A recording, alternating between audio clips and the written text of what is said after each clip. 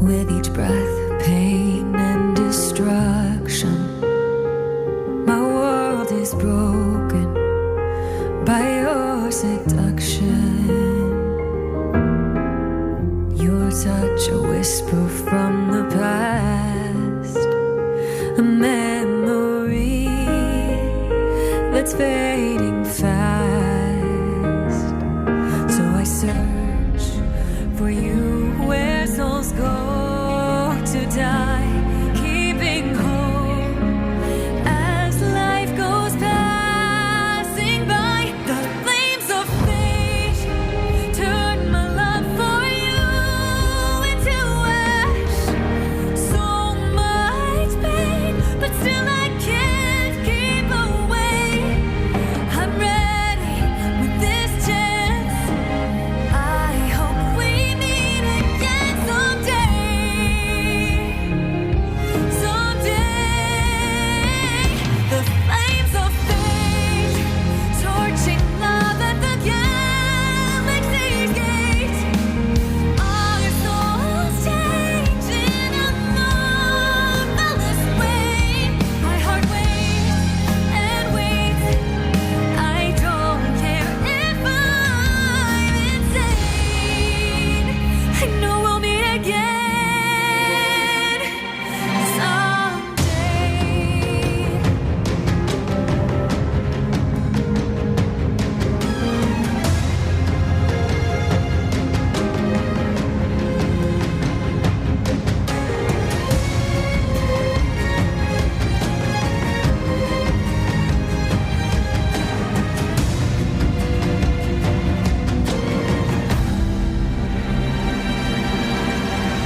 The sky is frozen by apathy, desolation, fear and catastrophe.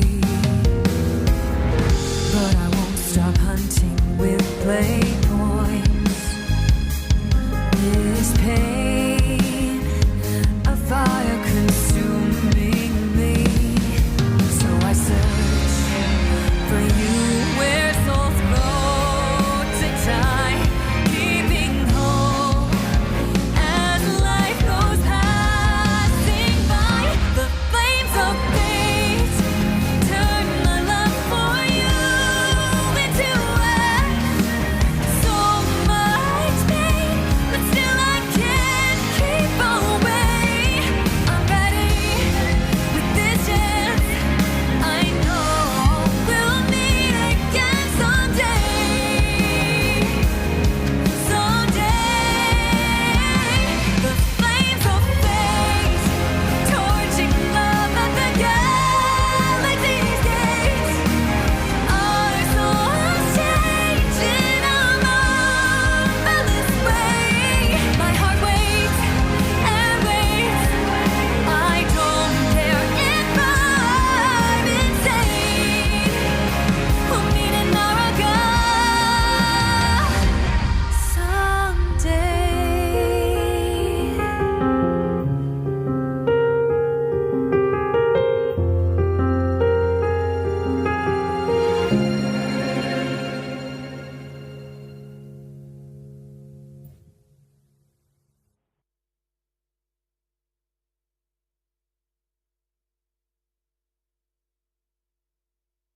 Tôi là Xiao Lũ, tôi là Triết Công Thái Sơn Nhân, là Xia Sủ Minh Cô, Xia Sủ Phân Sổ cái chân sinh nhân. 在小富的嘴巴，在最穷国你抹杀，小鹿也要穿凤凰装。我sai是只，就喜欢对着台山唱歌，喜欢坐山林都跑啊跑。是只，只有老人头上嘅盆王雞可以教我定路腳譜。我爺對我講，盆王裝是俾你在台先嚟以後將可以做嘅，所以我經常拿佢嘅盆王裝對住將在看待新言。夢想地個台先嚟以後就像盆王裝嘅樣子。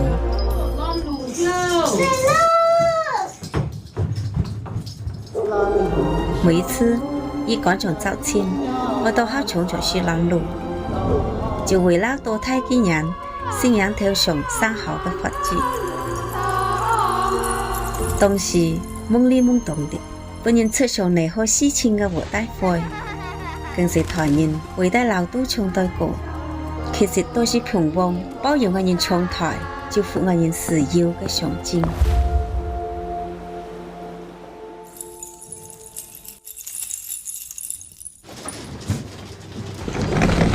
起条台先来，就想去睇睇外班嘅自由是什么样子。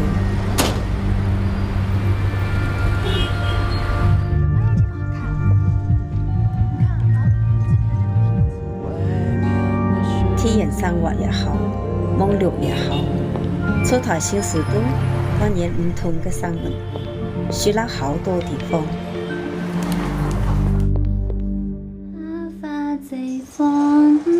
妈，你干嘛老给我带这个呀？我想再上这个。伴随我女面面台先来，也面面教我，想啲細事只怪運，對平旺嘅熱愛盡顯露出。所以我十分堅決將條歌上。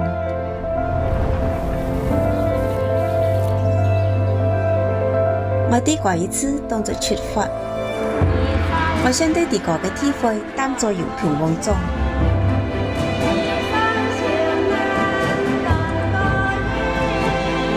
山下嘅歌啊，唱了一輩子。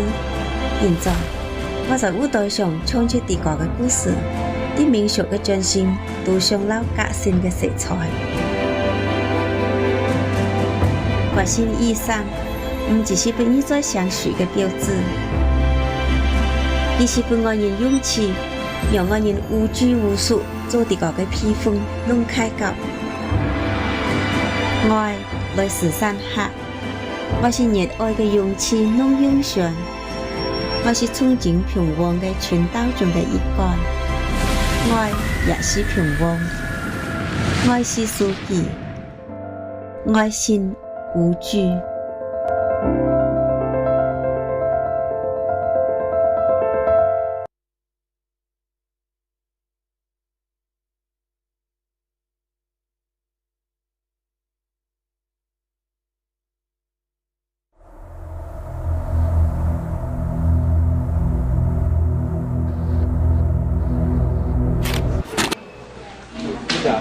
都是成的啊，所以呢，然后呢？没事，你看这03年3月要国的是吧？07年是不是要8年？对啊。那这个哪一年？这个11年，再看8年。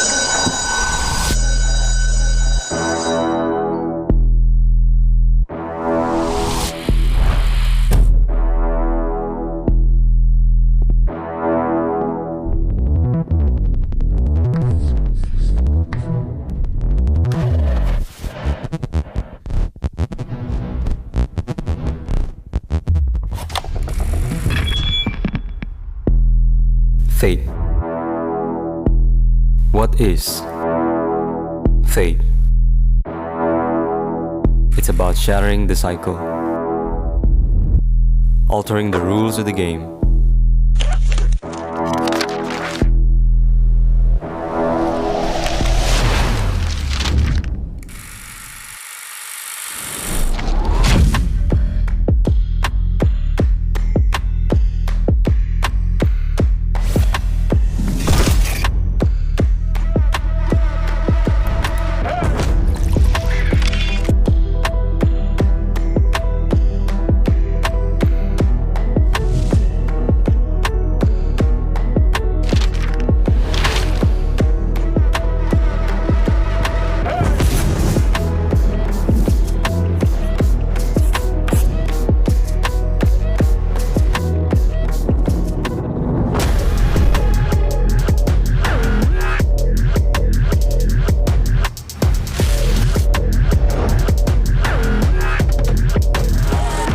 New challenges will be ignited, and a new order is poised for reshaping.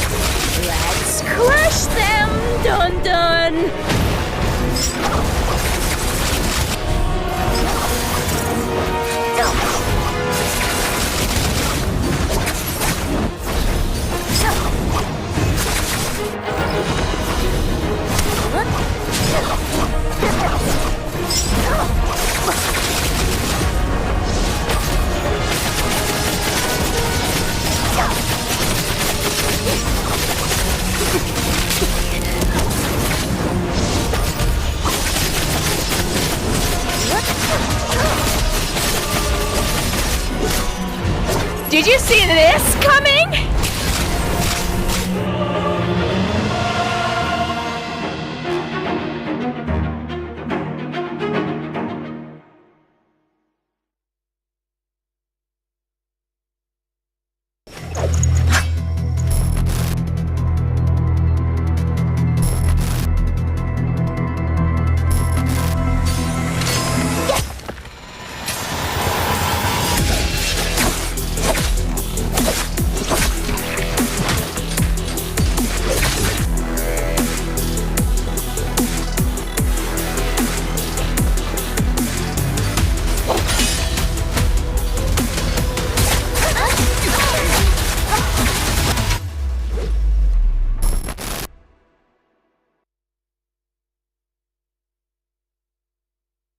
我是蓝小璐，我是浙江泰顺人，是下属民歌、下属分手的专心人。你最想负责的吧，在最穷国你们上，小鹿也要穿凤凰装。我细时只就喜欢对着台山唱歌，喜欢坐山林都跑啊跑。唔是只，只有老人头上嘅盆王記可以教我定路腳譜。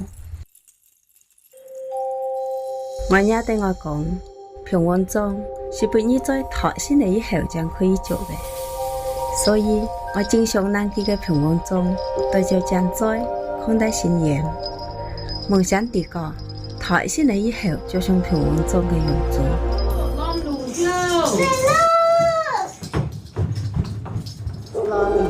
每一次一趕上早前，我都好衝着去攔路，就為了多睇幾人信仰頭上生好嘅法子。當時懵裡懵懂的，本人出上嚟好事情嘅活大會，更是台人偉大老都唱對歌，其實都是平王包容我人唱台，就符我人自由嘅象徵。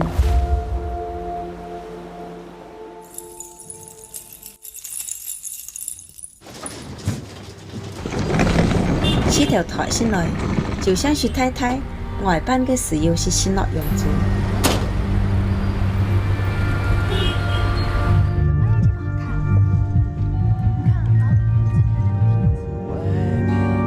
體驗生活也好，網絡也好，出台小時都當然唔同嘅生活，去了好多地方。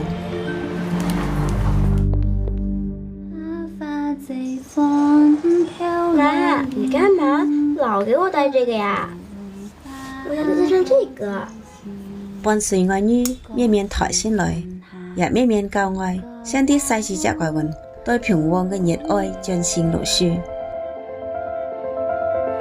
所以我十分堅決將頭掛上。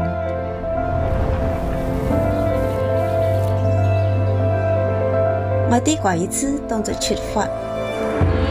我想對地個嘅體會當作用平王裝。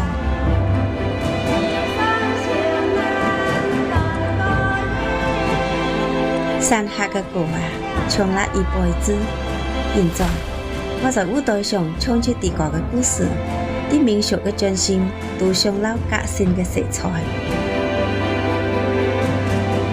革新衣裳唔只是俾你在相處嘅標誌。而是俾我人勇氣，讓我人無拘無束做啲個嘅披風弄開角。愛來自山下，我是熱愛嘅勇氣弄英雄，我是憧憬平王嘅傳道中嘅一個，愛也是平王，愛是書記，愛心無懼。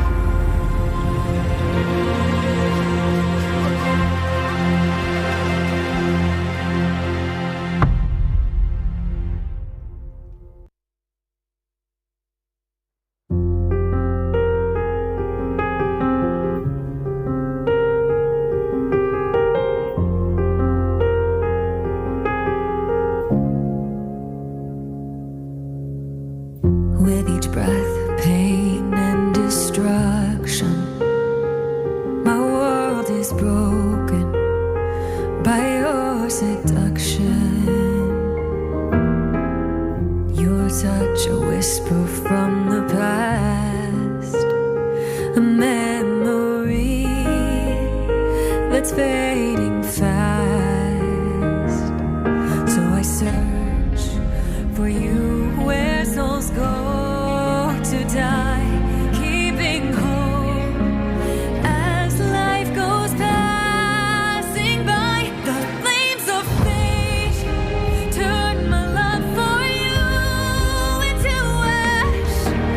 So much pain, but still I can't keep away. I'm ready with this chance. I hope we meet again someday. Someday, the flames of fate torching love at the galaxy's gate. Our souls change in a marvelous way. My heart waits and waits. I don't care if I'm insane. I know we'll meet again someday.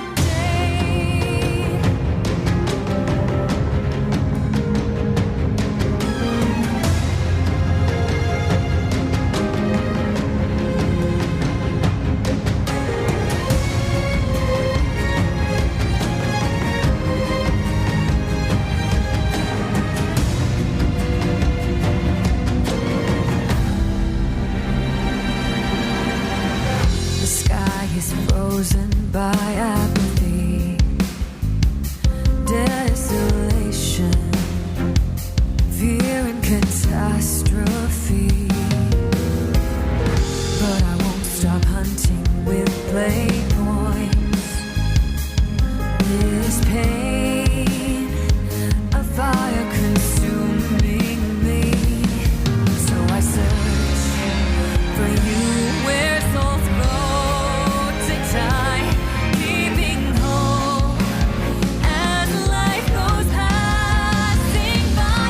The flames of fate turn my love for you into ash. So much pain, but still I can't keep away. I'm ready with this chance. I know we'll meet again someday.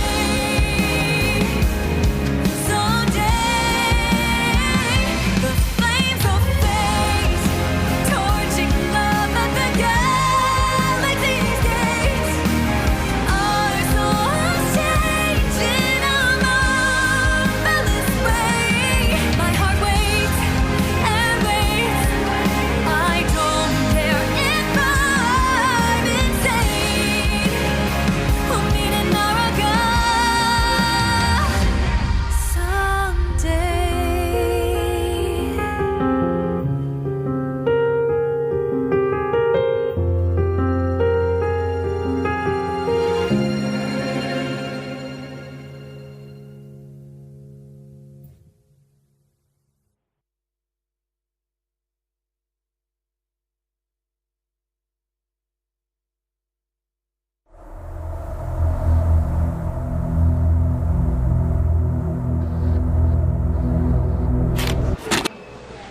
你俩就是各自成家，所以呢，然后呢？没事，你看这03年36要国六是吧？07年自闭症58年，那这个哪一年？这个是11年，概况80年。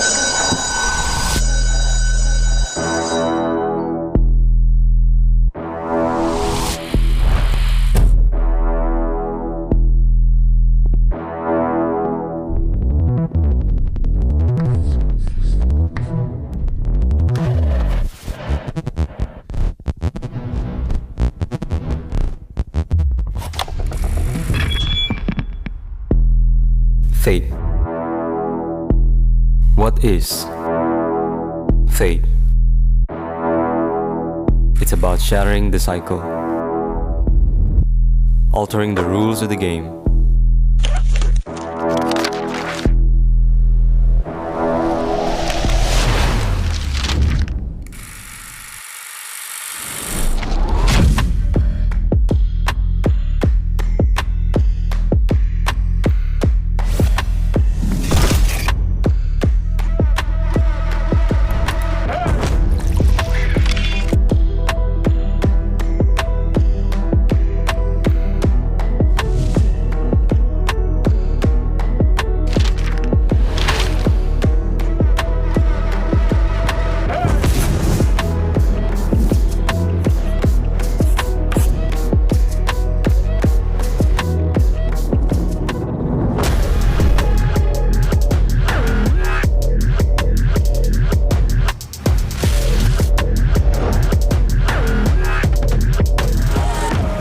challenges will be ignited, and a new order is poised for reshaping.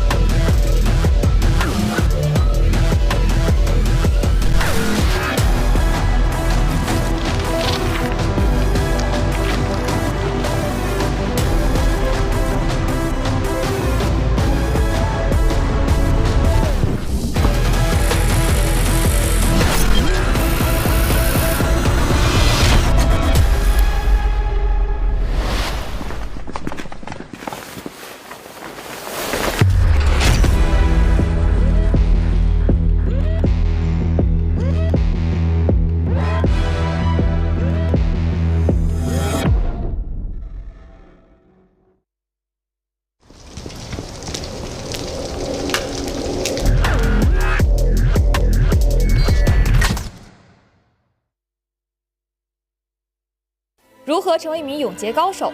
重点在于学习。我每天会花费大量的时间去研究刀法。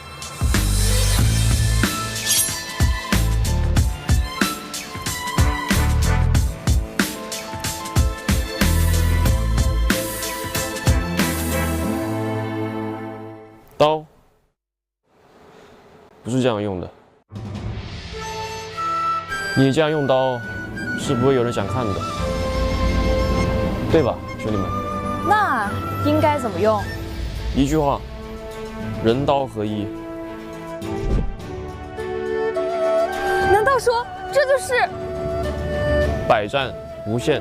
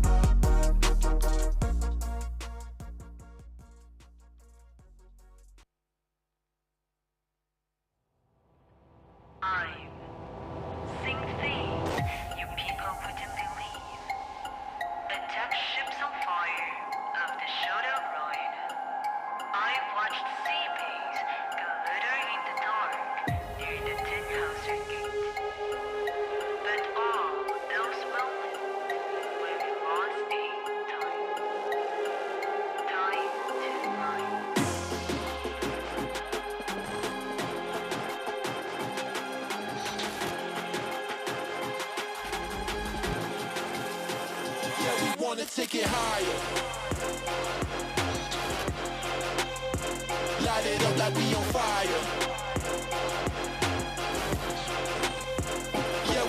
take it higher. At the top, we be singing like the choir. Yeah, we building the empire. We the chosen, we the kings, we the leaders in the ring. They can't tell us not a thing. Yeah, we running the game, we can win.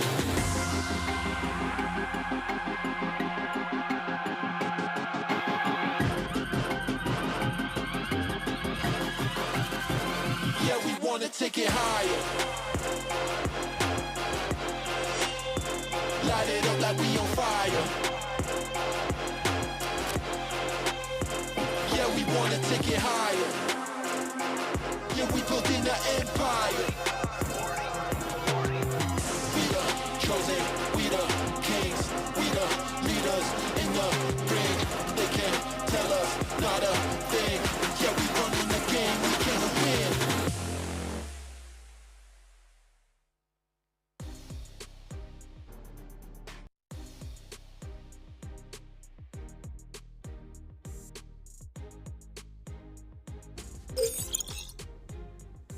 Ladies and gentlemen, welcome back to the NARAKA BLADEPOINT Pro League Spring Split of 2024. I'm your host and caster Seb, and I'm joined alongside my brother, Creatives, all the way across the world.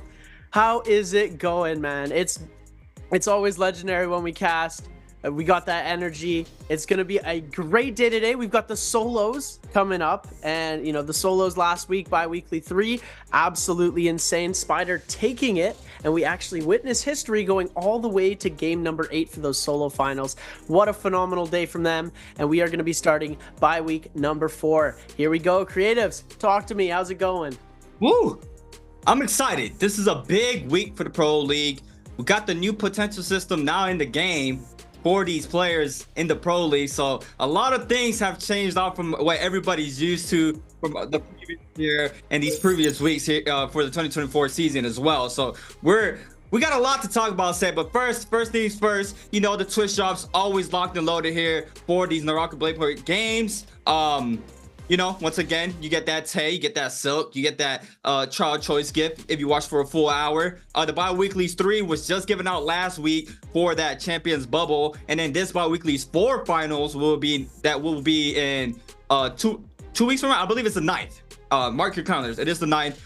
If you want to get that Conquestor background for your characters, that will be for bi-weekly 4 finals. But yeah, it's a lot to talk about, Sam. I mean, we got a two-piecer now. We got a two-piece WBG Spider now in the mix, taking 2 of the bi-weekly finals home for himself. One going towards OUG's Mike for the second bi-weekly. I mean, it's just insane. I mean, he's taking it off of Mike. Mike did win Worlds. Mike did claim one for the second week, but Spider just bouncing back and taking that in game 8, like you mentioned last weekend for that bi-weekly final. Now having 2 under his belt, which is massive for him. And now we're starting to see that Spider and Mike going back and forth as we always seen in previous years as well. But now, I mean, like I was mentioning earlier as well, we got that new potential system in play, which I'm very excited to see how these games are going to pan out. I mean, I spoke about this in previous matches that we saw before the system came into play, how Zaping is, she's not going anywhere with this new potential tree system in the game. She's gonna be in every single game that we're gonna witness. But take away with the standards here, Seb. Let the people know at home what everybody is looking at with the point wise. Taking a look at our standings for the bye week number 4. This is game 1s through 6 that we saw on the first day. This is going to be the bottom 12. Akame sitting at the bottom with 11.8 points. Not the greatest day that he's had. So hopefully we can see a little bit more coming out from Akame. Super Railgun, a player who was doing very well in the finals actually last bi-weekly. Not performing too great in this bi-weekly so far. OUG's Mike with 6 games already at 51.2 points. Absolutely insane. XDG's Wang Liang in the second place spot with 34.4 points. KLA's T225 third place with 30 points even. WBG Spider still a little bit of catching up to do. And like we said, when Spider has that first game popping off, you usually see him take the day, but when he only gets 1.6 points on game number 1, it's hard for him to heat back up. There's definitely a lot of mental blocks that can happen when you don't start the day off right. But as you can see, Mike playing consistently all the way through, a little bit of a dip in game number 3 with a 2.7. But we are going to be seeing 6 more games played today, ladies and gentlemen. It's going to be groups B and C for the NARAKA BLADEPOINT Pro League Spring Split 2024, which we're almost about to start wrapping up. We have a few days left going through. We've got the 6 games today, which is going to be solos day 2. We've got trios day 2 tomorrow, then solos day 3, trios day 3, and the solo final. And then that is going to be it for our bi-weeklies. Then the following week after bi-weekly 4 is finished, we've got our spring solos and we've got our spring trios for the last chance qualifiers. Then we've got our pre-finals to see how we are going to be playing out for the finals, which will be taking place June 9th and June 10th. These are going to be the days to see who's going to take home the entire spring split of 2024. Taking a look at our players today, we see J Team's PST, Paste. We've got JL's AS, Fun Plus Phoenix's Juchi, Alliance's Frostivis, Bauda's Action, JDG Verse, EWG Arano, JJH's Star, Wolves' is Kai Bao, XCG's Wang Liang, DRG's Feng, and BBE's Cam1. It's sure to be a very interesting day, given that Mike and Spider aren't going to be playing. Yeah, no Mike and Spider in the server for today's games, but I mean, there is some new things I saw happening here for these players, and I see Vietnam bringing in that new player, Cam1. I don't know who you are, Cam1, but I am going to keep my eyes on you. You know I'm always looking out for the new players, the new heads showing up to the scene, and I see BBE now swapping out of Roy Shishi and bringing out Cam1. So, you know, I'm going to keep my eye out for Cam1 and Star coming back for this week as well. Star had a struggle for his first days in the Pro League, which, you know, it's common. You know, you're a new kid on the block, nerves coming to you, still trying to adjust to the Pro League speed. Lots of factors that come into play when you're coming in new to the Pro League. So yeah, Star, always keeping my odds as well, once again, for the new heads coming into the league. You know, bad day ones, trying to see how he's gonna bounce back now that, you know, he has a couple of hours now in the servers here in the Pro League. And Kai Bao now showing up to the mix. Speaking of the man right there, Kai Bao now, you know, Wolves' switches off from Kai Bao from one week to Panda Man CDY the other. So it looks like that's the method they're going for, and the system they're going for here for both of their players is, you know, one week's gonna be CDY, next week's gonna be Kai Bao. PST being that player that has surprised a lot of people this season, showing up, and I mean, he's played exceptionally well. He's not been able to close out, and with the new threshold system in play for the finals, it's very interesting to see. Like, I remember the first bi-weekly finals, or it was the second when Mike won. I believe Mike was like in 8th place or something around there, and he ended up being MVP in the last 1v1 to take the pretty much the whole bi-weekly for his for that day. A lot of people were like, you know, the system, you know, blah blah blah blah, but I mean, that's the new system. Yeah, I personally love the way the new system has added this so much, like a race element into the game. Before, when we had the bi-weekly split going into the finals, you had the player with the pre-posed points who would have so many more points than everyone else that they were a game or two ahead. All they had to do was play decent the entire time, and then they would win automatically. It would give this new system where as soon as you hit 30 points, if you MVP, you are going to be the champion of the bi-weekly finals. It gives these players who aren't able to put as many points on the board as Spider, who could put like 60-70 points on the board in a day and just climb up above everyone. It gives these players who are able to put 30 points and then maybe MVP another one a chance to compete against these players who are able to just put so many points on the board. But getting into these hero picks so far, we saw the first round selections, Z-Pings all around. Second round is going to be the Feria Shens, and then it looks like it's going to be a Justina Tessa split, 2 and 2 for that third round. Oh, Cam1 might be coming out with a little bit of tumult. And yeah, Cam1, someone I have not seen too much of in these solos games so far. It's going to be interesting to see how he's going to adapt and play to this different playstyle, especially since he's coming from SEA. The CN region is definitely a lot more it's a lot different than SEA play in competitive and in ranked. So adjusting takes a long time. We saw Frostivus the first couple bi-weeklies wasn't doing the greatest, but by the second and the third, Frostivus almost took it home in game number 8. It could have gone to him. There, you know, a couple things happened. Spider ended up coming on top ultimately, but these players are starting to adapt more and more to this style of play, and the skill ceiling, it goes as high as the moon. Like, there's no limit to the skills that these players can develop in NARAKA BLADEPOINT. So seeing how these players who are coming in, everyone usually we're like, oh, CN's so dominant, CN is just going to take it every single time. These SEA players are really putting into perspective the fact that they can also come to play. They don't count SEA region out, and hopefully we'll start to see, you know, some of these other regions stepping up to the plate. I mean, don't count us out. Of course, we've got Tryhard and NA who hit 4th place in that second world, so you definitely can't count these other regions out. But we are going to be starting to this game very soon, taking a look at these alts. Why don't you take it away? It's pretty much standard here for the Zapings. F1 V1s. We don't see a F2 being brought out for any Zapings this time around. And then we would have the standard F1 V3s for the Farias. The off pick to Moke pick, this could work. He is running V1, so, you know, I'm a little skeptical about the V1. I'm a V3 enjoyer, but I am going to be keeping an eye out on the Temi. But starting from the top to the bottom, action on Justina, Kai Bao on Tessa, Wang Liang on Faria, Frostivus on Zaping, Verse on Justina, Juchi on Zaping, PST as well, Fong as well, Arano on Faria, Cam 1 on Tomok, Star and AS both on Faria. I mean, nothing crazy out of the ordinary, actually, for the abilities and ults now with this new potential system in play. And I'm very curious to see if they're going to show us that potential tree and see what these players are running, because I remember watching the scrims. A lot of these pro players here from the Pro League, they were experimenting with that grapple speed, and a lot of players were actually using that for the chase game, and it had great potential. So I'm very curious to see what's the standard setup build for a lot of these players. I mean, now with the new potential system being in play, Zaping, she's going to be having that ult back pretty much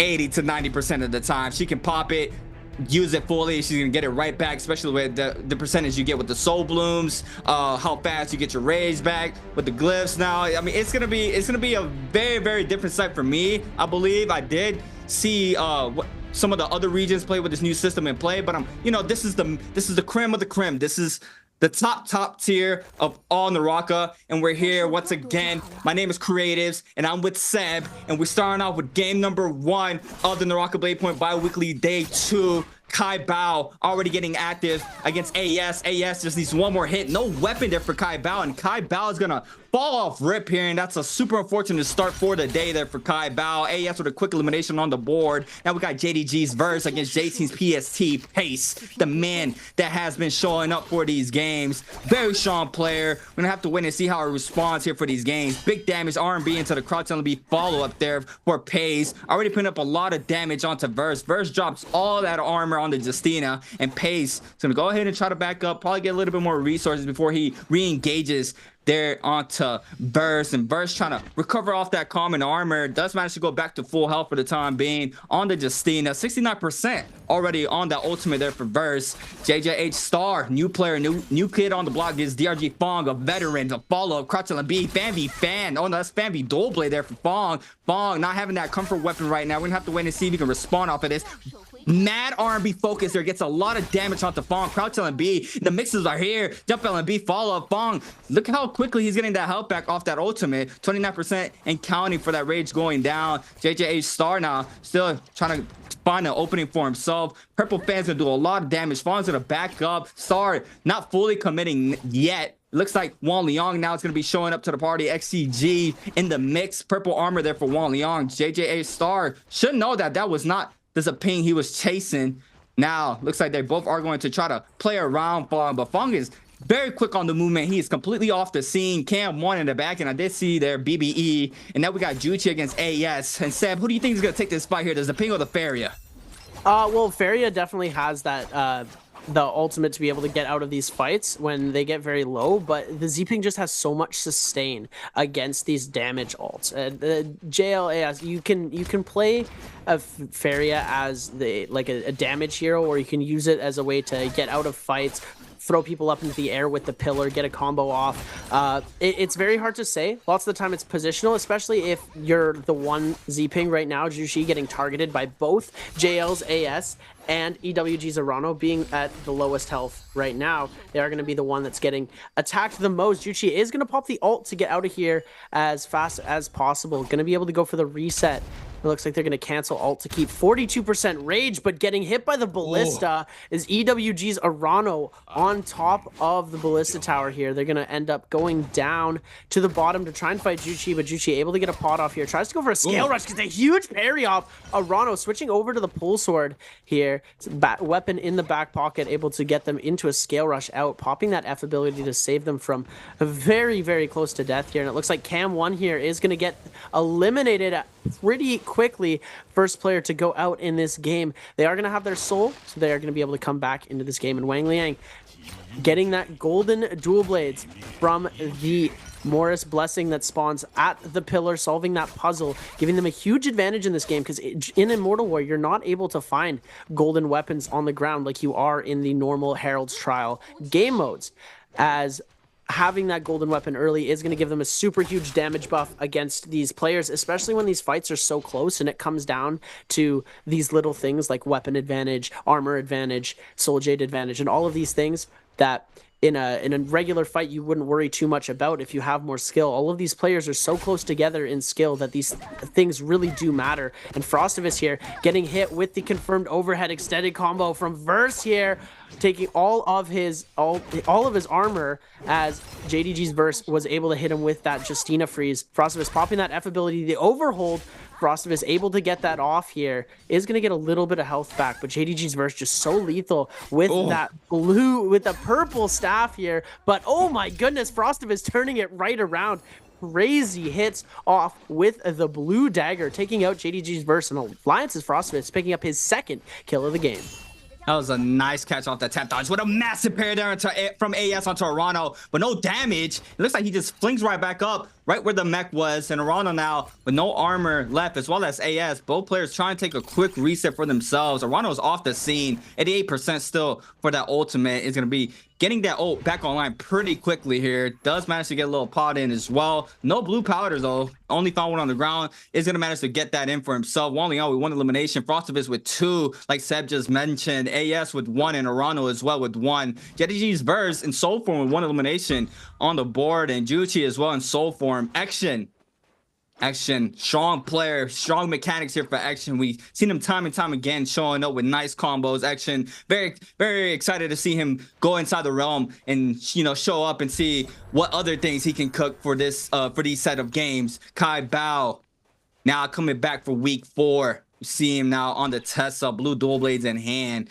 and I'm very interested to see which players are going to be fighting for that Spirit Well. The Spirit Well. I've been casting trios in the different regions, and I don't know if it's the same for solos, but the loot that you get in Spirit Well is insane. It's like gold armor, gold jades, and gold weapons. I mean, it is a care package. So I'm very interested to see if any players I see it right there on the bottom right hand side of the map, if any players are going to contest that Spirit Well and see if they can get, you know, whatever goodies that's going to drop. But now with a change on the Spirit Well as well, it has a dome around the Spirit Well. You cannot shoot in to the Spirit Well, but you can shoot out of the Spirit Well. So, you know, if you are trying to go for that Spirit Well, it is pretty safe to try to go ahead and capture it. But if you do get aggressed on and another player jumps inside the bubble with you, you're gonna have to be forced to fight inside that Spirit Well bubble. But we're gonna have to wait and see. Maybe AS working down towards the map as well might be wanting to go for that Spirit Well here for the play for the first Rama Yang here in the loop. Kai Bao, the RG Fong posted up here in this gate for the Roma Yang. Looks like Kai Bao is going to be able to go in. It's going to be JDG's Verse against Wolves' Kai Bao for this half of the Roma Yang. We got Bauda against DRG, JJH against XCG on the other 3 halves for the Roma Yang. And our first Roma Yang of the day, Wolves' Kai Bao on the Tesla. Starting low now. This is very interesting here. I would only see Mike, and then I started seeing Frostivus staying on the ground. A lot of players go up high, but Kai Bao with a massive parry down to Verse. Verse now is going to be forced to pop that F. Going to go ahead and invest the Justine ultimate as well. Massive R&B follow-up as as well for Kai Bao. The freeze does not connect there. R&B does catch, but now he's gonna go ahead and invest the Tesla Ultimate, catches the Pyro as well. Now the freeze is not even gonna matter, and Kai Bao and Burst knows that he messed up, but Kai Bao did not, and that's a mass elimination there on the board for Kai Bao. Oh my goodness, absolutely crazy plays coming out from Wolves' Kai Bao. Great way to just manipulate these overholds with the dual blades to get those charged attacks off and come away with the victory in the Realm of Yang. As you were saying, JL's AS did go for that Spirit Well, was able to get some purple armor, and it looks like a couple other purple weapons got dropped onto the ground. But Frostivus trying to contest here. They're seeing the overhold coming out from JDG's verse. Wang Liang still with those golden dual blades in hand is going to end up getting comboed into a grapple, into a scale rush. JDG's verse putting some absolute work, but Wang Liang flipping it around the other way here, going over to his pillar, wanting to play close by, is going to try and go for a reset, tries to go for the overhold, the parry, but gets overholded onto, goes into the mech to be able to save face here. Doesn't want to engage too quickly. He does have that Yang depletion, so he does need to get a kill within 3 minutes and 25 seconds. And ladies and gentlemen, if you're wondering, oh, why doesn't he just go to one of those soul blooms he stashed earlier in the game, is with this new patch, the soul blooms will disappear after 2 minutes, or after 3 minutes, I believe, and you can no longer stash your soul jades into, or your soul blooms in the storm, and then use them later on in the game as an insurance policy for using the Yang. If you take that fight and you lose, you have to go aggressive every single time. It gives it a more higher risk, high reward potential for the Realm of Yang,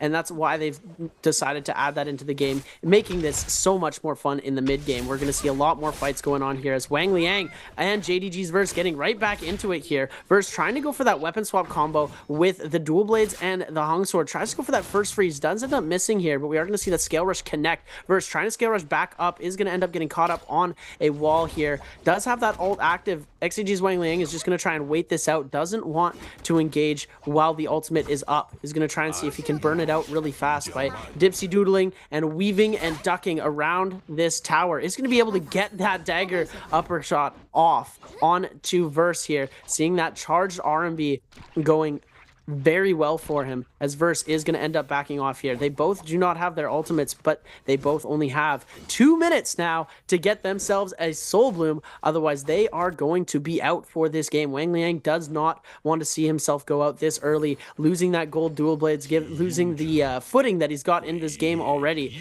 would be very devastating for him.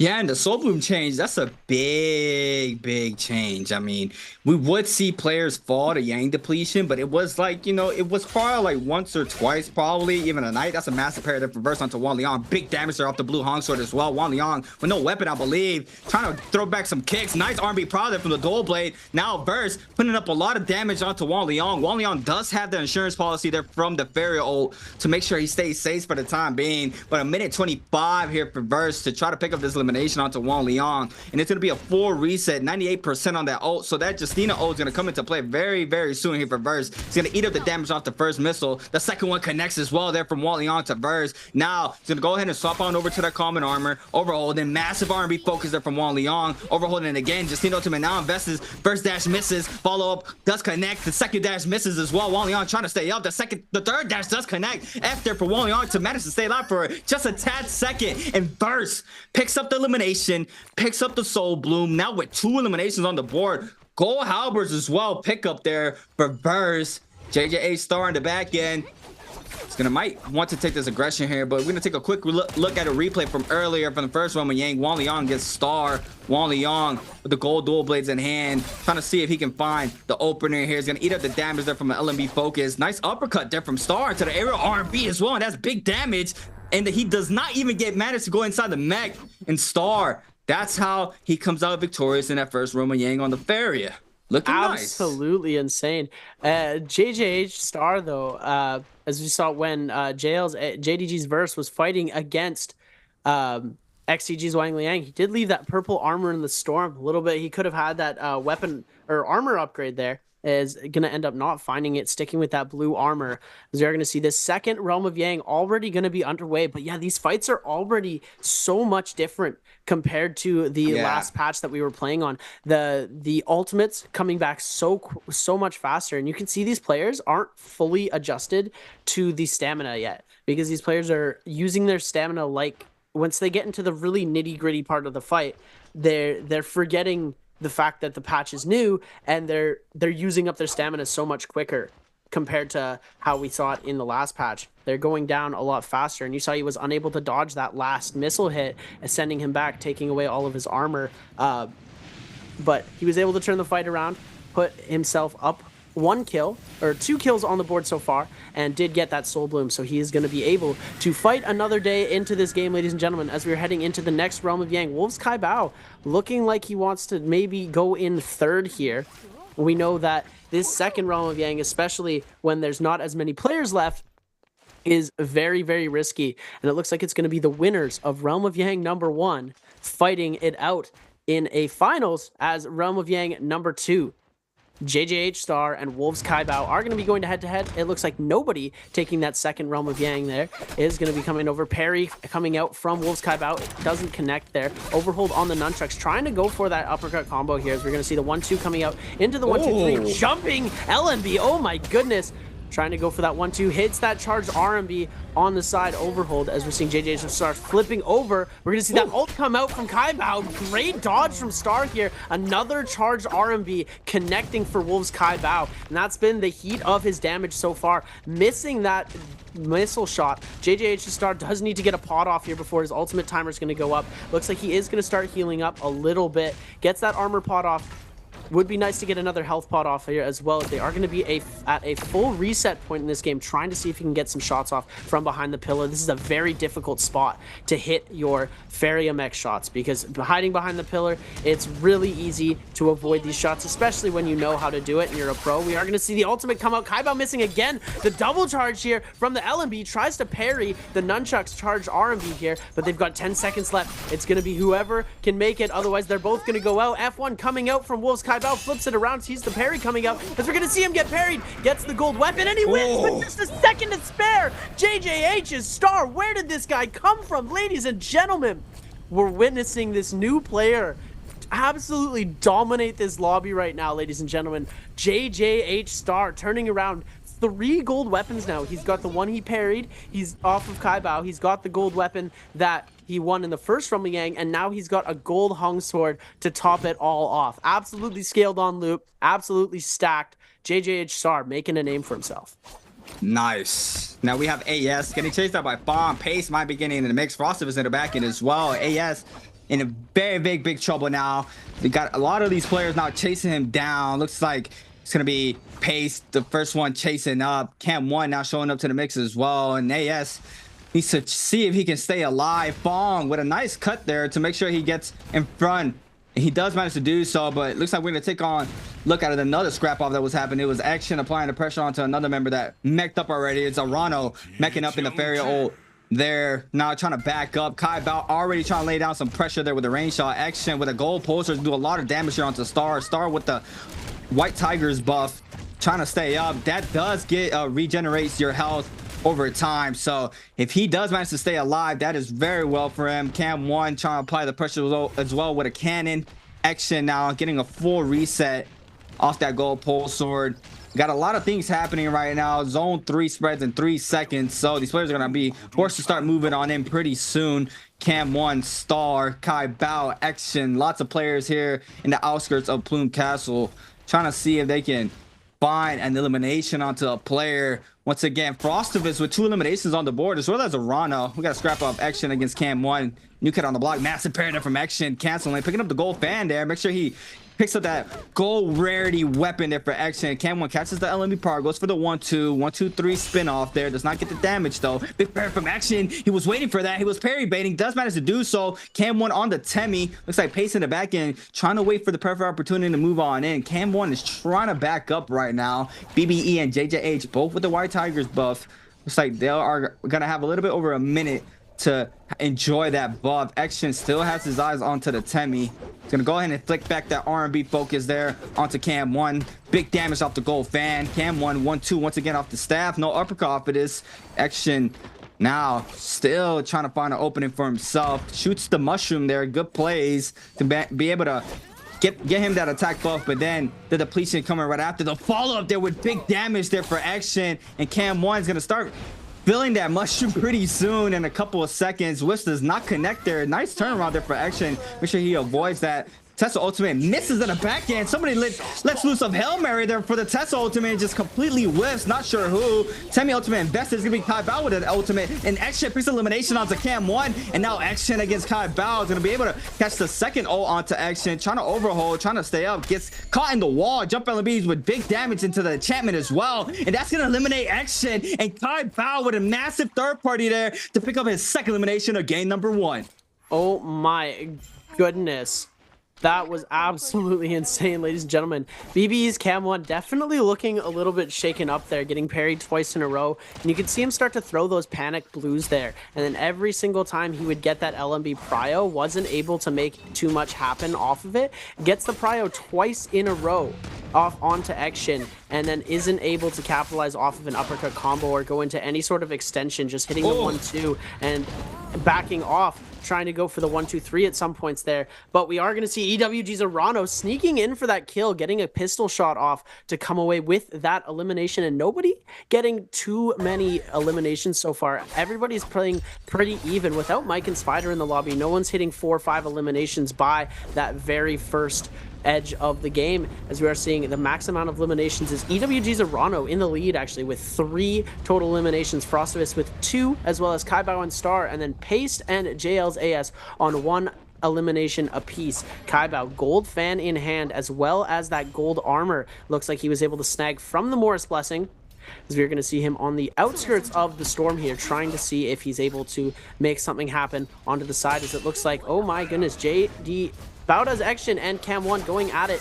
before in the realm of Yang here, as we're seeing Action trying to make a play happen with the Soul Shatter combo into the grapple, almost hitting him with the Infinite there, ends up dropping it, trying to go for that 1-2 there, goes for the 1-2 into the crouching 1-2, and then Bauda's Action backing off here, able to dodge a decent amount, but we're going to see both ultimates come out now. Cam 1 dropping that F as well, trying to see if they can make a play off with the Wisps, catches him high in the air. Bauda's Cam 1, or BB's Cam 1, able to go for a bit of a reset, while Action sitting, waiting for this ultimate to drop here, getting that 1-2 again. It looks like Cam 1 just not going for those combos right away here. We're seeing him hit that 1-2 consistently here. Tries to go for the taps on that charge to RMB. Action trying to make something happen with the freezes, has 1 left, but the overhold on the RMB is, the LMB, sorry, is going to be able to take away the kill. As we're taking a look, Wolves Kai Bao fighting against J-Team's Paste, running away here, not really wanting too much aggression, as these players are going to be holding out a little bit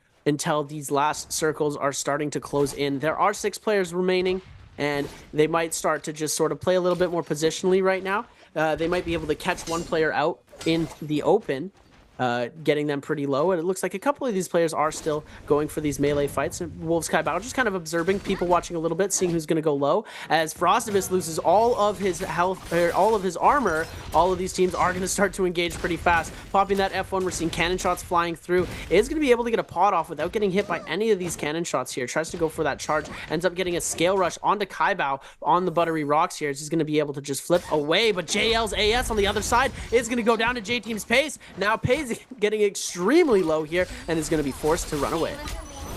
Pace has that ultimate. All he has to do is survive. He does get caught up there from the Tesla enchantment. That's big damage there in the back end as well. Pace just has to survive this. Enchantment connects. Big parry there for the backside for Frostivus. It spins it back there to Pace. And Frostivus with the reaction times of a god right there. Reading that focus in the back of his head there. Now prioritizing the spirit well. That was clean there from Frostivus. 3 eliminations on the board there for the boy Frostivus. That was disgusting there from Frostivus. You want to put a little PC check on Frostivus there? And he's out of the scene, gets his elimination, back where he needs to be. Now the random Bane spawning, just playing the outskirts of that random Bane. We see how much of the zone this random Bane always takes over going into zone 5. Now these players are going to be playing this waiting game. This is where we see a lot of range shots, a lot of people just holding out for the time being, trying to wait for this Bane to go away until they can start getting aggressive once again. For the first time that we played on the patch where the random Banes were being played out. Oh, here we go, Kai Bao ran that right hand side of the rage. That's damage done, and he's running that grapple speed there on the left hand side of the stamina bar. So that's nice to see there that he is playing that, and it's Pretty much the same thing for Frostivus, but on the Zapine, he's playing the left-hand side. That's damage taken for the red-hand side of the Rage board there for Frostivus. So, I mean, I think that's going to be the standard there for the Zapines. It's more damage you get done to yourself. You want that ult to be coming back online because you're not really going to be doing a lot of damage if, you know, if you get focused or anything like that. So, you know, it makes sense them going damage taken on the left-hand side there for the Zapines. The Farius. Can we see another one? This is interesting. You guys at home, if you guys want to screenshot that, play these glitch boards. Oh, here we go. We got a little different here for JJ Star. Playing right-hand side, damage done. Has that damage reduction 1 bar for the purple side and running that grapple speed as well for the stamina. So that's what we see here for JJ Star. Cactus Grief coming into play here for Arano, or onto Arano there from Star. Frostive is in the backside as well. Gets clipped off the Cactus. Lots of Cactus shooting happening right now. Like we're in the Wild Wild West. Arano now getting caught off the Nbpl. F caught in there for Arano. Looks like Star is going to try to prioritize Frostivus here for now. Frostivus has everything he needs to try to back up. He has an ult online too. Looks like the Farriers do want to grief. There's a Pains right now. Kai Bao, the lone Tessa. I think we have 2 Farriers, 1 Zip, and a Tessa on the field right now. 2 Farriers. Yep, exactly. 2 Farriers, 1 Zapine, 1 Farrier, or 1 Zapine, 1 Tessa. Sorry. Yeah. I don't know why I just say it back to forth like that. Did he have the martial art? Yeah, he has the martial art. Jay's Arano. What for these purple dual blades, but he's getting aggressed by everybody in the server. Frostivus, the first one on the scene. LB hit there inside the zone. Looks like Arano is still not getting focused here. The Fair is not getting prioritized here. Star does want to lay down some backfire there in the backside. Arano gets a full reset there. Big prayer there from Kai Bao. That's massive damage, and Frostivus starting to try to move on in. Arano responds with a massive parry as well. F caught in there for the Tessa, and Frostivus has his eye on the Fairy. He knows he wants to get these Fairies out for this end circle. Arano drops very low. Quarter of that white health. Looks like the damage coming into play in the backside. We see Star responding there with a Fairy friend there, making sure they're trying to eliminate the Zapine. The Tessa's still in the mix. The champion connects onto Arano, but he does manage to mech up. It looks like Frostivus is trying to take a full reset in the backside. You see the Farriers handshaking here. We see this. The Farriers are trying to take out the competition. It's harder to fight the oppositions, and we see it here for game number 1. Arano playing up a lot of damage onto Kai Bao now with the Cactuses. Hits the second missile as well. The third one connects as well for Arano. Now Kai Bao might get aggressed by both of these players. That's ultimate invested there for Kai Bao. Quick interaction there for Star. Kai Bao now gets clipped off the third. That's big damage. Kai Bao loses all that armor. The Farriers are still up though. Kai Bao trying to stay up. Spins back the focus attack there from the pole sword. Responds with a light attack. Now it's gonna get hit by the R&B focus there from Frostivus, and that's elimination. He needs it. And now it's a 2v1 Farriers against the Pings in that aspect, but it's a 1v1v1. Frostivus trying to find elimination here onto Star. Star tries to go for the reset. There goes the mech up there for Star, and that's Frostivus' job's done right there. Arano still applying the pressure onto the Zip. No pressure onto the Farrier on the middle of the zone right now. Is gonna go ahead and start laying out some missile shots. First one connects there onto Frostivus. Arano now is gonna eat up some more damage onto Frostivus. F comes in. Now big damage onto the missile, and Frostivus might be forced to pop this ultimate, and there it is, the ult there from Frostivus trying to stay up, trying to move around this mech, and he is doing a very good job. Gets hit off the third, putting up a lot of damage, and the Farriers are just going at it against the Zapine. Big damage, missile shot, but the sustain there from the Zapine. JJ is Star now. D-Max R&B focus there for Frostivus, trying to stay up, overholding, does get the damage. F called in for the other Farrier now. JJ Star getting his hit off the follow-up R&Bs. Click comes in off the focuses. Frostivus Star, this is a very high task there when you're up against 2 Farriers, and Frostivus now is gonna get hit by a double combo. Blink double oh my goodness! Onto Arano. He said, "You guys want to team on me?" I just parried both of the R&B focus there from Star, and now a 1v1 from Star against Arano for our last scrap off of game number 1. B3 Beacon called in there for Arano. JJ Star gets cut off the martial art J there for the dual blades. Big damage. Star's gonna respond with a B3 Beacon this time around, and the mechs are up for both players. Now we got battle of the mechs. Missile connects there for Star. The second one as well. Arano gets sit inside the zone for a brief time, and Star now trying to stay up. First missile though, second missile there for Arano. Third one as well. Back up, he tells them. You got to stay in that zone. Star now has the missile up. All 3. Not sure if that one connected. Not sure if that one connected. I think they're connecting because I see him flying inside the zone. And now we're playing air warfare here. All these mechs are just going up high right now. First missile connects off the reset. Arano not trying to respond, and the health is going towards Star's way here. Arano gets hit off that focus, has to have to stay up. No problem for anybody overholding. Parry baits him. Click comes in off the focus. Star now he's gonna go ahead and let loose that 1.0. Big prayer from Star. That's gonna do it. And Star with elimination, and he is gonna take the MVP, I believe, with 4 eliminations on the board. And what a showing here from the rookie here, starting off game number 1.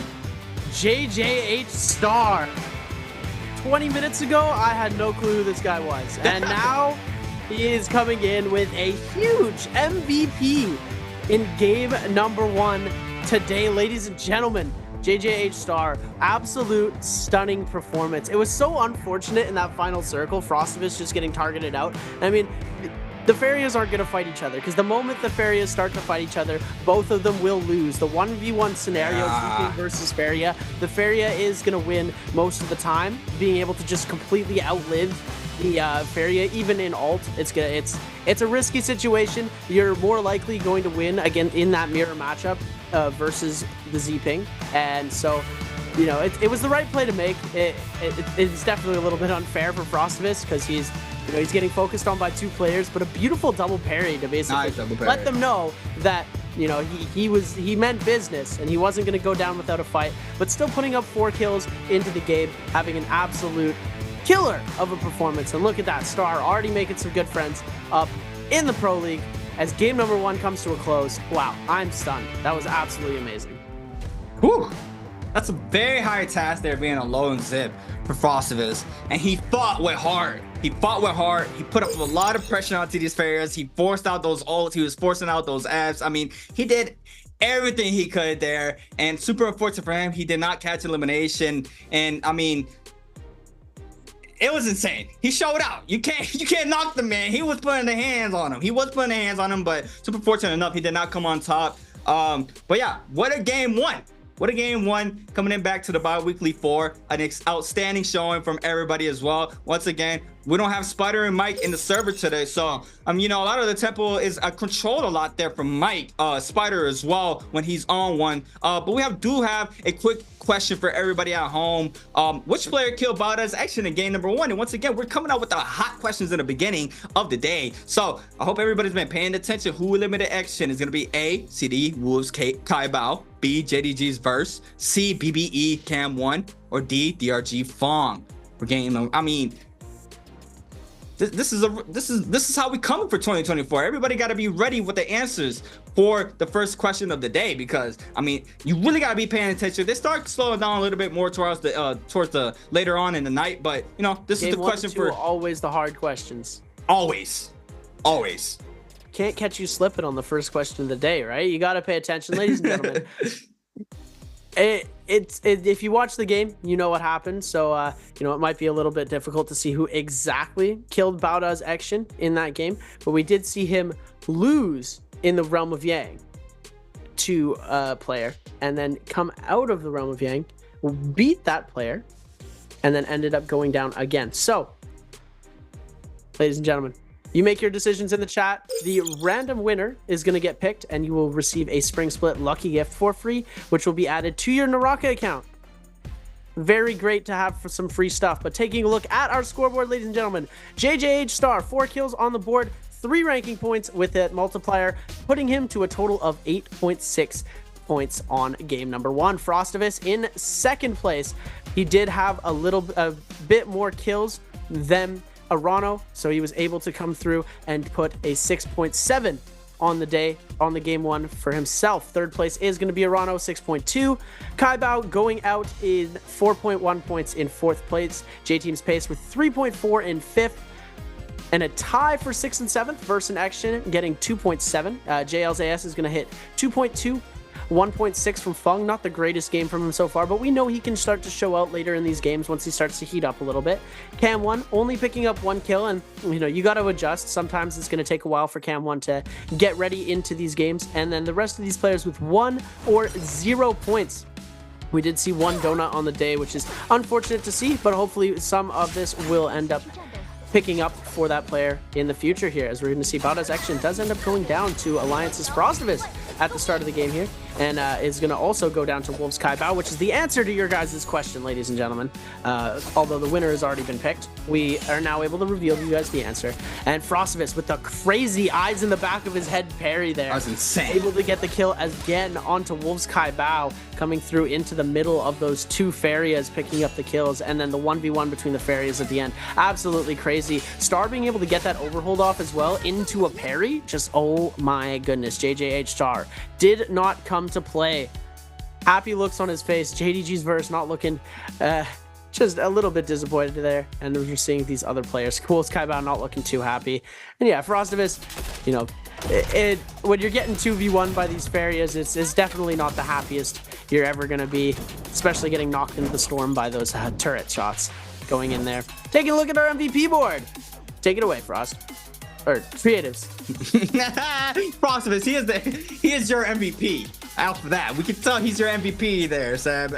Oh yeah, I mean, I always got Frostivus on my mind. He's a 2-time champ, and the way that he's able to come into the CN region and do what he's doing, it's just so amazing to me. But yeah, take it away, C8. Alrighty, Star. I feel like this is his second MVP of the season. 27,000 damage, 4 eliminations on the board. Over 10k damage with dual halberds for his damage. We're running that Octo Slash Blade up the Martial RJ, Siphon Technique, Sunin Boon, Whirling Slash, Bethric Descent, and a standard melee Jade for the last slot there for Star. And Star, he had that close fight in Realm. He wins it off a buzzer beater, coming out hot, keeping on that momentum flowing throughout the whole game, winning our MVP for game number 1. What a showing. What a beautiful showing. And I want everybody at home that's a little confused about what just happened, like 2v1, like this was a perfect example. This has been happening since the start of the Pro League. All right, guys, this has been happening since the start of the Pro League. But right there was a perfect example for everybody at home to really see how it unfolds. Now moving into these games, if we have another bigger end circle, you're gonna see this a lot throughout the end circles with the same type of heroes. I mean, it's standard, guys. It is standard. It's not new. It's not something crazy. We see time and time again that you want to prioritize the other heroes. I mean, especially if you're running Faria, you want to stay up for the last ending circle to mech up. I mean, you know, it's textbook. I mean, I don't want to be mean out here, but it's pretty much textbook. Like we've seen this time and time again that you choosing the opposite heroes. I mean, it's pretty much standard. But you know, that was a good showcase of, you know, being a lot more slowed down. There was only 3 people alive. You're able to see a lot more clear happening in there. But just keep an eye on these end circles. That's happening time and time again when the circles are 7 to 8 people alive still in those end games. I mean, we see it every day at the Pro League for the solos. I mean, you know, it's nothing crazy, but I mean, yeah, what a game 1 here, Seb. It was insane to watch. I did see AS prioritizing the Spirit Wells. He did go for the Spirit Wells back to back there. He did not go inside the realm. He was prioritizing those Spirit Wells for him. Action. He was parry baiting Cam 1 in and outside the Yang. I saw that from Action. Cam 1 once again catching the prowl, not going in for those full combo extensions. We see him go for the 1-2s, try to go for the 1-2-3s here and there, but you know, he did catch the prowl sometimes and didn't go for those extended combos. So not sure if that's the little nerves kicking in right now, but I mean, that's game 1. It's standard right now coming into the Pro League. I mean, he still has 5 more games to play it out today. So you know, that's another thing we gotta look out for in the Justinas now. I mean, I think every Justina in this lobby was running V1. You know, V2 was pretty much the standard. We did see a couple of V1s, like rarity here and there these past 2 weeks. But now V1s for game 1, we see a lot of the V1s being played out. You get that extra dash compared to the V2. You can get the reset if you're able to go past 2 players. I mean, you know, I'm gonna keep my eye on the Justinas to see if they're gonna keep going for that V1, especially in other days as well. I'm very curious to see if V1 just became the standard now, because we did see in the beginning it was, you know, V1s being played out and then they shift on over to the V2s. Especially against the Sha Yols. When you're fighting those Sha Yols, we might see that difference in Morris, where they're fighting that Sha Yols, they want to get that guaranteed freeze and go for that damage with a pole sword, where you get that big chunk of damage off of 1 hit before that shield procs. But you know, there's just a little key things I saw here for game number 1. Yeah, I think that V1 on the Justina, when you're playing against Tessas, when you're playing against Z-Pings and Farias, the need for V2 isn't as crucial, whereas having that extra freeze is definitely a lot more valuable when you're playing against these types of heroes who don't have that shield blocking, whereas you know, with Shael, you need the V2 to be able to make any sort of play happen against Shael. So taking a look at these standings really quickly, the day number 2 so far, so this is just the first game played, their total points, lots of these players haven't played yet, so these standings don't do justice what we'll see by the end of the day. Some of these players have played 2 days, some of these players this is their first time playing in the Pro League in biweekly number 4, so these are sure to change a whole lot as we are going into these next 5 games that we have to play. But just pay attention to players who have scores on day number 2, because these are the players that we are watching right now. Obviously, you can see how they are passing these other players and how they are reacting with the players who aren't playing today, because these are milestones that they need to pass to be able to qualify for the bi-weekly finals. Mike still holding strong at the top, with the player closest being Wang Liang, who only got to put up 1 singular point on game number 1. We're definitely going to see a little bit more coming up from Wang Liang in the future of these games, because he is definitely a player who takes some time to heat up. First game, he doesn't usually do too well, and if he does, he's on for the rest of the day. But yeah, right now it looks like he's going to take some time, back off a little bit, and hopefully we'll see him pop off later in the future. Cam 1. Something interesting, I thought maybe you can expand on this. He kept going for those 1-2s. He caught the LMB prio, and not a single time did we see him go for the uppercut into an extended combo with the staff. I think he caught the LMB prio off of a 1, so he won, and then he, dashed and 1-2 it after that, because you can't uppercut off of that. I saw him do that, I think, twice. For the other times, I think he had the 1-2-3 Jade on the spear, but I'm not sure if he had what he had on the staff. On the spear, he did have the 1-2-3 Jade. He was probably trying to catch the dodges off the 1-2, but game 1, like I said, I have to still see him play a lot more. But I don't know if it's this. I'm not sure if this is his debut. If this is his debut, it might, it could be a lot of some nerves. Yeah, of course, Yeah, there's lots of times where you might not expect a 1 to hit, where you catch that LMB prio and you click again immediately without really thinking about it, and then all of a sudden you're going into the 1-2, you can't get that uppercut off. That could be happening there, but we'll see him play out these next few games, be able to assess more exactly what his play style and his thinking is. As we're taking a look, the players who were able to pick their heroes first in game number 1 are now going to be picking last, as everybody moves up a bracket. Wang Liang, Arano, Star, and AS are going to have the pick of the litter. The second round, getting the second favorite hero on the map, usually the Farias, is going to be that second group, and the Scraps are going to be going to that third group in the spot. As we are seeing, ladies and gentlemen, we're probably going to see the same thing. It's going to be Z-pings right at the start, 1, 2, 3. And the hero has already been banned, ladies and gentlemen, as you know, for this new hero selection. If the hero is picked 3 or more times in round number 1, you are no longer allowed to pick them for round number 2. So it looks like Faria is going to be banned as well for round number 3. And these players are going to be able to pick any hero they want to play except for Z-ping and Faria. Going into this pick, we are going to see these 2 Justinas, the 3 Justinas, and 1 Tessa. So instead of seeing the Temi, we're going to see the 1 Tessa and 3 Justinas coming out. Alliance, every single time Alliance plays Justina, every single time Frostivus plays Justina, he does some pretty crazy things. So I'm excited to see how that's going to turn out for him today, as we're getting ready to game number 2. Last week, our last day for our day 3 of the solos, we had a crazy group. It was T225, Mike, Spider, and Frostivus all in a group. And when they all picked Zip, it literally all 4 Zips were up at the end circle. So, I mean, if you're having to face that group alone, T225, Mike, Spider, and Frostivus in a selection of Zapings versus everybody else in the server, I mean, that just sounds gentlemental. Like, it just sounds insane that you're gonna have to face those players on Zaping with mad sustain. But yeah, that's just something I remember from last week, day number 3 for the bi-weekly 3 solos. But now game number 2, bi-weekly 4 locked and loaded here for these players, and Star coming off hot off of that MVP. Very interested to see if he's going to continue that momentum from game number 1, transferring to game number 2 now with the first round of picks on the Zaping. So Star is going to be on that Zaping, and now this is going to be our hero pick system, or our hero picks for game number 2. And looking at the Justinas, and they're all in that V1 here, Seb. Yeah, F2 V1 is going to be standard for this Holoroth. And then if we're seeing Justinas in Morris Isle, we will be seeing maybe switching over to that V2 for the Shayal, like we touched on earlier.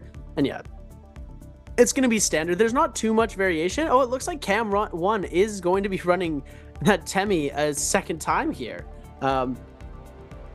Odd to see he's going for that second pick right away. As you guys know, you can pick heroes. One hero you're allowed to play twice. Every single other game you have to pick a different hero. So he's picking his comfort pick again, and hopefully he can make something happen with it. We did see him pick up 1 kill, but you know, he's going to need to do a lot more if he's going to want to make it into the bi-weekly 4 finals here. As we are going to be getting ready, we're seeing these face cams players are getting their last little sips of water in.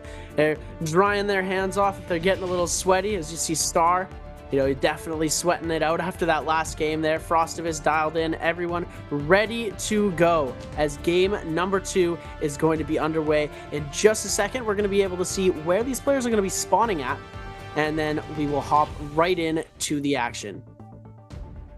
Yeah, just a little bit of a downtime right now. We're gonna get right back into it in just a second, ladies and gentlemen. So let's talk about some predictions. Who do you think, if the end circle gets down to some Farius Shens, as we're gonna be jumping right into the action, actually, ladies and gentlemen. Wolves Kai Bao fighting against DRG's Feng. Feng getting a little bit of his own medicine here, taking a fight against Wolves Kai Bao with the blue dagger in hand, getting dangerously low here. Does have that hang sword. Looks like Feng is going to end up switching to his comfort weapon. They're always having that gray dagger in the back pocket, even this early on into the game here. You're going to see if he can get an armor swap off, but it is going to go down pretty fast. And it looks like Feng having a little bit of a rough start to the day today. We're going to see Frostivus, purple spear in hand already. We saw that happen last game as well, getting that purple spear. Jushi now on the nunchucks, though, is going to be able to deal a decent amount of damage off onto him already. Trying to see if he can go for a charge into the Nej's Might, but the meter dump, and oh my goodness, Jushi throwing the trigger, which we very rarely see happen. But it's going to be unexpected for these players to have that getting thrown, and Frostivus is going to end up going down here. J-Team's Paste on the other side, blue spear in hand, is going to be trying to pick up a kill onto JDG's Verse. Was able to find himself an armor swap, and it looks like there is one more player up on top. It's going to be Bauda's Action trying to get that kill as well. As we're flipping in, JLZS already has 74% on the ultimate for Z-Ping here, so is going to be able to start and pop that if he needs to. Getting that 1-2 uppercut into the flip around. Charged 1.0, all LMB coming out from that, as JL's AS is going to try and go for that 1-2, getting him up into the air, into that crouching RMB, trying to see if he can make some more plays onto Arano. Arano trying to run away as fast as possible, does have that ultimate active, so is going to be able to regain some of this health, but JL's AS doing a very phenomenal job at making sure it doesn't go too high up, losing all of that shield again. It's the 1-2 coming out from JL's AS into the charged LMB, scale rushing away is going to be Arano, but Wang Liang there already with a gold pole sword in hand, able to take so much damage off on those scale rushes. Oh my goodness, ladies and gentlemen, another scale rush coming up from Wang Liang. We're going to see Arano trying to make something happen to get away here. Just needs to create enough space to be able to put a good amount of distance between the two, but these players are just not going to give up. AS able to get an armor swap as well, has that armor back in hand, and Arano able to get a full reset here as all of these players are back up to full health. Love how AS 1-2'd off that ult pop there against Arano. We see time and time again the Zapines off that ult proc, they linger the frames and they get the parry off if you see the blue. So AS with the 1-2 there, just playing it safe. That was very, very nice to watch there. If you guys caught it, I mean, that was very clean there from AS. Make sure he stays safe off of that. But Wang Liang against Arano still going at it. Gold pulser in the hand onto Wang Liang very early into game number 2 with a gold weapon. And we see the damage coming into play. Arano almost with that ult back online. Massive uppercut there for Arano onto Wang Liang. Big damage onto Wang Liang. Wang Liang does have that ultimate if he needs it. Trying to overhaul. It looks like it might proc. He is going to be able to have the space to go ahead and call it on in. Wang Liang now is going to go ahead and swap on over to the dagger. He gets stuck on the rocks. Still manages to stay free for the time being. AS still on the chase, trying to see if he can find the damage onto Wang Liang. But we see the sustain here from the Zaping. The health just coming back quickly. The ult cancellation there because you're back in full health. That's Zaping. Wang Liang now 60% on that ult and counting. Burst against Star. Star's going to fall off this. We only caught the last hit of this scrap. It was an R&B focus there from Verse from the blue fan. AS and Wang Liang still going at it. Arano, this is a third-party season here for all three players.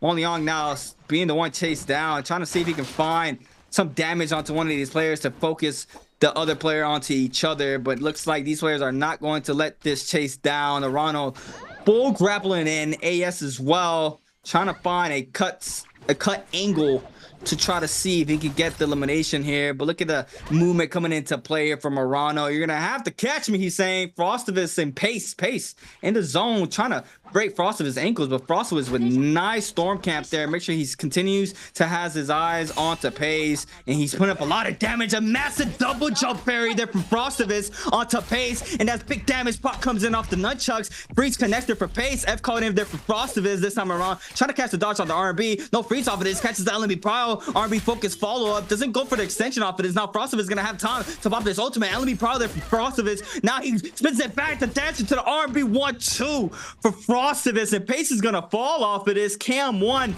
against Kai Bao. Purple armor here for Kai Bao. Cam 1 now with the blue armor. Probably doesn't have any white heals, so he is gonna have to fight with just this health alone. Kai Bao with the purple longsword in hand. Massive parry there for Kai Bao to Cam 1. R&B focus connects as well. Full damage. Tries to go in with a shift parry. Does not manage to do so. B3 called in. F called in for the opposing failure. Cam 1 now trying to create the space and trying to back up. We got this pressure coming into play from Kai Bao, and Wally Yong's in the mix. He might turn around if he hears these players scrapping off. Arano to elimination off to Fong, and Fong falling. Does have another soul, I believe, inside the mix. I don't see him in the top 6. I don't see Fong. Where you at, Fong? There he is. Yeah, he's out of game number 2. He is going to be eliminated. Cam 1 trying to respond with some damage onto Kai Bao. And this is going to be a full reset here for both of these players. Something interesting too, ladies and gentlemen, I did believe earlier, we thought that Cam 1 was going to be playing on the Temi, and it looked like they've switched heroes, and they're the only Feria playing that V1 instead of playing on the traditional Feria ultimate with the pillar that we see usually the V3. We're seeing coming out straight away just with the V1 here, and interesting play, a lot different from what we're usually seeing, but as we're saying, he's not used to how the metas work so far and how these certain plays are. He's got his own unique play style, and we're seeing how it's going to interact with these other players right now. Looks like he is putting in a decent amount of work with the mech right now, keeping him safe for a little while, but these players are going to be closing in very quickly as soon as this ult's about to go down, as it does here. Cam 1 only gray weapons as well, having a bit of a tough time, but is going to get 2 charged LMBs off, on to, I believe, Wang Liang in the corner there. As this Realm of Yang is going to start to drop, these players are going to start to enter. 2 players have already gone inside. It looks like we are going to see Alliance's Frostivus versus Bauda's Action, JDG versus Fun Plus Phoenix on the other side there, and it looks like somebody might be getting a free Yang in number 3 as they take to the skies, both of them going high. Frostivus trying to send up a couple of bow shots. Doesn't connect onto anything here. It's going to be dual blades versus hangsword. Tries to go for that overhold here. So we are going to see him go for that uppercut while Action's overholding here. F1, F2 coming out for Frostivus here. So we are going to see him get hit by an uppercut combo. Action now going for the extension from the grapple onto the dual blades here. Tries to go for that overhold. Pillar is going to get dropped into the full charge. Gets the butt end of that off, but Frostivus is going to ult, trying to guard that mech spot here.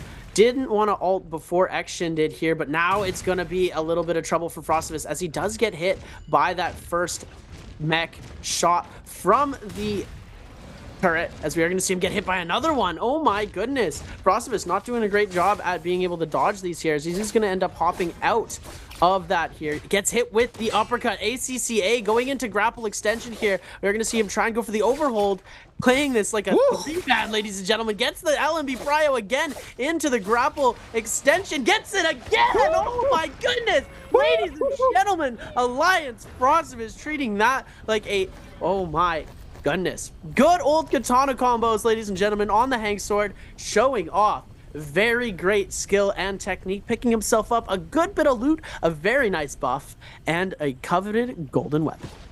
I just got PTSD, Seth. I just got PTSD. I've 3-banned, 0-banned Frost before. The amount of times that you have done that to me over and over and over again, I swear to God, I'm getting flashbacks too. I just got PTSD. I felt like I was in Celestial Temple there fighting Frostivus back when he was back in NA. I mean, triple LMB prowls back to back. I mean, we saw action there. Not happy about that one with the triple prior and Frostivus with the momentum off the Yang, putting up a lot of pressure onto Verse. Verse now trying to get inside the mech. Big damage there for Frostivus, baiting out that barrier mech very quickly there and still applying the pressure here onto the mech with these focus attacks. Verse is gonna be forced to try to back up. Frostivus is gonna go ahead and repair this bow, trying to lay down some more pressure once he gets back up off of this Verse, though.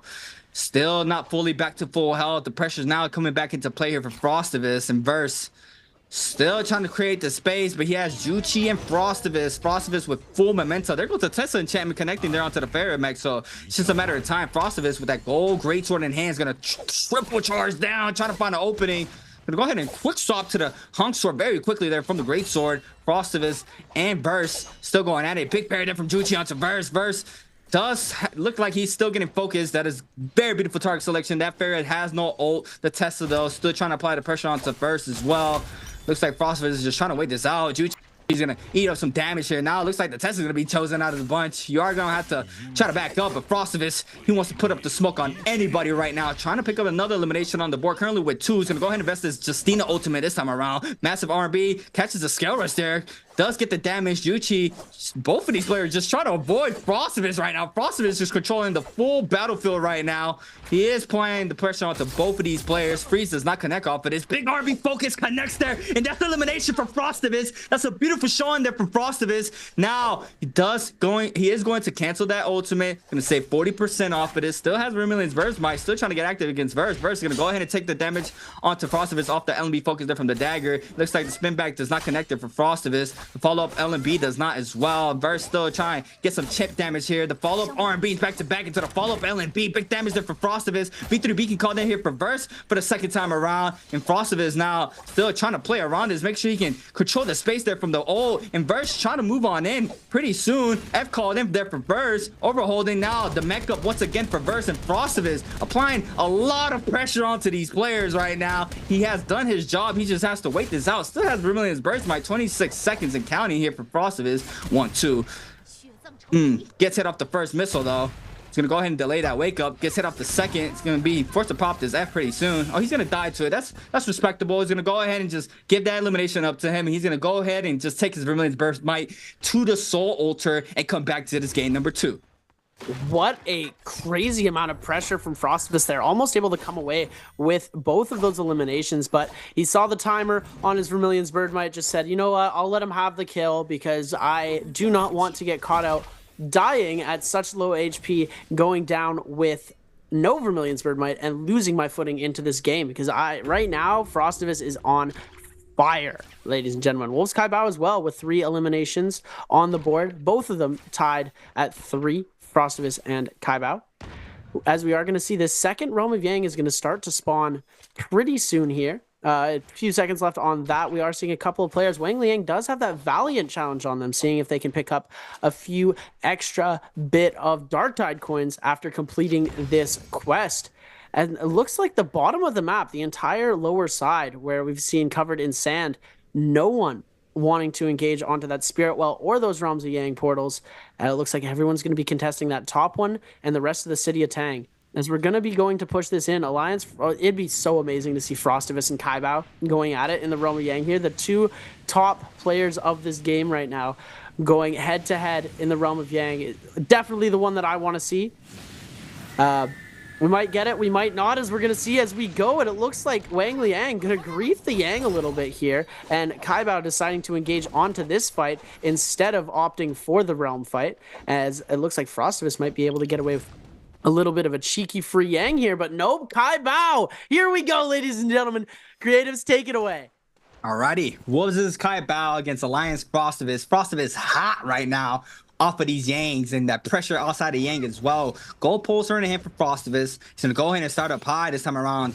overholding, trying to find an opening for himself there against Kai Bao. R&B Focus misses. Nice weave there from Frostivus, crossing up. R&B Prowl there for Kai Bao. Gonna be forced to pop this F. Frostivus. Click comes in off the focus there. It's gonna weave that once again. F caught in for Kai Bao this time around. And now one catch can do a lot of damage for all of these players. That's LB Prowl once again for Frostivus. Into the Raw Dragon. The freeze connects as well. He's gonna wait this out. Slots back, catches LB Prowl once again. Go ahead for the standard 1.0 off the grapple. Into the freeze follow-up. And Frostivus with a nice COD there from the Justina. Showing up here in the second realm of Yang. JJH Star against JDG's Burst. Frostivus, I see you, my boy. RB Pryor for Star against Burst. F caught in here for Burst. Frostivus coming in hot right now. Hold on, I can't get over the TOD. Showing up here in the second realm of Yang in the Pro League. Burst, Crutch LMB, R&B onto Star. Sapine versus Faria here in the second realm of Yang for this for game number 2. Big parry from Star into the sap. There's a lot of health back there off of that. R&B Focus connects. A lot of follow up there off the V3. And this is why the V3 is nice there opposed from the V1. That V3B can give you that knockback to get that focus attack in, and it lets you play around that mech as well. And then once that V3 beacon is down, the aim assist from these players always locks onto the beacon if you're playing around that. So the V3, you know, it's pretty much always been standard. And we see Cam 1, that's a nice scare rush trial there from Star onto Verse. Massive scare rush to the follow-up as well. The purple pulsar trying to fish for another one. Gonna go ahead and hot swap to the fan. Star catches the prowl once again. Gonna go ahead to the goes for the R&B LB, tries to go for the Karis off the second grapple, does not manage to do so. Another R&B 2 pick there from Star onto Verse, applying a lot of pressure onto Verse. Lots of pressure. F caught in for Verse, and it's gonna be a timeout for both players. Both players smiling and out, and that's gonna be our second realm of Yang of game number 2. Oh my goodness, Frostivus bringing out that NA energy right now, that North America ACCA that we see. Just the way that he's able to catch prio on all of these players time and time again with that hung sword, using the when we saw Katana coming into this game, it wasn't as favored just due to the lack of its movement, the way that the moves were created. You could do these combos, but there were so many weapons that were better. And now that they've put this Katana Con generic, the hung sword, into the game, the movement that they gave this weapon is now making it such a prominent weapon in our solos and even in our trios games, with the Golden Jade Aurora Burst being a huge part of taking lots of space in those end circles. Seeing all of these OG combos, that lots of the combos that we were seeing a lot earlier in the game, the ACCA combos, the grapple extensions going into the charged LMBs. It's so great to see Frostivus being able to pull a TOD off of that as well. It's just absolutely insane, especially in the Pro League, where we don't often get to see these fights go as these 1v1s into a TOD. Frostivus doing so, making it very nice, and oh my goodness, coming in with a charged LMB from the golden longsword that he must have picked up from the Morris Blessing in the Realm of Yang there, along with that White Tiger prowess buff that he got as well. Well, it's Kai Bao now. We're following him as he's trying to follow some of these players around. We're all playing Ring Around the Rosie with this hut, as these players are trying to find one player and get them low enough. And it looks like Kai Bao might start to become the target here, as JJH's Star now getting heavily focused on by the rest of these players. JJH's Star getting uppercut combo by Frostivus into the 1-2, into the charged attack as well. But JJH Star is going to end up going out to JLAS. Kai Bao trying to get that Soul Bloom, is going to be able to come away with it and gets out of there as fast as possible. AS picking up 2 cheeky kills there with the cannon, coming through, stealing those away, giving Kai Bao the chance to pick up that Soul Bloom essence. Imagine if Frostivus would have pick up that elimination there near the zone. There was a lot of players there. He had the White Tigers buff. If he would have picked that elimination there, he would have done a lot of damage to everybody around there. So that would have been very nice to watch. But now he's getting focused by 2 players here. He's going to use a dash to try to back up. 1 dash invested, spins back the second, does not catch the freeze off of this. So go ahead and use the third to completely back up. Wally Ong with the grapple distance does manage to get the grapple stun onto Frostivus, and Frostivus now trying to back up. He has a lot of players on his show right now. Common armor swap there for Frostivus to be able to still try to create the space. Nice scare rush in. If he can get inside the temple, damage comes into play. F caught in for Frostivus. 3 players still on his show. I believe it's all Zips. It's all Zips chasing down Frostivus. Frostivus trying to stay up. Manages to catch another common armor swap right now. Spins back the LMB follow up there to avoid getting parried. Beautifully done there from Frostivus. Still trying to stay up, but all the Zapings and now a Fairy in the back end, all chasing down Frostivus. Grapple LMB to the aerial RMB there for Arano. Catches the LMB prowl there onto Frostivus. Clint comes off the Scare Rush. And the follow-up Assassin's Lunge there for Arano. And that's super unfortunate there for Frostivus. Getting eliminated with 4 eliminations on the board in the top 5. But still, what an outstanding showing there for Frostivus. Wanleon with 1. Arano now with 3 off of the elimination there from onto Frostivus. JL's AS with 2. JJH Star with 2 eliminated already. And Wolves is Kaibao with 3 as well. So we have a tie with the 3 eliminations there from EWG Arano and Wolves is Kaibao. Wanleon both hand in hand on the Zaping. Go Pulsar in the back pocket as well if he needs it. Now Zapings are out once again, and the majority of the favors are towards the Zapings, and we saw it there against Frostivus. The Zapings going up against the Justinas. I mean, once again, it's standard. It's pretty standard. We see this time and time again. JL's AS, go purple pulsar in hand. I believe it was 2 purple weapons in the back pocket as well. What's this Kaibao now is gonna cut noise. He's gonna wait this out. Gonna wait for the zone to start moving on in. Purple dual halberds, purple longsword in the back pocket. Battle challenge there for JL's AS. He's gonna go ahead and reveal his location.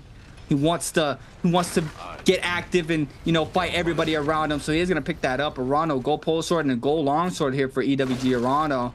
You're gonna see him here on the Zaping once again. This is just a waiting period here. We have our random bane spawned in zone 4, 17 seconds for the zone to completely spread. Oh, we got a potential board. I believe that was damage done. That was the right hand side there for the rage side, and the stamina side. I did not catch a glimpse of that. It was too quick. It was the same. The grapple distance. It was the right side. It was the right side. Yeah. The damage done versus damage against. It's a pretty good debate on what is going to be better.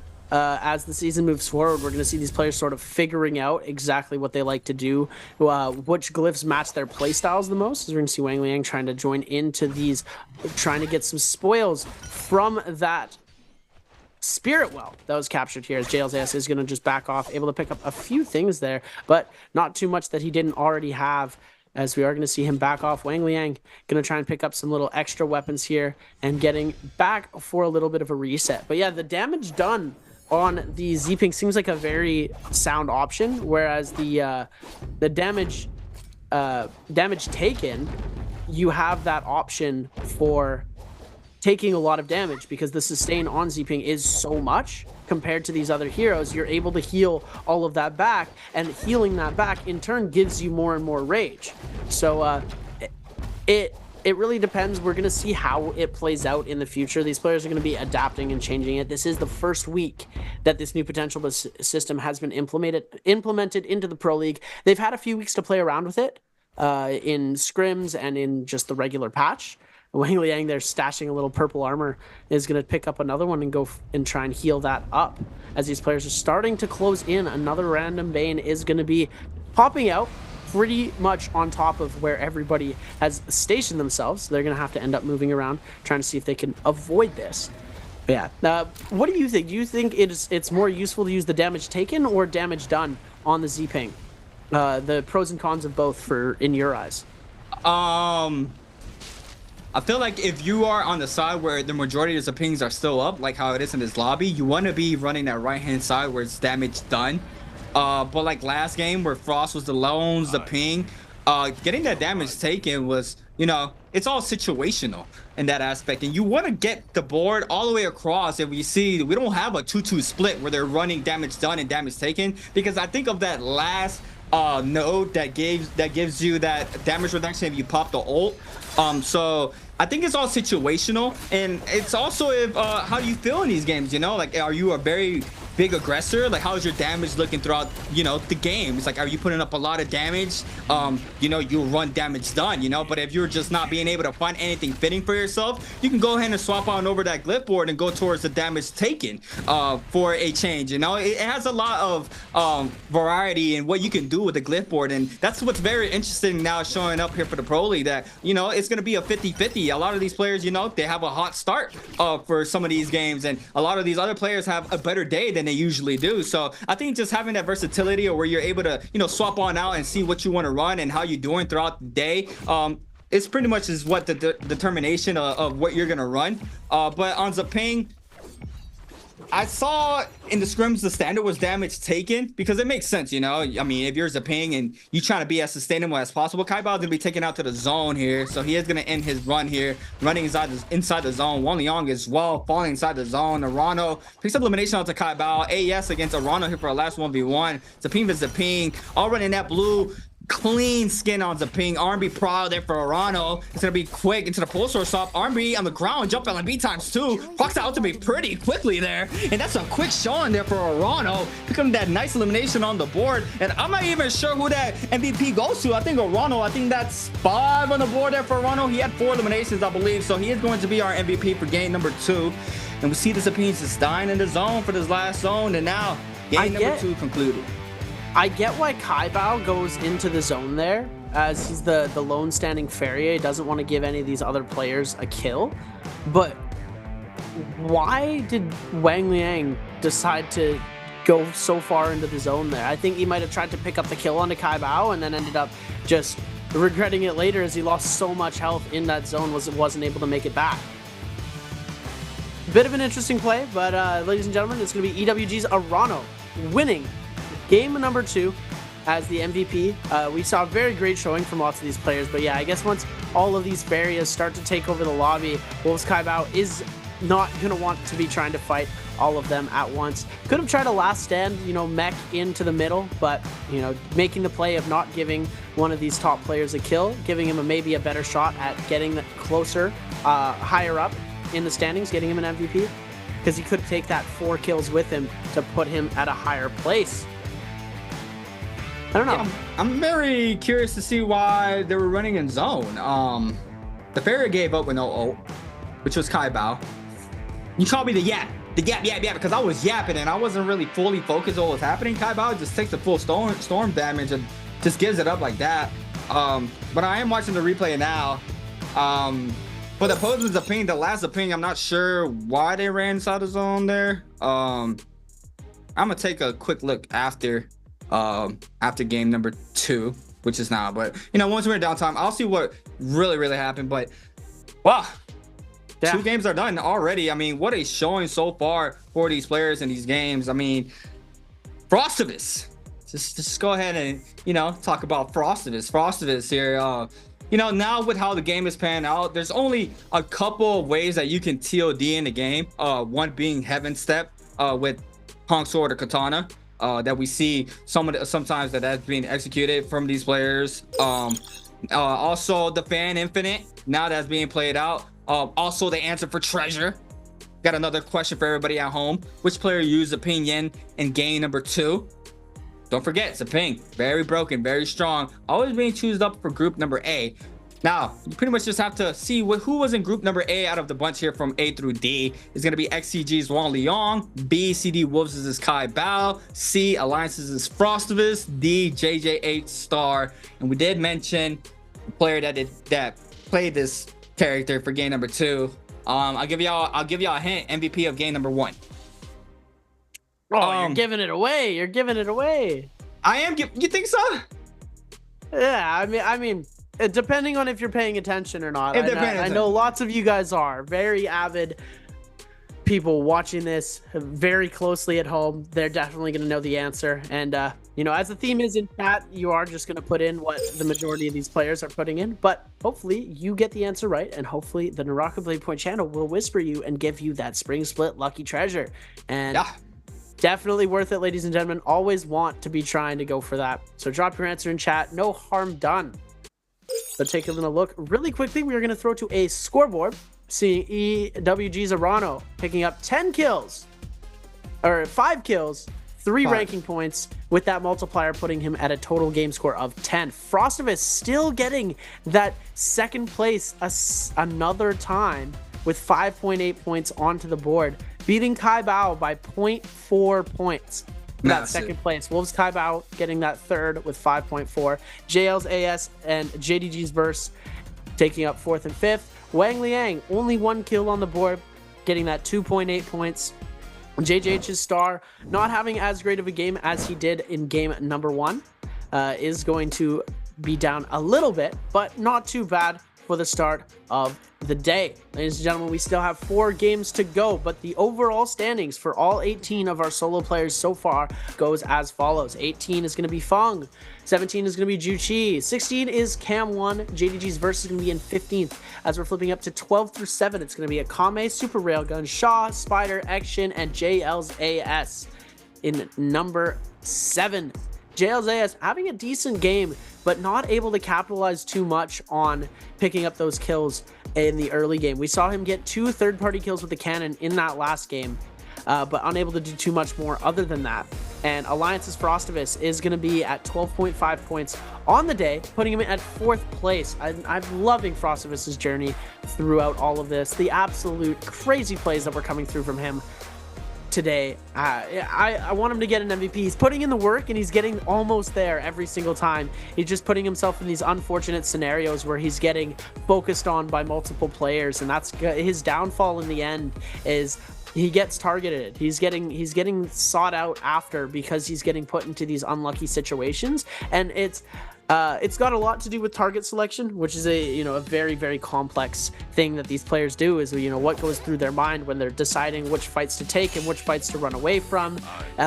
Especially early game, it's difficult for these players to decide. Oh, I need to kill this person. They're not really focusing on who they're trying to kill. Like, he kills one of the only other Justinas in the lobby pretty early on, making it being very easy to focus him out, being that only Justina in that final circle there. And here we go, we get to see it one more time, ladies and gentlemen, the absolute insanity of the Raw Dragon coming through here from Alliance's Frostivus. EWG's Arano was going to be the one that ended up picking up the kill, but as you can see, 3 or 4 players coming in, and in that final 2 fight, JL's AS just getting hit with the weapon swap into the greatsword back over to the longsword, and then dying from the swarm. EWG's Arano picking up the MVP on Ziping Ying for game number 2. Hey, you said I gave it up. You said I gave up the answer. I'm looking at the chat. I see A's, B's, and C. I barely saw anybody click D. And I gave up the answer. The answer was D. It was star, guys. Chat sold. I don't know. I don't know what's happening. I think I don't know. They could be trolling. Yeah, I don't know. But here it is. EWG Arano, his 6th MVP of the league, 15,000 damage, 5 eliminations on the board, 6k damage with the fan, was running Assassin's Lunge, Blue Moon, Nunchuck Sat, Standard Attack, and Melee J's for the backup J's. F1B was Standard Zaping loadout here for EWG Arano. But yeah, I want to touch back of what I was saying about the 3 LNB trials. That's what happens. You saw what happens when you get caught with 3 LNB priors right there. I'm just letting that know, everybody out. If you get caught with 3 LNB priors in the Yang, that's the face you're gonna be making, by the way. But touching back over the the TODs are now in the game. Fan Infinite, we have the Heaven Step in the game. Now a lot of the TODs have been cut short. But now, I wanted to say this because Justina gives you that free realm of of being a little bit more active with a TLD potential, as we saw in the realm of Yang there. Frostivus with a massive Raw Dragon to the freeze. You have time to flip around your opponent off the first hit off the freeze. You saw Frostivus spinning back to the left there to get the distance and the terrain that he needs to continue that combo going. And we saw him going to the 1.0 off the hung sword into the freeze from that follow-up, but you can also go into the uppercut area LNBs into the freeze off of that. So the Justina does give you that round that versatility of having that extra TOD in your arsenal, as we saw there from Frostivus with an outstanding showing that Roman Yang. I mean, what a game there from Frostivus. But what else is going to be a game? It's going to be game number 3 once we come back after this short break. My name is Creator. This is Seb. We'll be back in just a moment.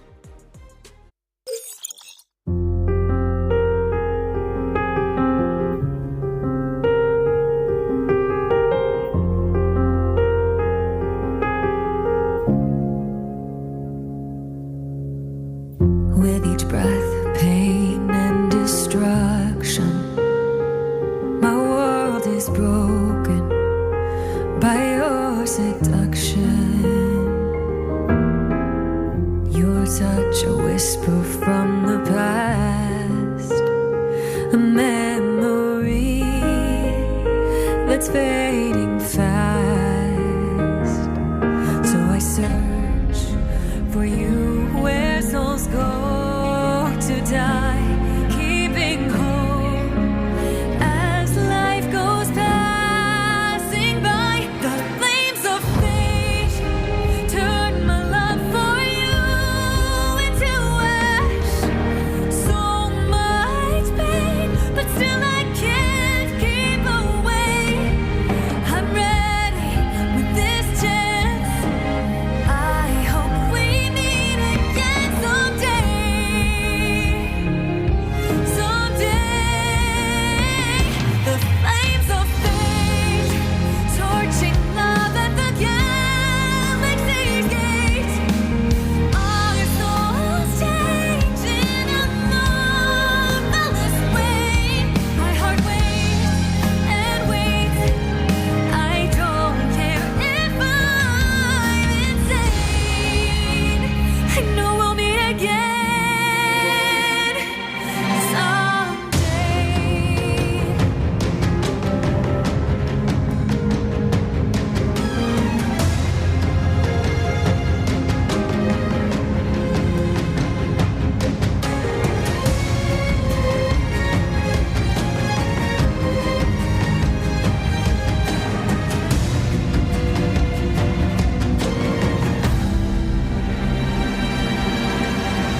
The sky is frozen by apathy, desolation, fear and catastrophe.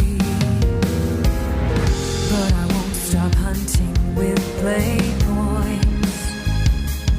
This pain, a fire consuming me. So I search for you where souls go to die, keeping hope as life goes passing by. The flames of fate turn my love for you into ash. So much pain, but still I can't keep away. I'm ready with this chance. I know we'll meet again someday. Someday. The flames of fate, torching love at the galaxy's gate. Our souls change in a marvelous way. My heart waits and waits.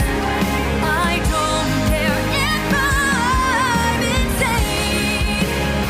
We'll meet in NARAKA someday.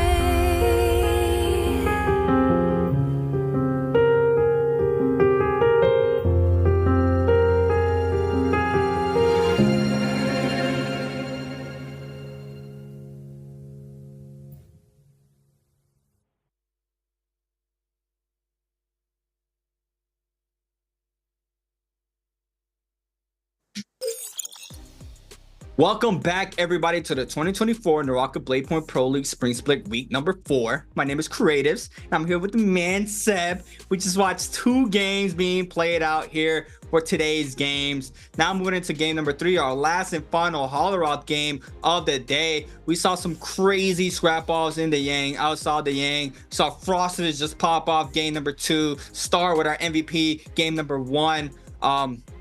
I mean, we're just gonna keep it going. The list just gets longer and longer throughout the night, and we've just had a showing so far from all of these players right now. I mean, Seb, talk to me, bro. How do you feel about these games so far?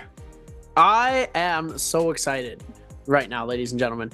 Games 1 and 2 showing very much setting the pace for the rest of the day. We're seeing the kills being spread out pretty evenly through these players. Nobody's popping off so much at the start of the games. We're not seeing 4 or 5 kills at the start of the game, making it very difficult for these other players to catch up to them in these final areas. It's becoming a lot closer and a lot tighter of a game, we're seeing lots of these players that are usually closer to the bottom of the leaderboard picking up lots of points. We saw one of our new players, JJH's Star, picking up an MVP in game number 1. Frostivus having back-to-back second places, which is very good to stay consistent there. He's getting so close to that MVP in the games, and you know, he's gonna get it hopefully by game number 6, but right now he's still on that grind, putting up a good amount of points. Like, if you don't get the MVP, at least putting up enough points to hold second place 2 games in a row is still a very good spot that you want to be in, especially for a player as new to the Nbpl as Frostivus. We saw JL's AS. He's working very hard to keep alive in these games. He's staying alive very close to the end, but he is not putting up enough kills to come away with the MVPs. Oftentimes he's dying in that last 1v1, which we saw happen a couple times, and you know, hopefully we'll see a little bit more coming out from JL's AS as well. Taking a look, the selections are going to be shuffled around again as we saw last game. The players who picked first, Wang Liang, Arano, Star, and AS in the previous game are going to be in picking up the scraps in game number 3. Pace, Frostivus, Fung, and Zhuqi are now moved up to the second round, and the first round selections are going to be Action versus Kaibao and the player Bamboo Esports, who I don't know about that V1 pick on Feria. It was a little bit weird to see that happen. Got very little value out of his ult Cam 1 there, but now gonna be on Z-Ping. Hopefully we can see a little bit more popping off from him today as the Ferias and the Z-Pings are going to come out. Textbook Holoroth. Yeah. You know, this is bound to happen. The players in round 2 selection haven't played Feria yet because they played Z-Ping in round 1 and they played either Justina or Tessa in round 2 or game number 2. So game 3 they're going to be on the Ferias, and Arano, Star, AS, and Wang Liang playing 3 Justinas, 1 Tessa, like we saw the other games. Wang Liang going to be the outlier. It's been very difficult for Wang Liang to get a lot of motion. He's been going to that temple, or going to puzzle every single time, picking up that gold weapon and not getting very much value out of it. He often finds himself in fights that are going with 1 to 3 players.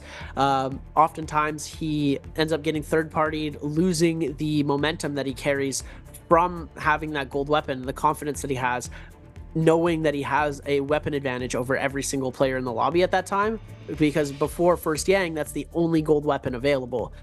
Hopefully he's going to be able to make a little bit more happen. We're probably going to see a similar play come out from him again in this game.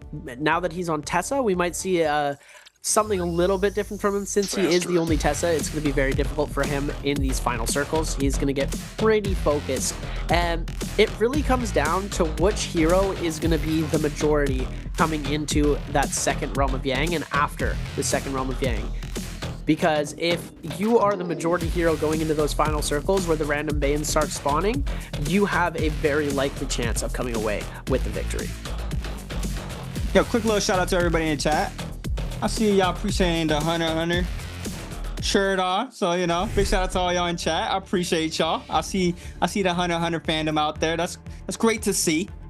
But game number 3, locked and loaded right now. Players are starting to load into the server. Action, Kai Bao, both on the Ziping F1v1s out. Wang Liang at the Tessa, Frostivus on the Feria, Verse on the Ziping, Zhuqi on the Feria, as well as Pace, Fong as well, the third here for this row. All on Feria, Arano on the Justina, Cam 1 on the Ziping, JJ8 Star and JL's AS on the Justina. F2v1s again for the Justinas. I mean, this is very, very interesting. I think that's one of the big differences we've seen so far, was that V1 Justina now being played out time and time again from everybody right now. Take a look at Cam 1 here really quickly. He is going to be running F2. Is always playing a little bit different from everyone else, and I think that's just he's comfortable playing a certain way in SEA, and now coming over to CN, he's still playing in that style, making him a little bit different. But lots of the time when you play a little bit different in these servers, you're able to actually surprise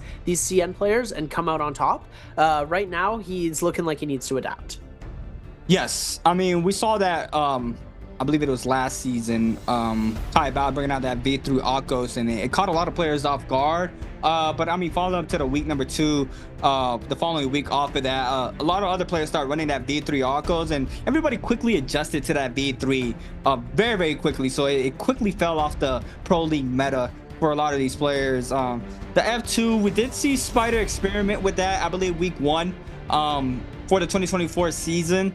He was running that F2. It has his ups, you know, you can't get caught off the prio. So, I mean, F2 does have that ups where you can continue to fight and stay safe, opposed to the F1 healing. But game number 3, we're back into these games. JDG's verse against Action for our first scrap off of the day of the game. Massive Nbpl does not manage to get the focus off of this. Action's gonna go ahead and throw down the F. Jump LMB, the massive lunge there off the longsword. We see the Jump LMB's tech chase is beautifully there from the longsword. Nbpl once again there for verse to the aerial LMB off of this, and verse gonna pick up a quick elimination off drop there against Action. Now it's gonna go ahead and loot up the rest of this area. Wang Liang against JL's AS. Clint comes in off the focus for both players. Justina visa Tessa here for Wang Liang. Looks like AES gonna drop all that armor. RB focus connects from mid-range there. Just a poke to try to create that space. Big barrier from AES onto Wang Liang. Doesn't get the full damage though. Thought the F was gonna be called in. Tries to read it, but Wang Liang being composed and just takes half of that damage off of that. Wang Liang looks like he is going to try to back up now. AS still on the chase. Massive parry from Wang Liang. Ship parry. Stops on over to the pole sword. Trying to get the confirmed damage. LMB probably for AS. F caught in for Wang Liang. There to avoid the full damage. Tesla ultimate now invested from Wang Liang. Looks like AS is going to try to interact, but Wang Liang with mounts of pressure there. And there goes the stun and the pole sword swap. And Wang Liang with a mass elimination off. Drop onto AS for game number 3. It's a great start from Wang Liang here, able to come away with the kill, using Tessa to the best of the kit's ability here, as we are going to see DRG's Fun getting parried pretty quickly out here, and he is going to go down. EWG's Arano coming with the kill. Frostivus did try and come and get a little sneaky third party going off there. EWG's Arano doing an amazing job of tap dodging back there. Frostivus is going to get parried here pretty quickly. The tree is going to grief the punish, bringing it back around into a grapple combo. Frostivus with a sliver of health remaining. Arano able to come away with his second kill of the game, and Frostivus with not the greatest start. Usually we see him picking up a couple of these kills, and he got a little bit of a taste of his own medicine from that last game there. It's BBE's Cam 1 on the other side here, closer to the Imperial Village. Cam 1 is going to end up backing off here. Does have that purple armor. Not wanting to lose that too early. Having such a great armor advantage going into these fights is something that you definitely want to keep. JJH Star, 2 purple weapons in hand already.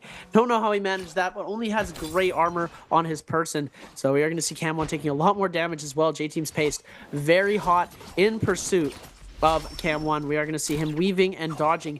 Very good movement so far from him, trying to get away. Not able to get as much healing value from his F as most of these players usually get, as he is running that F2, being able to not get staggered though. So as his chase is going to make it a little bit more difficult for these players to come back onto him, as they are going to end up starting to focus each other here. Verse getting another good LMB Pro into the swap, but he rolls the animation, causing him to not come away with the parry punish into the swap, as we are going to see Verse backing off here, trying to go for a bit of a heal, as the mech is going to be coming out from Fun Plus Phoenix's Chu Shi, almost losing his life there, able to save himself with a V3 pillar, getting the entire reset of his health back up, as we see all of these players back to full health and starting to back off from each other as we are progressing into this game. Juchi trying to get a hit off from the sky here. JDG's Verse waiting in the wings. That purple greatsword at hand could be doing a lot of damage.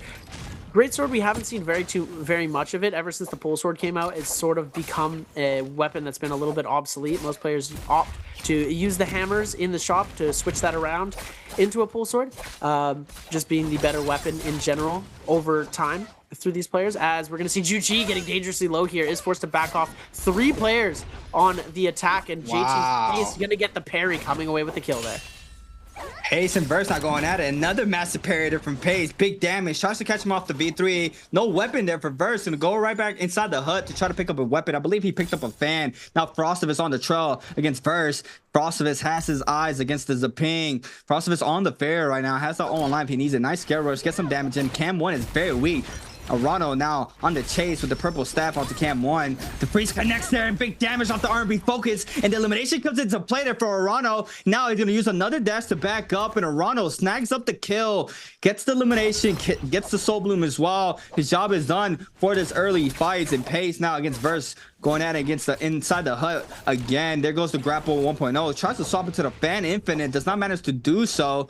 Pace is going to go ahead and swap to the musket off of that as well. Quick swaps for these players, quickly maneuvering through these weapons in their inventory, swapping into that infinite. We saw the longsword prio into the fan infinite, I believe, last week as well, or 2 weeks ago, that being showed out here for the Pro League. So, I mean, if you're able to catch off R&B, we do know that's a lot easier than trying to catch Nbpl. And you're able to swap on over to the fan, to the infinite. Massive crouch parry there from Pace, swaps him back as well to the grapple fan infinite. That's 2, drops the second area R&B for the confirmed damage there though. Burst now, go ahead and pop that F, try to back up. No online there for the Zapink. Click comes in off the scare rush there for Verse. Pace still trying to apply the pressure. Jump LMB to stop that scare rush. 1-2 there from the fan, overholding. R&B focus connects there for Verse. Big damage. Pace is going to be forced to pop this mech, and he is going to be able to get some damage in as well. No, doesn't get the damage off of this. Gets the damage onto Arano. Massive scale rush there for Verse, and he is going to pick up the elimination onto Pace, and Pace is going to fall for this game, I believe. Still has a health, still has a second life. Arano now against Verse. The pressure is on. Zaping though has this ultimate if they need it. Couch LMBs off the fan, overholding, spins it to the little right. He could have gotten pair there. Verse now in big trouble, trying to create the space, spins back the scale rush, gets caught off of this LMB, jump LMB, invested there for the Justina. Puck comes in off to the Zaping. He's just gonna give up this life. He is going to just go ahead and back into that soul form. That's another elimination onto Arano, and I believe that's 4 for Arano right now. That is 4 for Arano. Early game for game number 3, coming in hot right now with 4 eliminations on the board. 37.2 overall points here for EWG Arano. Yeah, it was a good unfortunate circumstance where he does have to, JDG's Verse does have to give up that kill to EWG's Arano, because if he would have made that fight last a little bit longer, it would have been very unfortunate for him, because he would have lost his soul. Yeah, and would have been completely eliminated from the game. Luckily, he was able to let the kill happen before. EWG's Arano could have maybe made a smarter play and just held on for a second and not killed him, but I feel like having him, the potential of killing him again, might be a little bit more valuable. JJH's star, oh my goodness, coming through into the swamp with the dual blades. Absolute insanity coming out from JJH's star right now. Able to come away with some crazy plays right now, trying to make it happen a second time. Uses 2 of his dashes up, unsuccessful in connecting with all of them right now, as Kaibao is going to bring it back over. Does have that gold pole sword in hand. Going to be very dangerous with that. Gets the prio off again, trying to deal as much damage as possible, but that ult just bringing back so much of that HP. We're going to see the F ability come out again, as Kaibao's ult is going to go down now. Star on the lower amount of HP, but hitting so much more here, as we're going to see Kaibao is going to get hit again. More prio coming off a third time. Ladies and gentlemen, Wolves Kaibao is just getting absolutely blitzed, and the jumping LMB JJH star, you dirty dog, that was absolutely insane. That boy showed up with a triple heaven step off the prio, swaps on over to the Halberds, mates out there, does not get the elimination off of it, but triple heaven step riles there. That was disgusting there for Star. And there you go. If you're just wondering, Star, the new kid on the block, if he has the mechanics, we see him and he's in the Pro League for a reason, and he showed out there in that Realm of Yang. I mean, like, that was disgusting. About it. That was just, yeah, that was filthy. That was filthy there from Star. I'm not gonna lie. We see Star now getting loose in these games. We see him showing out his mechanics in these games. A lot different from his first showing, his debut in the Pro League, and we see him get a lot more comfortable. Frostivus against AS, I believe Justina V Feria here. AS already loses all that armor. Pistol shots connect there for AS. No freeze yet. Holding Frostivus to make sure he does not get frozen. Gets cut off the LMB prior off of this. No damage because of the terrain. R&B 1-2s there for AS. F caught in for Frostivus. V3 beacon called in. Nice weave there from AS now to avoid that V3 beacon. The first beam does connect there off the first missile. AS now still trying to create the space. Does manage to pop 1 powder. The second missile connects. The third one misses though. That could have been big damage there for Frostivus. And AS now to go ahead and try to take a quick reset for himself. Frostivus as well is going to go ahead and pop some of these health as well for himself to try to get back to full health. trying to get the pressure onto AS still. Does not manage to do so. The D-Mech comes into play for Frostivus. Clint comes in off the grapple LNB. Scarerush does not connect there for AS. Nice spacing there for Frostivus. LNB Focus does connect there for AS. Overholding. LNB Power here for Frostivus. F called in there for the Justina. Gonna go ahead and Scarerush up. Does not catch the prior off of this though. Frostivus now still staying the distance. Make sure you can still apply the pressure. Nice. Nope, does not connect off the parry there. AS now is gonna get cut off the lunge. What's the follow-up mix-up off of this? Just a standard damage off the lunge there. AS now is gonna lose all that armor again. The health is pretty much even once again for both of these players. Little bait out. Common armor swap there for AS. Gonna go ahead and try to catch the prowl. Does not do so yet. Overholding. F caught in for AS once again. And this is a neck and neck fight between both of these players right now. Pistol shot for the extra chip damage. And Frostivus weaves it there. Nice weave there. Misses the 2-on-1 though. Does not get the damage in. But what a dodge there from Frostivus, avoiding that. And Frostivus still trying to apply the pressure. AS can go ahead and scare rush up. Another chip damage off the pistol. Clint comes in off the focus. R&B focus connector for Frostivus. F caught in for AS. Big chip parry there for AS. Pistol shots times 2, times 3. F caught in there for Frostivus. And the third pistol shot there for AS. And that's Frostivus game number 3. And AS showing up here in game number 3. Oh my goodness, that fight went right down to the wire.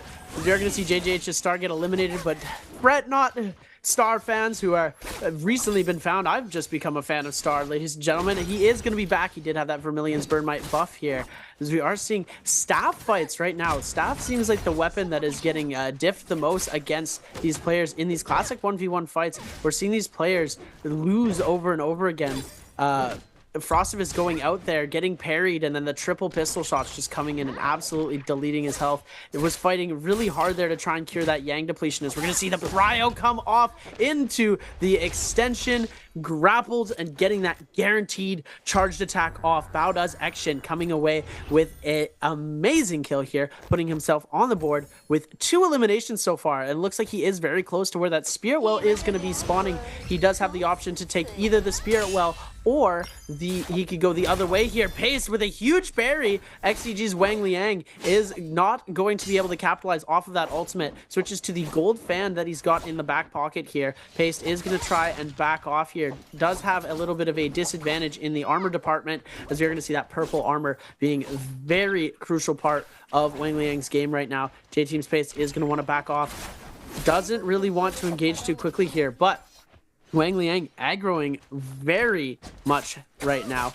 Doesn't have Yang depletion, so he doesn't really need to take this fight right now, but he wants to get active. Ju Chi here as well, coming in on the third party. Wang Liang is going to start to back off a little bit here as this third party has entered into the fight. Being a Tessa, yeah, I guess you do want to try and take out as many of these other players as fast as you can, but he gets caught out in the bush, tried to go for the invisibility, but somebody did spot him. Is going to take a few range shots here, but ultimately going to be able to get that full reset, and is going to be able to scale rush up top here to create some more distance between Juchi and Paste. We're holding that bottom area, searching frantically for him as JJH Star taking the Realm of Yang for a second time. This guy's got some cojones on him here, coming through. With these new changes, I was expecting to see a lot less players going for the Realm of Yang, as you don't have that insurance option that you could pick up in the early game by picking up a kill and leaving a Soul Bloom somewhere. So seeing these players still going into the Realm of Yang and then frantically searching for a kill, it's a lot of fun. As, oh my goodness, Verse tried to pick up some weapons, and it looks like Baoda's Action got most of those Soul Jades there, as they are going to end up backing off. They don't want to engage onto each other too quickly there, as it seems that most of the Z-Pings want to stick together. With this new patch, it seems like lots of these heroes, lots of these players are really bettering their target selection. There we go. Second Realm of Yang, XCG's Wang Liang against Star with a massive first round right now. Massive parry onto Wang Liang. Trying to bait out the F. There goes the R&B focus for the damage. F caught in for Wang Liang. He has the opener he needs. Another parry there for Star. That's big damage off of this. Overholding is going to go ahead and invest his Justina ultimate. Tessa ult still online. It's going to weave it. Oh my god, Star with a massive dash into the aerial RB. Oh my god, Star. Massive RBs there for the dash cast to chase down hell? That was disgusting. Pace against Arano to the standard 1.0 there from the dual blades. V3 called in there for Pace. And now the freeze connects for Arano. LMB Pro off of this. LMB uppercut. No, F caught in. Pace is going to be able to jump inside this mech for the time being. 32 seconds and counting. And we know Feria is that Yang staller. Arano is going to go ahead and take that quick reset. Cancels that. Oh, we see this time and time again with the Justinas. Once they're in realm against a Feria, once that Feria ult comes online, they're going to go ahead and cancel that ult and try to get the chip damage off range to try to get that rage back up. F caught in once again for Pace. Catches the prowl. Freeze there for Arano. Did not cancel this time around. Goes for the 2-on-1. No pulsar swap. 1-2. Grapple extension. And the B. 1-2. Oh my god. There for Arano. Swapping off the pulsar back to the staff. Arano showing us a combo today here with a full TOD with the staff pulsar. People are pulling up these combos like this is a highlight reel from somebody's montage. Like, this is absolutely insane what these players are doing in the Nbpl right now. You never see this sheer amount of these crazy combos. Usually you see the eliminations happen with like a third-party elimination, as we're seeing here with JL's AS running away. This is the industry standard for how we see these eliminations play out. Getting Shark down, nothing too crazy, just a clean grinding kill as JL's AS trying to run away as much as he can, using that dagger to get that extra movement. Scale rushing a lot, but getting griefed by the terrain right now as Wang Liang, hot in pursuit, needs to get this Soul Bloom to be able to cure his Yang depletion. So a lot of these players that we're seeing, Wang Liang sending that Tessa charm out to try and catch JL's AS out, but the uppercut coming up from JDG's verse going to send him into his F2 to be able to block all damage and attacks from these players as AS trying to back up, going airborne, weaving and ducking around. And Plume Castle, one of the places where these players are able to move pretty much as far away as they want, and Wang Liang is going to be able to hit him with the Tessa charm. And now it is just a matter of time before he goes out. JDG's verse can be the one to pick up the kill, and it looks like he is also going to be the one to pick up the Soul Bloom as BB's Cam 1 coming back around, seeing if he can get a little bit of loot off the body. Ends up taking a lot of damage from Wang Liang, and he's going to be able to go for that reset here. Wang Liang now frantically needs another kill, used up both charges of his ult, and only has 1 minute and 51 seconds to make anything happen. He is going to just try and focus the nearest player here, as Cam 1 is going to be his victim of choice as we're running away here. Cam 1 trying to break away from these players, does pop that F2 to be able to get that stagger debuff where nobody's going to be able to stagger against him. Wang Liang now taking a lot of cannon shots as the whole lobby flips on the lone Tessa, trying to go for a reset. Two of these players still see him. JDG's verse coming in, the player who was able to steal the blooms away and the kill away from Wang Liang, sending that ult out, but to no effect, as these two players are both going to be sharking for the kill. And JDG's verse picking up his 4th kill of the game, now going up against Bowda's Action here, as they are going to try and fight it out, the two of them. And it's crazy. The target selection has really changed with this new patch, as these players are not fighting each other if they're the same hero, unless they have that Yang depletion or absolutely need to. EWG's Arano going to go do a little drive-by kill there with the pole sword, freezes up Cam 1, comes away with the kill, and then pieces out right away. Pace. Peacing out, backing up. Fong still on the trail. Fong, very quiet for today's games. Dropped very early game number 2. Still trying to find his fitting for game number 3 right now. Fong now, it's like he might run into this third party, and when he's known to jump into these third parties time and time again. V3 was gonna catch the carousel. Pace. Arano was going to pop that F, as well as Pace. Jump LMB. LMB focused there for Fong there, coming into that third party, perfectly timing back on that dagger once again. Looks like the skill rush is not gonna connect there for Pace. Does not catch it the second time around as well. Uppercut through the window for both players. Now everybody showing up to the party. Looks like they do have their eyes onto Arano. Arano right now currently with 7 eliminations on the board. Does manage to get out completely, so he is going to stay up. This is a massive game 3 for Arano right now. Big eliminations on the board for EWG Arano. 7 kills. Pace still getting active, as well as 3 other players here. Action putting up a lot of damage on the board against the Feria. Looks like the Feria is going to mech up now. Fong showing up as well. Action with the martial arch J, spinning it back to create the space. Pace does not want to aggress that player. Juchi, it's going to be just a ticking time bomb once that mech deforms. All these players are going to start moving on in. No ult zone pop in the backside there from Star. Action Now, out of that mech, still try to hold up for the time being. Fong is pace, cannon shots flying on in from every direction right now. Birds moving on in, pistol shots, action, pistol shot as well. Big damage, and Fong with elimination there. And that's what you do not want to happen to you. Fighting in the middle of everybody. Click comes in. Fong now is going to mech up. And once again, another ticking time bomb onto Fong. And you see the damage coming into play here for Fong. Cannon shots, pistol shots, Jushi moving on in. People fighting right below. Star and Burst go fan in hand for Star. JDG's Burst with the purple hung sword. Missile shot does not get the damage in. Does connect onto action though. Now it's just a matter of time that these players might move on to this fairy with no ult. There it is. The DMAC comes into play. Fong manages to find a spot to stay safe for the time being. Getting a full reset. Full repair reset, everything. No pressure onto the Mac. Nobody focusing the fair with no ult there. Action, JJ Star, the third person in the background, couldn't catch the name. Arano, maybe gold armor for Arano though. The only one in this lobby with gold armor currently. JDG's Burst still getting active. Star drops very low. One more block of that purple armor. Action trying to respond as well. No ults in play inside that domain. Action and Arano still going at it. Burst though. Still trying to find a spot to take a reset in for himself. Cannon shots flying on in. Looks like he is going to manage to create the space now. Action as well backs up. Everybody's scattering now. Zone 4 almost completely spreading. Everybody's going to have to start moving on in now. But Burst with 4 eliminations right now for game number 3. That's a good showing for him as well. 11.9 currently in 13 plays. JJ Star with 2 eliminations, 14.7. Baladas Action with 2, 20.8.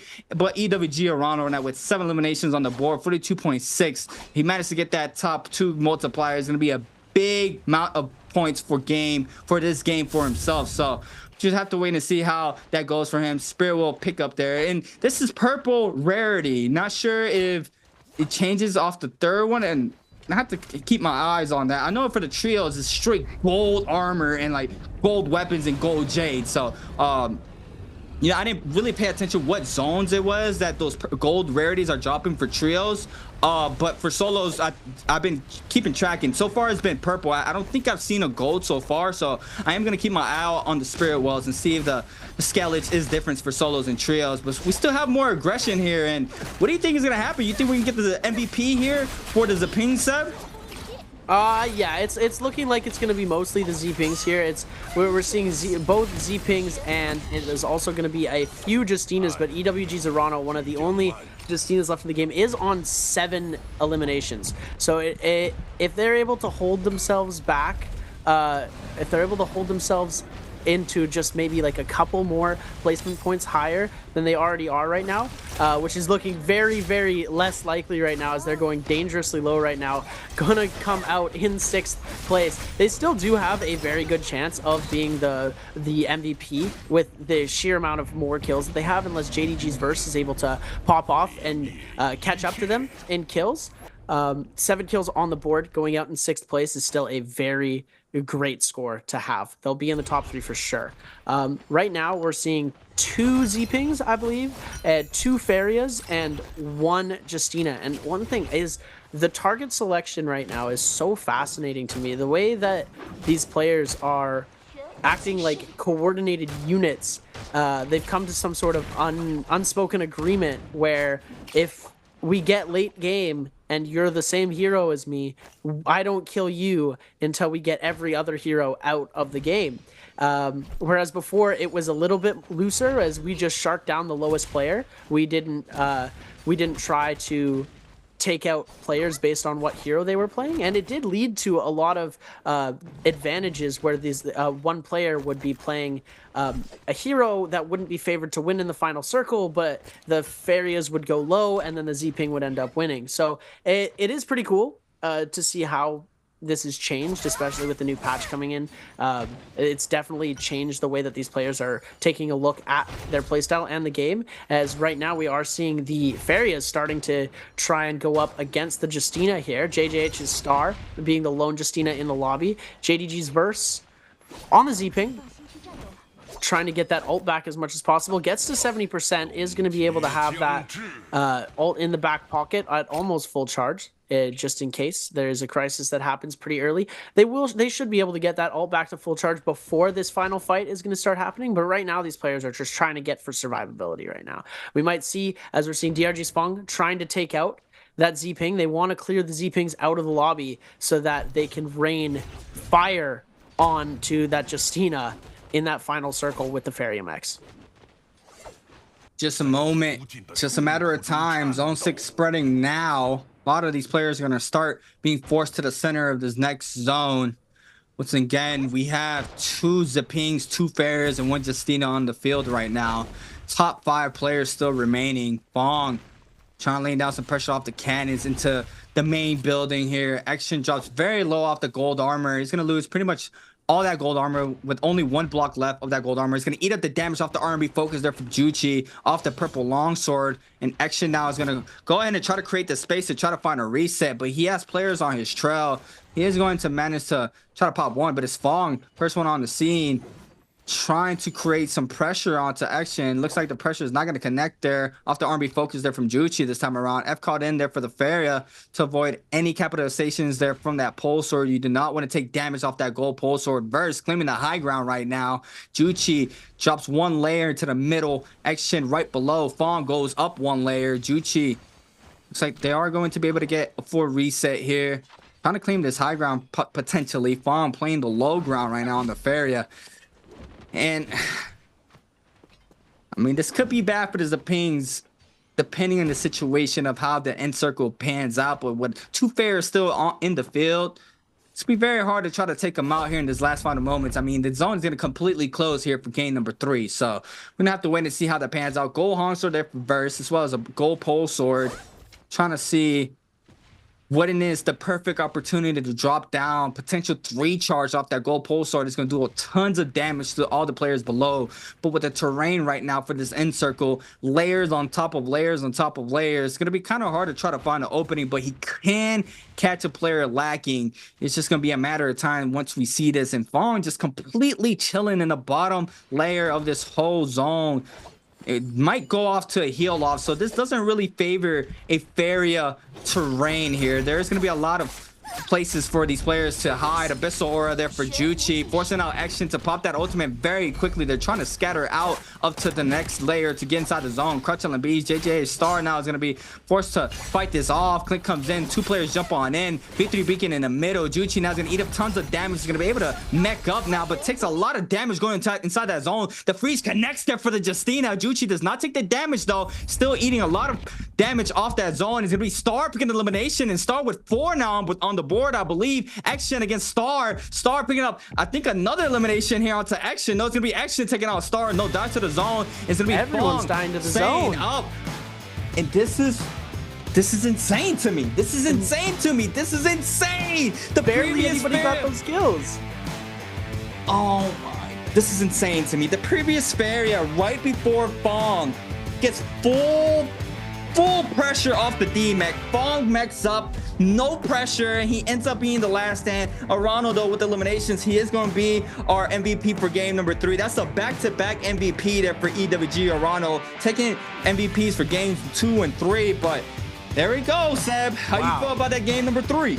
Well, there were so many players who just ended up dying to zone. Nobody got the eliminations that we usually see happen right at the end. One person kills another person. They're able to get at least 1 or 2 exit frags at the end of the game.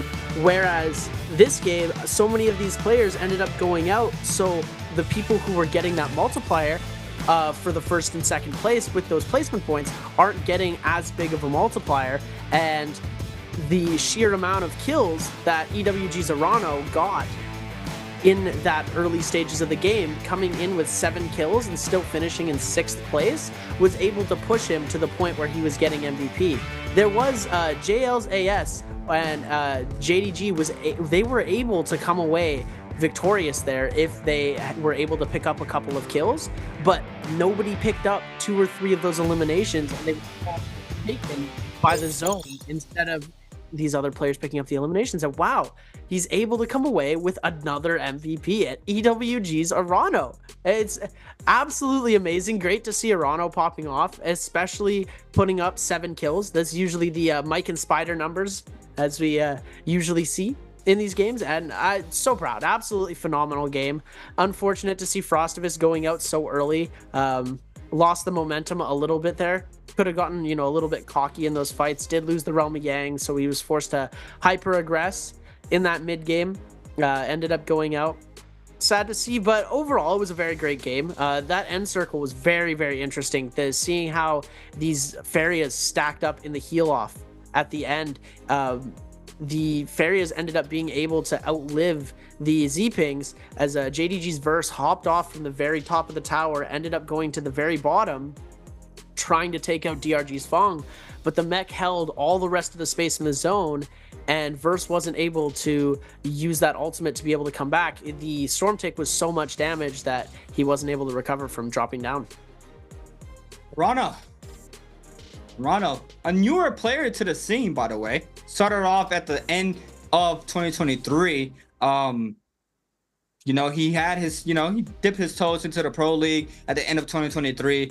Starting off hot for 2024. I remember bi-weekly 1, he was having some outstanding performances as well for Arano. A massive turn up there for Arano moving on to this season. And we see him now just shaping up to that player that, you know, he's destined to be. And we can see it every single day that, you know, he just has to feel very comfortable. And we saw here for game number 3 with the amount of eliminations he had. He had a massive game 3. He had a massive Yang, TLD potential, pole sword swap to the extender, to the staff, follow up there from the pole sword. Was disgusting Yang there for EWG Arano. And speaking about EWG Arano, first place with 7 eliminations on the board, a 9.4 game score overall there for EWG Arano. The follow-upper is going to be JDG's Verse with 4 eliminations on the board, 6.7. DRG's Fong in third with 3 eliminations, 6.2. JJ8 Star with 3 eliminations, 5.4. Star with a massive triple heaven step in the Yang, showcasing his mechanic potential, also showcasing the sustainers of ping. 3 heaven step, that was 3 grapples off the heaven step into the 1.0 from the halberds there for that Yang. And not even the last one connected for the elimination. It was a following hit, the 1-2 to get that elimination there for Star. But I mean, you clearly see how sustainable Seping is. I mean, getting caught off of 3 trials into 3 back-to-back heaven step and living not towards the last hit, but still being able to have that health to stay up off of that amount of pressure and damage output is insane. It's insane. Yeah, that was absolutely insane. Star wasn't able to do too much after the fact. We did see him pick up those beautiful kills, and he was able to showcase his ability to us, but in the end, he did not come out on top of the game. He still was able to hold on till that very end circle, but it didn't end up going his way. Arano, though, having a phenomenal game, having that end circle because nobody was able to pick up those kills, being able to get that first place MVP, perfect way for him to go. And it's nice to see Fong as well picking up the pace a little bit. We usually see him at least middle to the top of these lobbies, able to pick up a lot of third-party kills, doing very well in the early game fights, but he's been dying off the spawn a lot. And Frostivus, you know, unfortunate. Donut on the day, as well as Wolves Kai Bao, someone who you usually see at the end circle a lot, was going out pretty early in that game as well. 2 donuts for them, as we're going to be moving on to games number 4, 5, and 6 on Morris Isle. After this, these players are going to be changing up their strategies just a little bit, and as we're hopping over to that side of the games, we are taking a look now at our replays and highlights from the game. JDG's Verse with a phenomenal play, and Wang Liang showcasing Tessa very well here, able to come around with the pole sword. 1 big damage coming through, as well as Arano with the crazy musket shots onto Frostivus, as we are seeing a huge parry from JT's pace there, able to come away with the kill. Arano barely reaching that freeze at the very end, come away with the kill. And then Bao does action off of the grapple in mid-air, able to come away with the kill. JDG's burst doing a very good job as well with that pole sword. Arano as well. The pole sword's coming in today, being the MVP, pacing down all of these kills. Star was getting knocked out of the circle there and finding it very difficult for him to make very much happen there in that final circle. But Justina coming out victorious, being that third picked hero. We don't usually see the Justinas coming away with the MVP, but 7 kills, 23k damage. Absolutely insane, hey? Big damage, 23,000 damage here for EWG Arano, his 7th MVP of the season. And this man is showing up here in the Pro League, and I would love to see him take a chip home for himself and his team for EWG. And he has the potential of taking a bi-weekly final home. It's just, it's just a matter of time that we potentially see that here for EWG Arano. But showing up here for game number 3 with a massive showing, 7 eliminations on the board, 23,000 damage, 10k damage. Total rapture kill for the cannon, standard melee J's across the board there for EWG Arano. I mean, what a showing for that man right there. I mean, we saw the damage, we saw the eliminations coming into play. We got no Yang replay though. That kind of hurt my heart right there, I'm not gonna lie. Yeah, I mean, that triple heaven step was pretty crazy. We're gonna have to take a look at that later on. Hopefully at the end of the day we'll get to see that, because it was an insane showcase of skill. Being able to do that heaven step, especially 3 times without dropping it, and then getting it again and again and again, just textbook Yang plays that we've seen. We saw Frostivus with the Raw Dragon. We're seeing all of these plays coming out that you most of the time you're seeing these in highlight reel montages from these players playing in ranked games against non-pro players. But doing this and doing it to a pro player in an Nbpl setting is just another feat entirely on its own. And props to both of them for being able to pull these kills off. The crowd goes crazy whenever they see something like that happen. It's just such a crazy thing to happen. You usually see these fights, going one way and then someone gets parried, you get punished into a combo. The prio into a kill is just always something that gets the crowd going to come away with something super crazy. And glad to see it happen, especially with players who are up and coming, like Frostivus and like we saw with the JJH. Taking a second here, ladies and gentlemen, we are going to go and interview one of our players, and then we will be right back after this. Hi everyone, this is Yiger and welcome to post-game interview. And now I'm standing here with Wang Liang and let him say hello to our audience. Hello 大梁，先和观众朋友们打招呼吧。大家好，我是茶之基王良。好的，欢迎王良来到我们的赛后采访。Okay, it's the second day for you like this week, and I would like to know, because it seems like compared with the first day, like the speed in the matches in solo game now have some changes. And what about you? How you think about this? 那我先来问一下大梁啊，因为作为已经打了我们这个新版本的第二天的这个单排选手，大梁，我感觉第一天的节奏上面是有一些变化的，感觉决赛圈现在其实生存下来的选手是越来越多了。对于这个变化，你自己怎么看呢？首先是第一天就是爱打架的选手比较多嘛，然后这天可能偏运营的选手会多一点，然后今天也是因为这周也是因为回阳镜的改动嘛，因为回阳镜就是不能长花了，然后导致大家进回阳镜的可能不多，然后可能轮会有人轮空，然后可能就是导致决赛圈人越来越多。Okay, so to be honest, I think the first day we have like more players. They really like to fighting one-on-one fighting in the matches, and that's why like the first day of the solo game we are really fast. And because another reason is because the match path is like we can't hide the sword bloom now in the solo game, and so not a lot of like players they will choose the Realm of Yon, and because the fewer people now choose the Realm of Yon, that's why like more players they survive to the end of the final circle. That's why the speed now in the matches has been changed. Okay, let's move on to next part. Answer for treasure. 好，也来看看我们今天的题目是什么。So you guys can see the question on screen, and if you know the answer, just type them in the chat box. After our player counting 3, 2, 1, we will take a screenshot, and lucky guy will be whispered. So let's see today's question. Which hero did XCG Wang Liang use in Game 3? 这道题目呢是刚才这把比赛当中大梁自己是选到了什么英雄？其实。说起今天的比赛，我觉得比较印象深刻的是第2把的结尾啊，就是大梁哇那一下真的响彻了现场，不知道线上的朋友有没有听到 ？So what memorized me a lot today is because we know in the game 2, at the end of the game 2, we got Wang Liang shouting loud in the venue, and I would like to know so what happened at the time. 那大梁能不能给我们说说当时发生什么事情了？我本来是追凯豹的神庙进毒里了嘛，然后。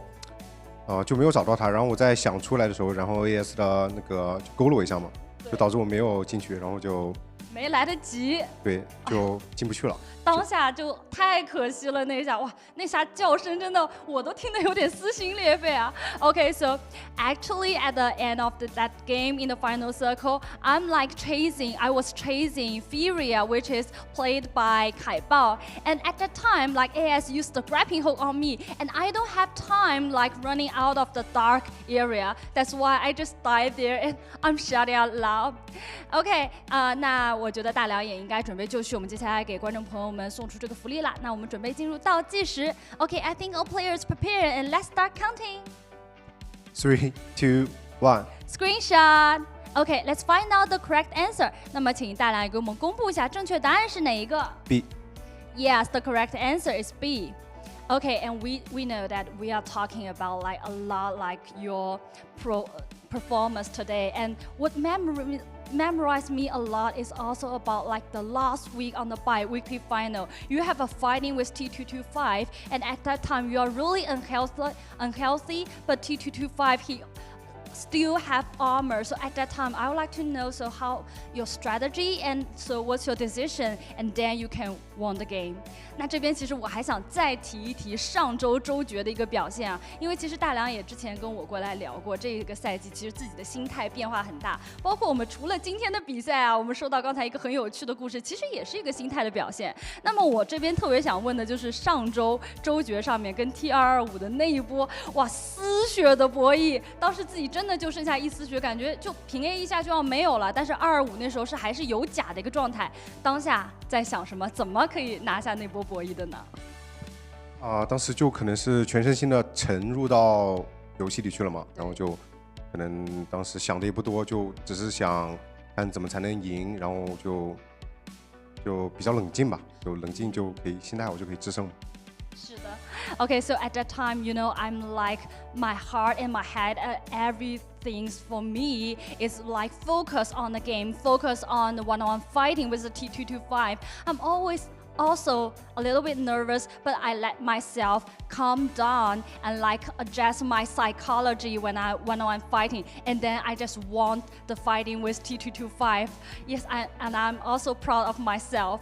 哇，那一波其实真的就是给大家留下了一个非常深刻的印象。虽然最后就是说这个周冠只有一个，但是你也给我们留下了一个非常好的一个名场面。这周再继续期待一下你的表现，好不好？加油啊，大梁 ！Okay, so cheer up, Wang Liang, and we are looking forward to your performance. And thank you for today's interview. And we will take a break and be right back later.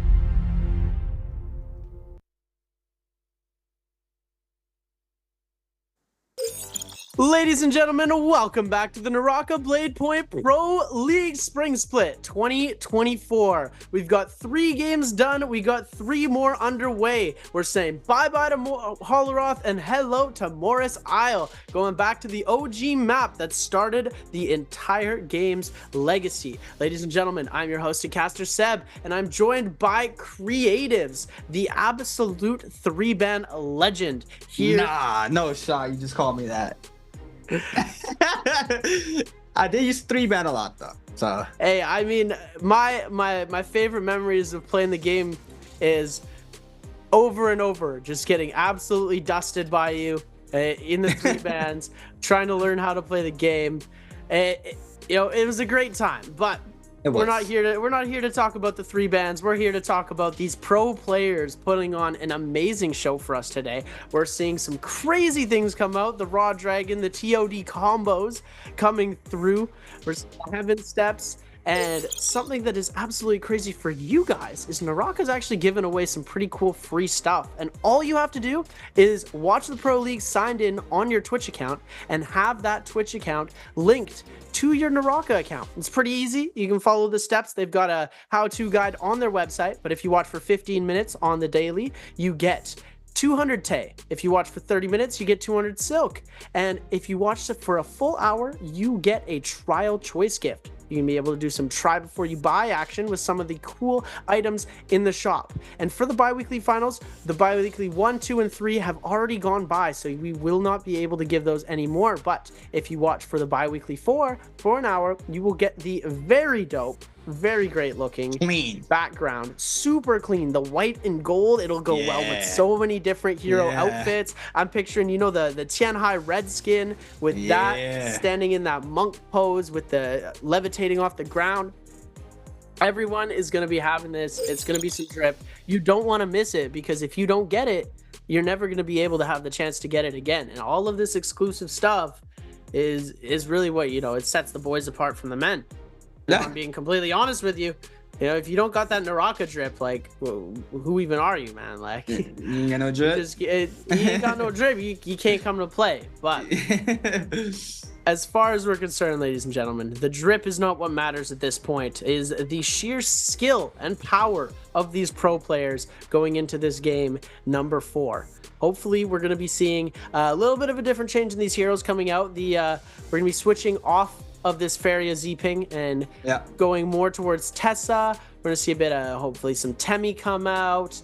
Akos could be making a comeback with that new V2 that we've been seeing. And maybe we'll even get some Shyol and some Takeda coming up. And, you know, we'll see what these next 3 games have in store for us. What are you thinking, C8?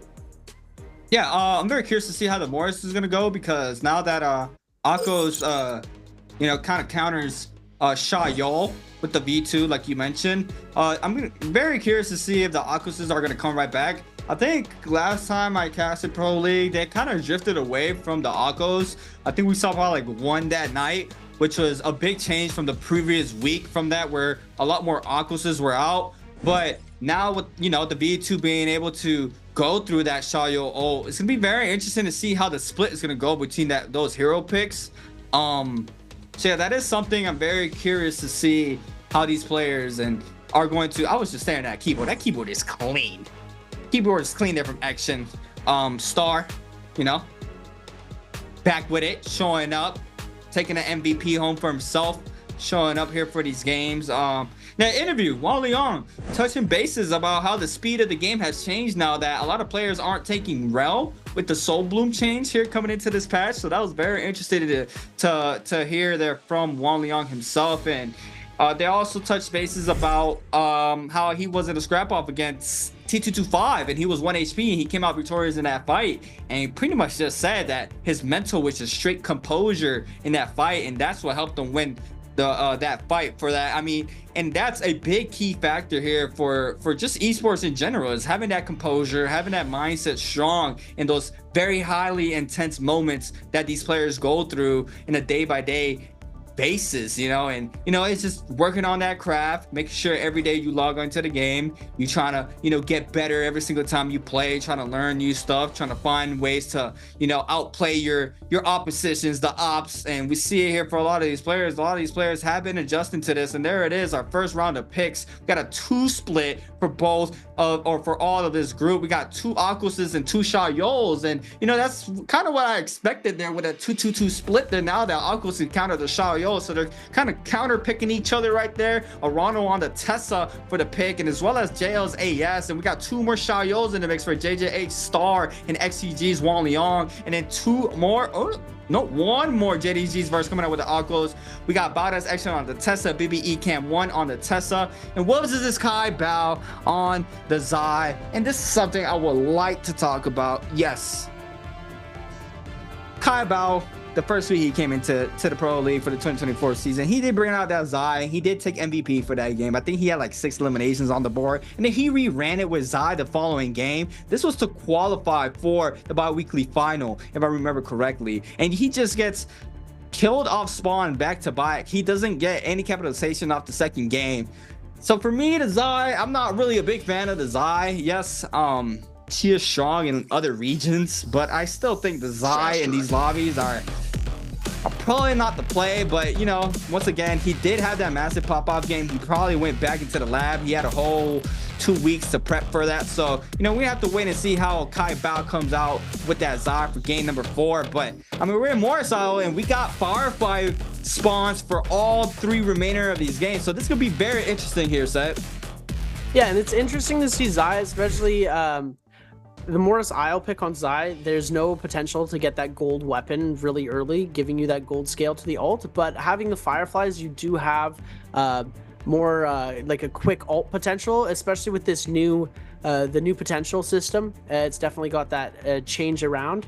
As we're taking a look at what these players are going to be using for variations to their ults, we're seeing the F1 V2 from Kai Bao on the Zai.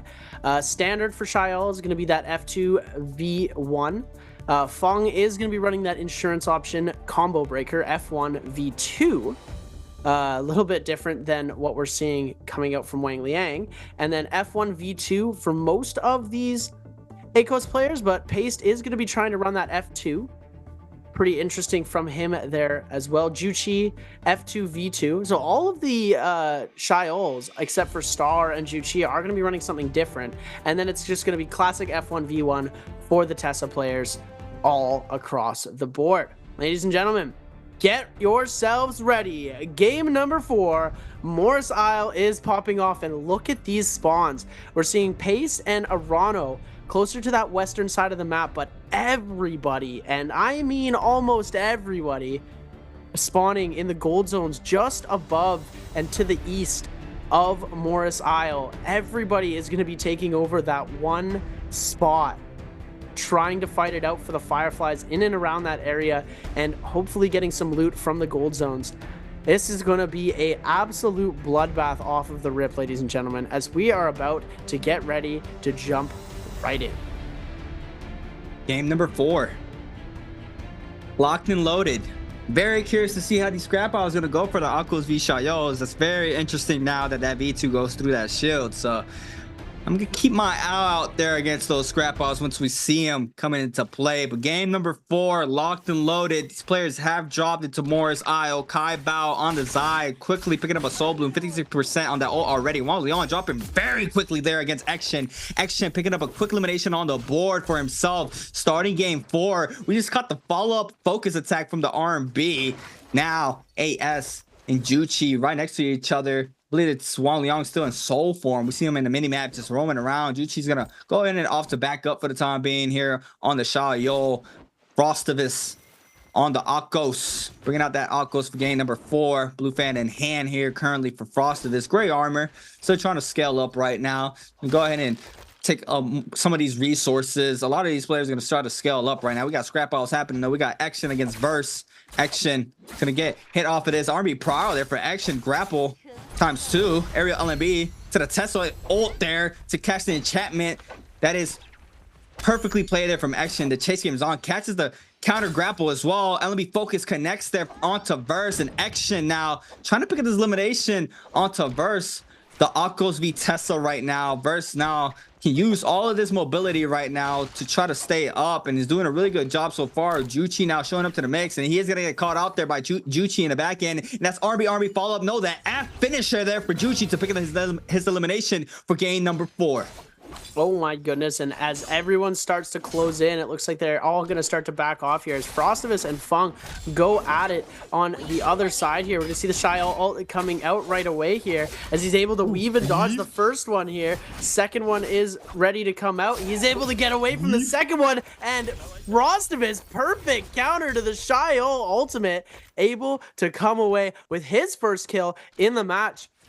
Fong is so good with the dagger and the fan, but it seems like every time he fights against it, he comes up short. Frostivus with a crazy parry, but the terrain is going to end up messing him up here and won't get that punish off. But Frostivus, the king of the LNB Prio, able to come away with a crazy 1-2 here. It's going to have that F in hand if he wants to be able to block and get away from that ultimate, and he's just going for the tech chase on these ones here, trying to get another prio off. He's able to do it, gets the grapple into the weapon swap, into the charge, tries to go for that jumping LMB to finish off the kill, but finishes it off with a crazy parry from a panic blue from Cam1. Nothing much he can do there. Wang Liang actually going to be completely eliminated this game. Another donut on the board from him. Unfortunate to see him go this way. It just hasn't been his day today, ladies and gentlemen. He did put up a lot of points in day number 1, so it is going to be a little bit easier for him. Misses the F2 here, could be in a lot of trouble, is going to end up getting stunned here. EWG Zerano, all he needs to do is hit him with the bonk,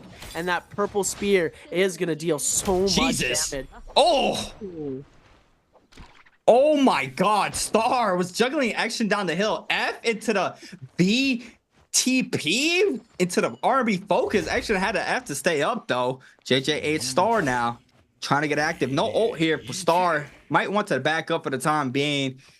But Frostivus, man, if there was a stat sheet of how many, like, you know, how many LME piles in a 6-game set, I think he might be taking a bread and butter right now with the LMB pros that he's been showing up today. Because, I mean, the timing that he has there to catch those wake-ups and catches those tap dodges. I mean, Frosted is just catching that prowl very quickly time and time again inside these fights. And we've seen it throughout a set of 4 games that he's just catching those prowls into that full combo to get that damage output quickly against these players. Now, JL's AS on the Tesla. Wolves' Kai Bao on the Zai has not shown out so far with the Zai, but it's just a matter of time that we see him start getting active. Fong already used 1 resurrection, I believe, so he only has 1 life left for game number 4. Is gonna decide to back up now. Does lose, I believe, that blue fan he had earlier, now on common fan, going into money. Gonna try to see if he can get some money off the boxes there. AS is gonna whiff that Tesla ultimate. Cam1's gonna come in hot with that Tesla OF caught in there for AS. The enchantment is going to connect pretty soon. There it is. Nice spacing there for AS to avoid the damage. But Juchi, first one on chase there to get the damage onto AS, and AS now is going to try to see if he can stay up. He has 3 players on his shroud. Arado now showing up to the party. These players are going to full focus AS with no armor. Half of that white armor health is gone. Cam1 still on the trail. Juchi as well moving on in. AS does create enough space to get a full reset off that white health, and only 1 light common powder left there for JL's AS. That's all the resources he has there for the health, and it looks like these players are going to swap their attention onto Arano. Purple armor here for the Tesla. Juchi trying to respond with some musket shots. First Roma Yang starting to form on in right in the middle of Celestra. We're gonna have to wait and see who takes the Roma Yang for game number 4. Frostivus 2 eliminations already in this game. Action with 1. And I believe it's Juchi with 1. Everybody else in the server has 0 eliminations on the board currently. Frostivus running F1 Akos, not going for the F2. F2 does give you that prio there to go into that full extender. You can also extend off of grapple bumps, uppercuts, but Frostivus playing it safe with that 30% damage reduction off the F1. Also helps against the Tesla as you pounce down near the enchantment if they're getting very aggressive onto you. The knockback gives you enough time there to interact with the orb there, as we saw Frostivus do so. We're gonna take a quick replay earlier on. F2 there for pace. LB Proud there. Wong Leon getting hit off the R&B focus there from the halberds. R&B does not follow up there, but Wong Leon now trying to back up. Massive pressure there for Arano. Wong Leon now gets clipped off of pace here. F2 connects there. Double tap dodge back there with the repair. Boom dodge and a massive F into the musket shot. That was clean there. Nice finisher there off the F. And we see the versatility of that F2 coming into play there. Boom dodge showing up as well. You can do it with a repair kit. You can do it with a health, a white health or a powder to be able to get quicker succession dodges, as we saw there. It does eat up a lot of stamina. So if you guys are not aware about the boom dodge, there you go. But we got our first Roman Yang of game number 4. Seb, who do you got this? You got the Kai Bao for this, or you got pace?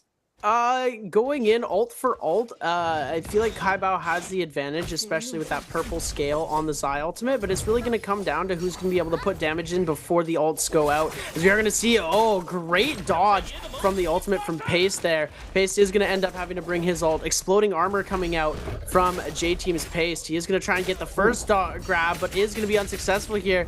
Getting that second flames, and that's going to be it for J-Team's Pace. Wolves Kai Bao almost lost it there, missing the first charge of that V2 on Zai, but is able to bring it back around for himself, coming away with the victory, dodging both of those Tiger Pounces, getting himself that gold weapon and armor, or gold weapon and purple armor, as EWG's Arano coming up onto JJH's Star, trying to make something happen, is going to get hit by that Prio attack from the Shio ultimate. Now DRG's Fung trying to come into the mix, seeing if they can make something happen for themselves, and it looks like Arano is going to end up backing off from this fight here, going for a little bit of a reset as JL's AS on the other side of the map. 3 minutes and 54 seconds left on the Yang depletion. We see that grapple distance coming into play there as Fun Plus Phoenix Jushi popping that F2 on the Shayol, both going for a parry here. We are going to see as well Cam1 going completely eliminated this game as well. JL's AS is going to be able to get that confirmation off from the charged RMB, but Jushi doing a amazing job at bringing it back around. Charged LMB, sorry. Popping that ultimate to be able to prevent the damage. F coming out, trying to grab that soul, but is going to be unable to get back from the Tessa Charm. We are going to see him get a full hit confirm. JLAS doing a great job at dodging the Shy ult there as well and bringing it back around. Jushi with the armor swap able to get a bit of a heal off as well. Back to the full reset, and now they're taking this fight with no ults. JLAS definitely does have the advantage because he gets his ult back way faster than Jushi does here. The overhold is not going to be successful as the F from JLAS was still up here. Gets the Prio back into a grapple combo here. Doesn't get the extension into the 1.0 because of the terrain here. We're going to see him try and go for the parry. The ult gets dodged. Great use of the tap dodge there from Jushi, getting the Prio off into the fan, but we are going to see the F1 come out again, saving JLAS by a brink of health here as they are both going to go for the reset.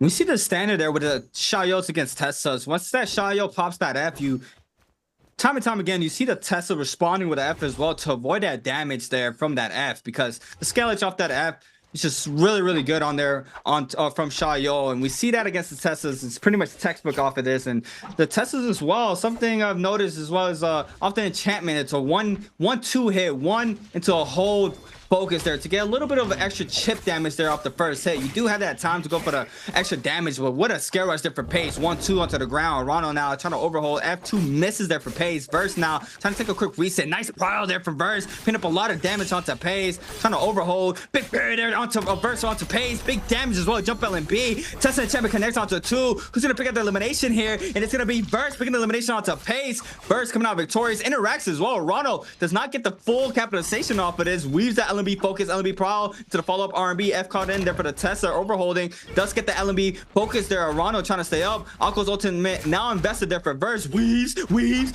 all of those pounces there. He's not going to be able to catch the prior off of this, and Arano now is going to get hit off the V2. The damage does come into play. The pistol shot does not connect. Great sword swap there for Verse. Uppercut does not connect. B2 does though for the second time around. And Verse putting up a lot of pressure on Toronto. And that ult is about to run out pretty soon. There goes the Tesla ultimate there for Toronto onto Verse, trying to create the space. F1 to avoid that spacing there, closure. The enemy focus connects. Not the full damage though. 1-2 on the ground. Verse now still trying to stay up. 10 seconds for the F to come back into play. Both armors coming up. And it's Frostivus now showing up to the party. Elias is Frostivus on the Alco, showing back up. Does not manage to find anybody that he wants to get aggressive on to. Second Roma Yang started form on in. JL's AS loses a lot of that HP. DRG's Fong now showing up to the mix. Overholding is going to go ahead and pop that F there to avoid that damage. That's F1 for Fong. Not running that F2, that's a little different right now. Fong running that F2, able to use that under attack. AS now losing a lot of that HP. Again, Fong with the purple nunchucks in hand, still trying to catch him. He does catch the 1-2. AS still trying to make a run for it there on the Tesla, still creating that space. Fong loses him for now. AS trying to take that reset, and it looks like he is going to pop one powder.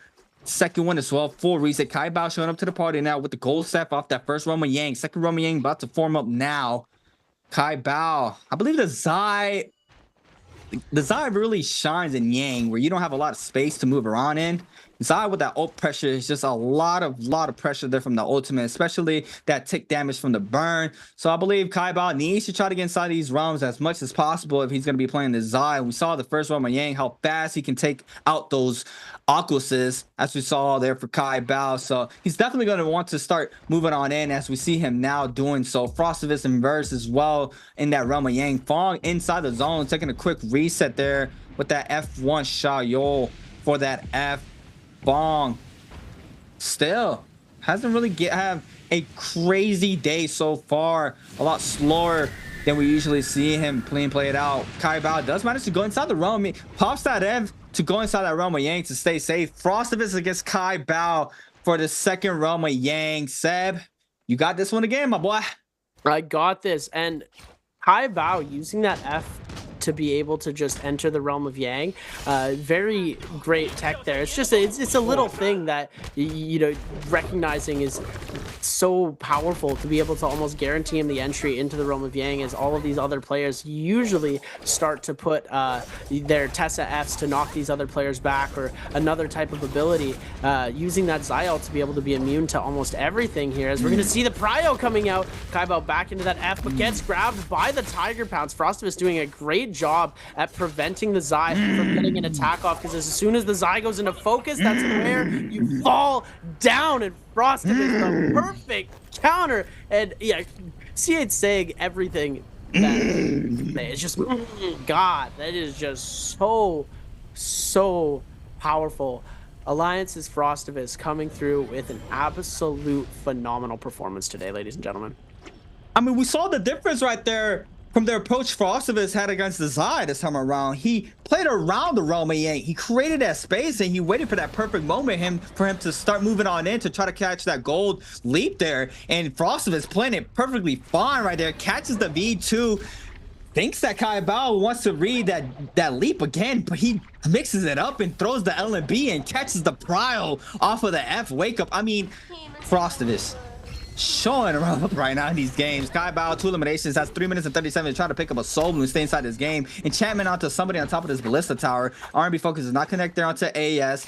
White Tigers buff there for JDGs and Alliance. Currently here for game number 4. Rano playing the high ground. Fong in the middle of the ballista tower.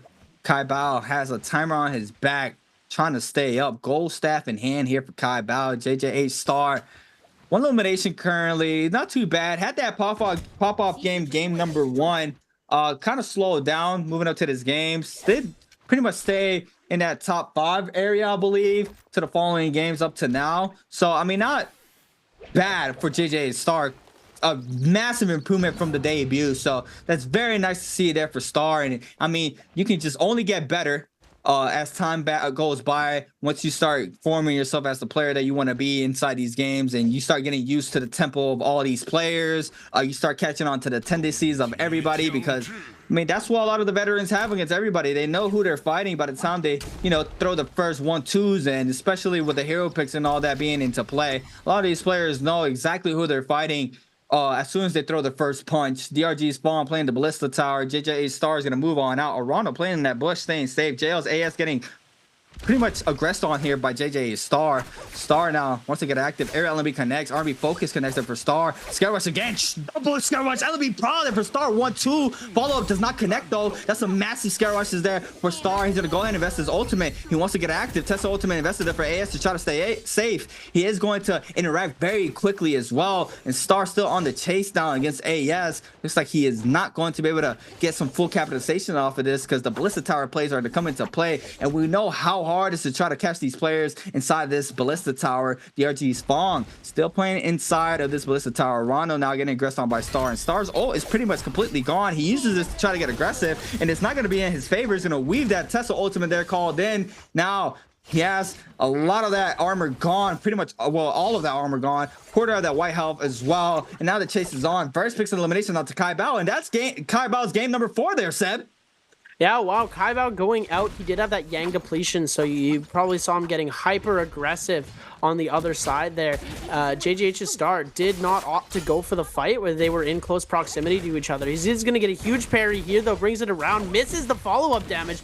Not a great play for him here. This is going to be very unfortunate. He only has 1 minute and 12 seconds left, and this is where you start to throw these panic blues. You start to make these misplays because you have so little time until your life finally expires. You are literally, the clock is literally ticking down as we speak for these players, as Wolves Kai Bao, and just like Wolves Kai Bao, JJH Star is going to go out not able to cure that Yang depletion and unable to continue into this game. And that's that high risk value that they've added into the game, having those soul blooms disappear.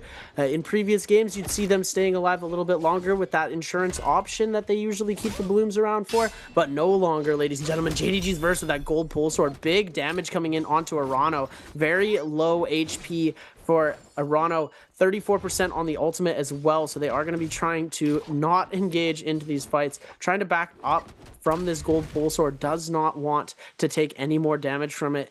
It is going to make Arano burn a lot of those health pots, as JDG's verse on the other side, still aggressing onto Arano. And this is where we're talking about that target selection. Having him being the only ACOS in the lobby, he needs to get these Tessas out, because the Tessas are the ones that can do the most to him. If the Shaios, he's able to pounce, and now with this new patch, he is able to take them out with the pounces. But the Tessas are going to be able to stop him with their ultimates and have him enchanted. So taking out the last 2 Tessas in the game is going to be JDG's versus #1 priority here. Frostivus with 5 kills, Burst with 4, Fung with 1, Arano and AS with 2, as these 5 players duke it out to see who's going to be the MVP of game number 4. C8? Yes, sir. How do you feel like this meta is panning out now? I mean, this is a lot different from what we're used to here. Yeah, I'm really enjoying how different it is. It's taking a little bit to get used to because there's so many different plays here. Oh my goodness, This is a little replay of how Verse was able to take out Wolves' Kai Bao. But yeah, the way that these games were played before, there was a lot more chaos, and these attacks feel a little bit more calculated as we're coming along here. These players are being a lot more selective of who they're trying to fight against. Fung there with that F1 coming out, as JDG's verse was able to get a huge hit confirm off with the gold pole sword that he's got in hand, taking away almost all of his health and shield. Fung able to find a purple armor swap, just a gift from God right there, as he is moving, weaving, and dodging away from everyone. And this is what Fung's the best at, is dodging around. And yeah, the signature F1 is, most players were using that F2 on Xiao, where Fung is chosen almost every single time to play on the F1, the combo breaker, just to have that insurance option, especially since Fung is a player who gets himself thrown up in the air a lot and uses the dagger for movement to scale rush and go up, down, and around. The F2 didn't really fit his playstyle, so he's always been playing on that F1. As we're going to flip over to a little replay, JDG's verse versus JJH's Star. We saw Star did end up going out here. The one dodge from Verse is going to try and get another hit confirmed. Huge parry going in, and they're going to see him go to try and go again. Another parry from JJH's Star, and nobody going for these parry punishes here, as we're seeing Verse able to get a huge hit off on to Star with his scale rushing from this golden greatsword here. As you're going to see the F ability come out into a pistol shot as Star trying to run it up into the air, but oh my goodness, this golden greatsword and the Akos ultimate just bringing JJH's Star's reign of terror to an end in this game number 4. Yeah, and we see the gappage there. The Akos against the Xiaoyou. Xiaoyou not being able to capitalize now with that change. We see the V2s come out. Nice showing there from the Akos' Frostivus. Double gold weapons in the back pocket if he needs it there for Frostivus. Gold dual blades and gold nunchucks off those Realm of Yangs. Frostivus. The nice showing here for game number 4. First, with that gold armor, Fong cutting noise. Nice movement from Fong. I mean, this is his playground right here. We saw him scare rushing on the side of the walls there, creating that space, catches the purple armor swap. That man was moving earlier. Frostivus waiting his out.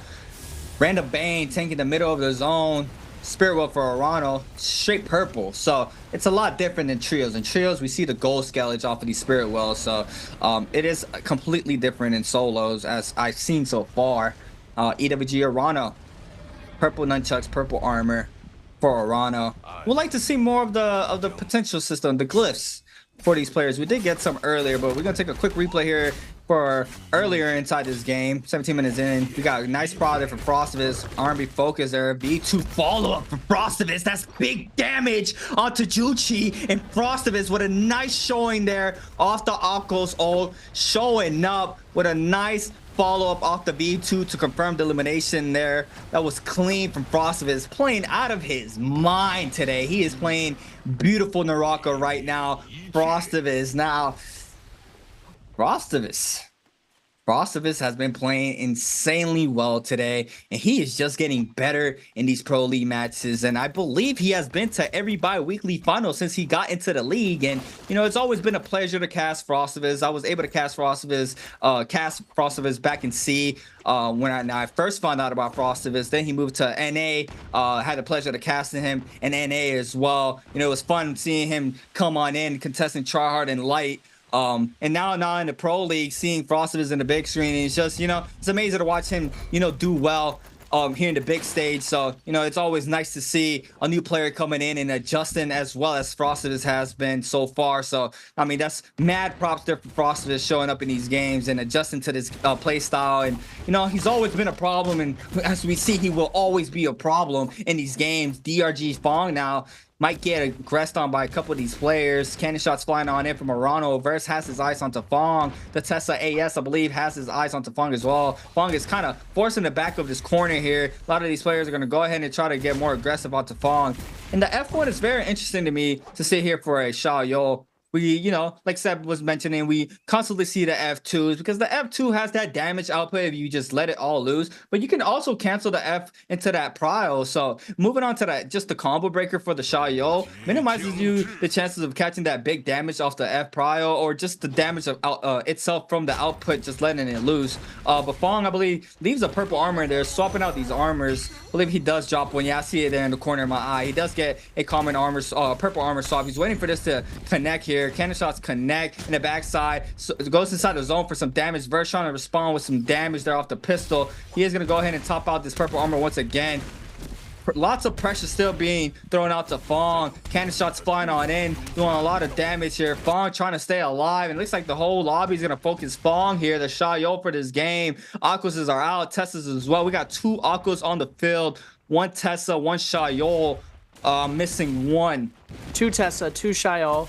2 Tessa, 1 Xiaoyou, 2 Akos, who right now, Frostivus being one of our Akos, is taking a lot of damage right now. JDG's verse, the other Akos, focusing on Feng as much as possible, but Feng being the king of movement, able to just run around, absolutely break everybody's ankles. Was trying to get that armor swap off to be able to have another armor in the final circle with just a little bit more HP, but is going to end up getting pushed back. And you can see a couple other purple armors. Feng is actually able to find the one hiding behind that hay bale there that JL's AS had brought into the zone a little bit earlier, as he's going to be back to full HP. We saw JL's AS pulling a mic there, able to bringing that armor into the zone so that it was an insurance option for himself. And oh my goodness, he's gonna get parried here. Fong taking a lot of damage, going incredibly low here. He's gonna find himself another armor swap. This is absolutely insane how many armors have been switched out back and forth by these players. They're just trading them around like it's a swap meet. And EWG's Arano trying to make a play as well. DRG's Fong invested that ultimate really quickly into that fight there because they needed to get themselves away from all of the damage. That parry was very detrimental to them. They ended up losing all of their shield trying to go for that armor swap, and now they're just going to take themselves back into a great... My goodness, the armor swaps are absolutely crazy from Fung right now, just holding as much as he can. He knows he needs to just survive, and getting the heat off of him is the thing he needs to do the most, which is going to be very difficult considering he does have only gray armor. He's going to be aggressed on very quickly, especially JLAS and EWG's Arano have complete line of sight onto him here. Fong dropping low now, getting hit by the scale rush. JDG's verse coming in, dealing so much damage, and Frostive is going to be the one to come away with the elimination.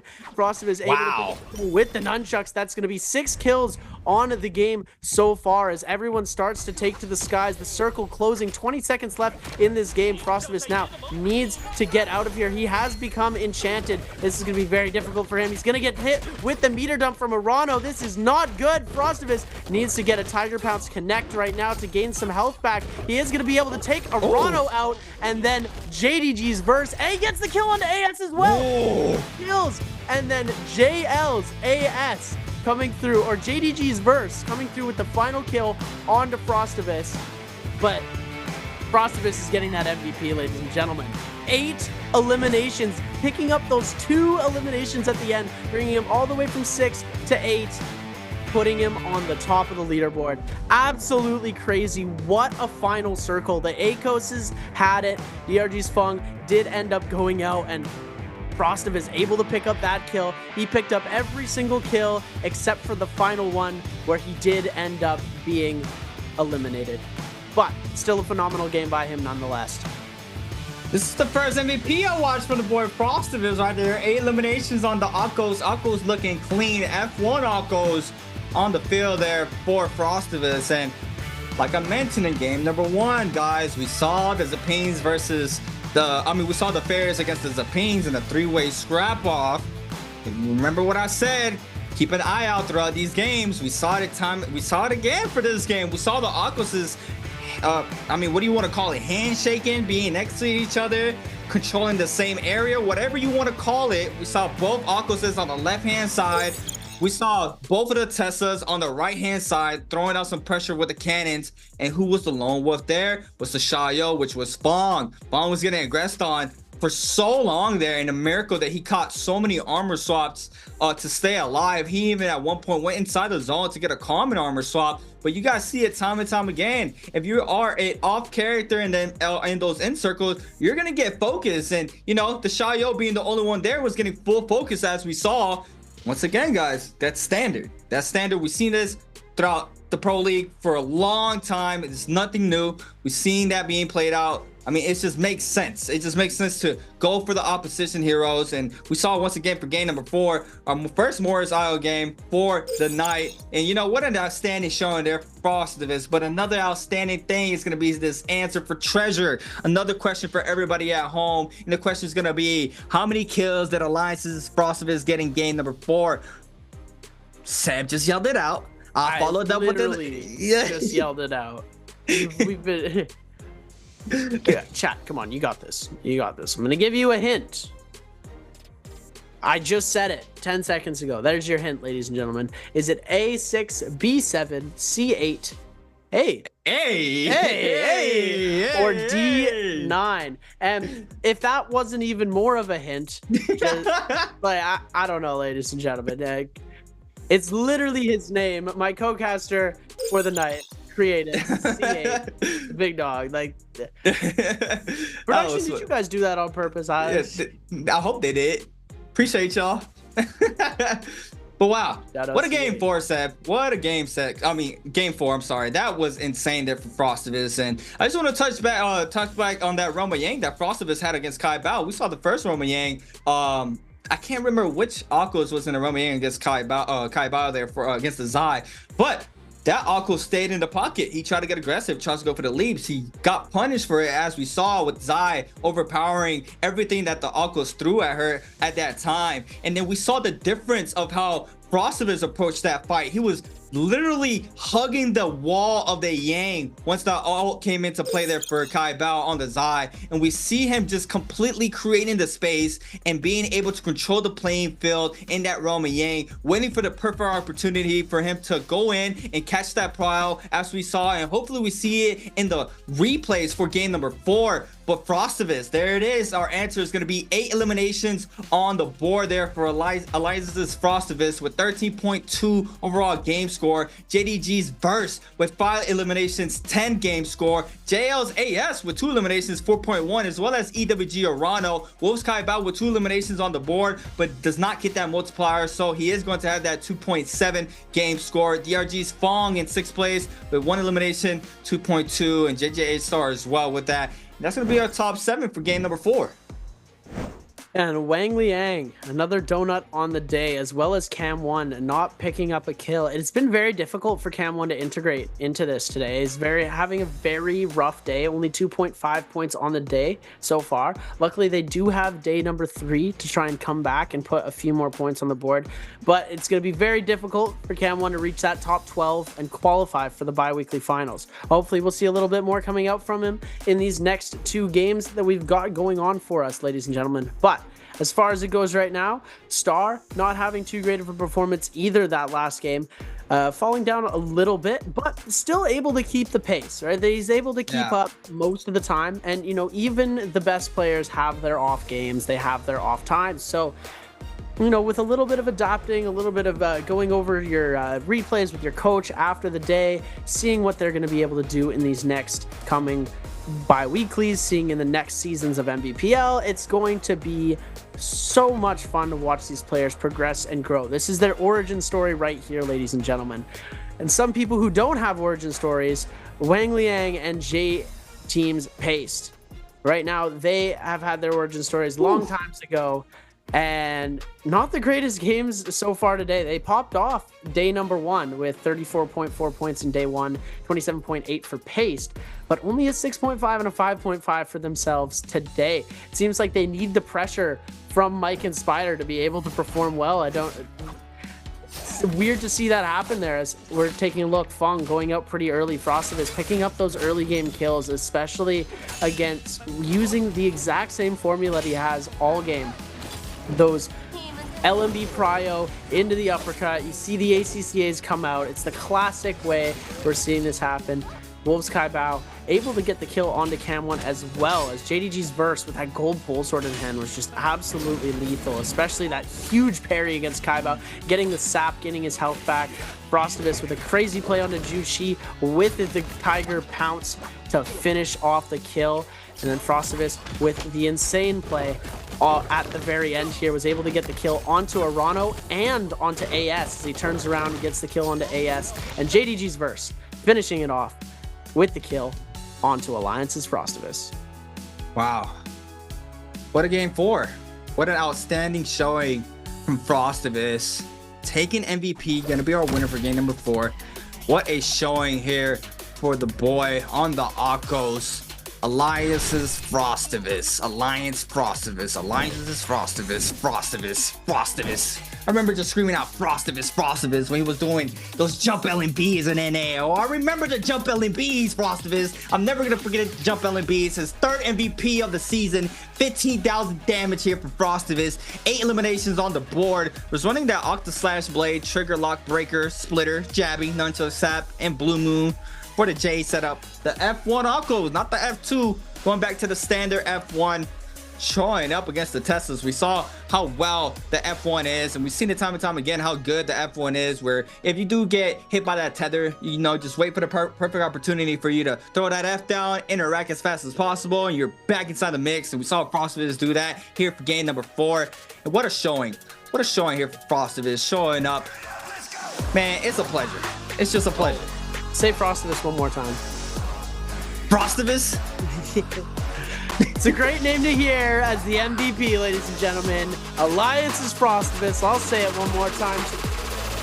Going to take the MVP game number our first Morris Isle game, super interesting to see how that played out. Yeah, I was expecting a lot more F2 coming out from the ACOS, but of course, when you have that Tessa in the game, F1 is just so versatile to be able to get away from the Tessa ultimate to remove that tether.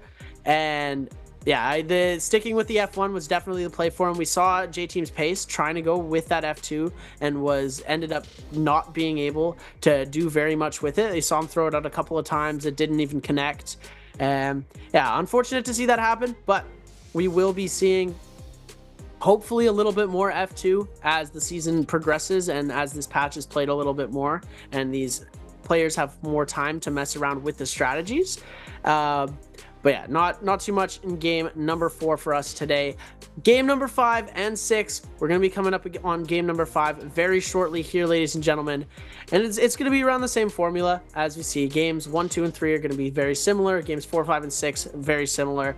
We're going to see that Shiel, we're going to see that ACOS, and then we are going to see that Tessa coming out as well. Maybe a little bit of Justina, maybe a little bit of Zai.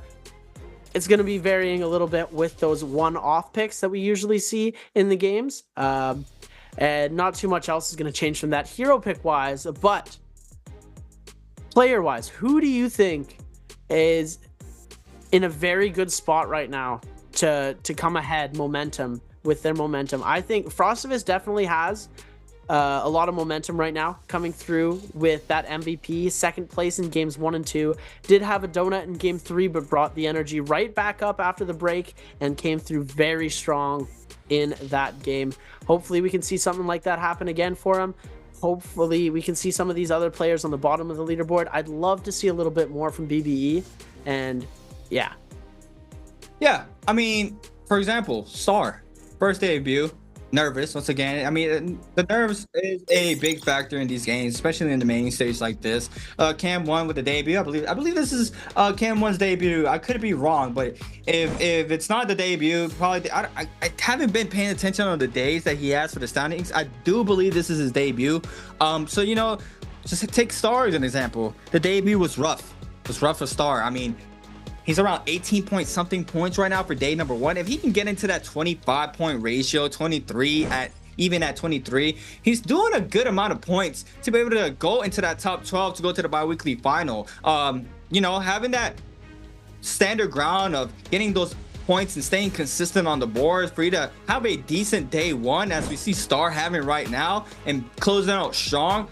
I don't see why KM1 is not able to do that as well. I mean, all these players can come into the league and, you know, it's either they glow up or they just get completely shut down, as we've seen previously in the past as well. But I mean, like I said, Star is a perfect example of this. He's playing good right now. He's playing good. He's not having a bad day 1. 18 point something points currently right now and ongoing for himself. And he is going to have first round picks right now with Wang Liang, Arano, and AS. And I believe Arano is also a player that I have on my radar that can have those pop-off moments. I mean, he did have 2 MVPs back-to-back. He did slow down for game number 4, but you know, he's gonna go ahead and get back to that headspace that he needs to for game number 5. Is gonna have that first round pick, so he is going to have that pleasure and comfort of playing whatever he feels more comfortable on. And we're gonna take a quick moment here to see what are the first round of picks. It's gonna be JJH Star bringing out that Shayol.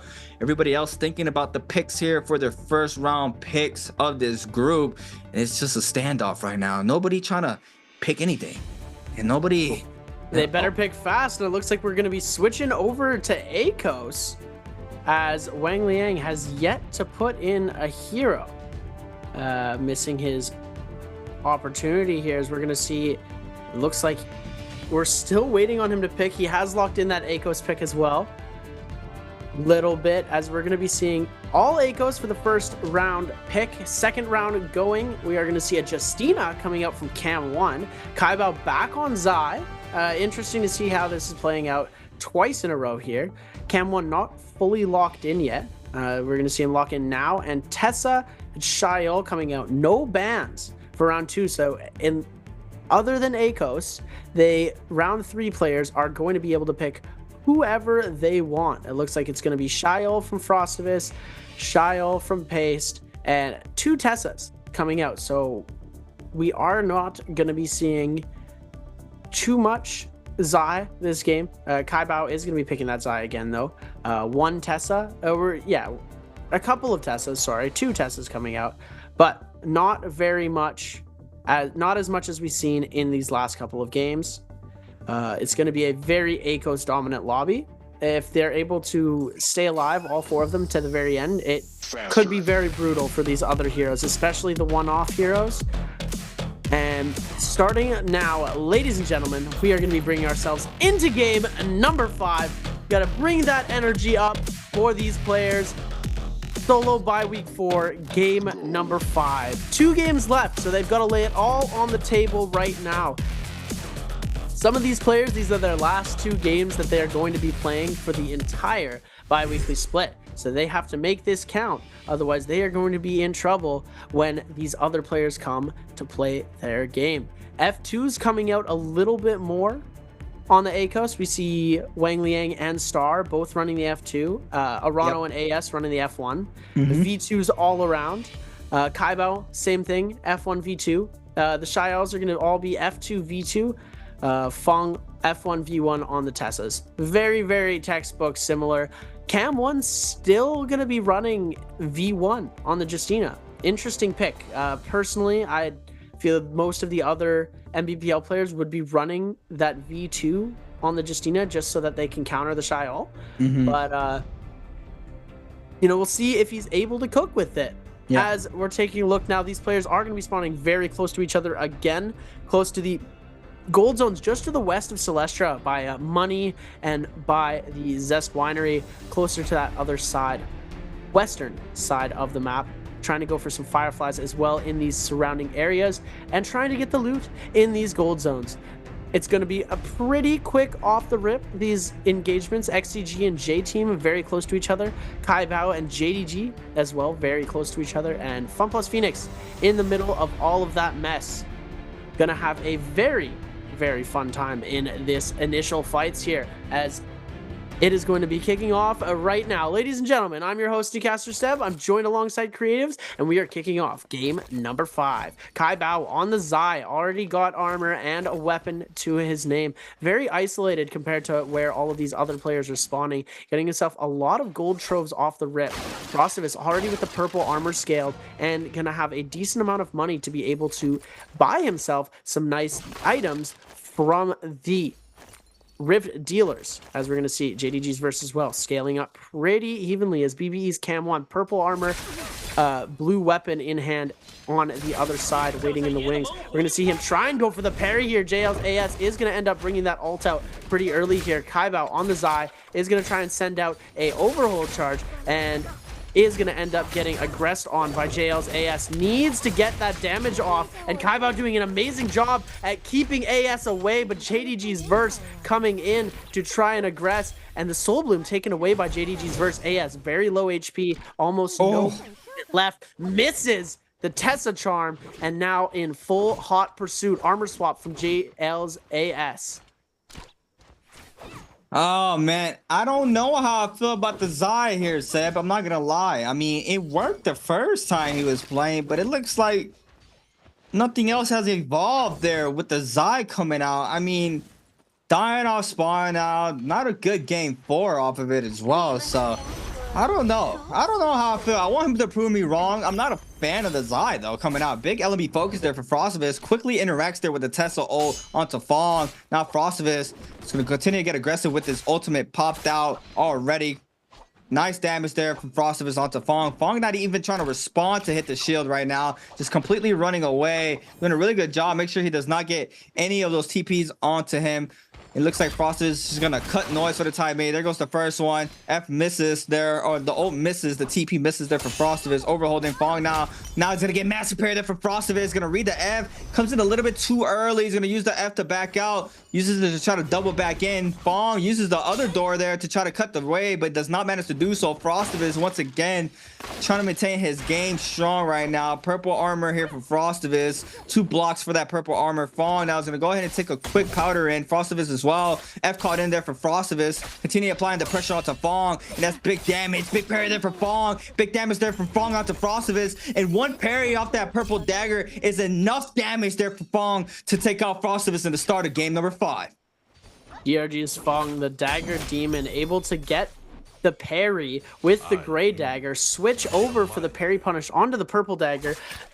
Getting parried himself again here. We are going to see Pace try and make a grapple combo play here, as Fung is going to do the exact same thing with the dual blades right back around. We're going to see him try and go for the Tessa Charm. Pace into the blue armor swap here, trying to replenish his HP to get a little bit of an advantage into the fight. We are going to see the F2 coming out from Pace, but the charged LMB here from DRG's Fung going to be able to deal a lot of damage. J-Team Space is going to end up using that ult to create some space and heal here. Fung is going to back off and go for the reset as well. Fung trying to send some dagger shots, or cannon shots, sorry, into the J-Team's Pace face, as Pace is going to end up backing off. No ult charge left now, as we are going to see him get launched into the air. 1-2 on for Pace, bringing the F2 out as well. Fung trying to make something happen with his ultimate, is going to miss again into the charged LMB here, RMB, sorry, as he's going to get parried. Fung barely alive here, using that F ability to be able to keep him alive. Gets the charged RMB as well. Goes into an armor swap, but no armor available. Season armor up top, but not enough, as J-Team's Pace. Absolutely insane elimination for himself there.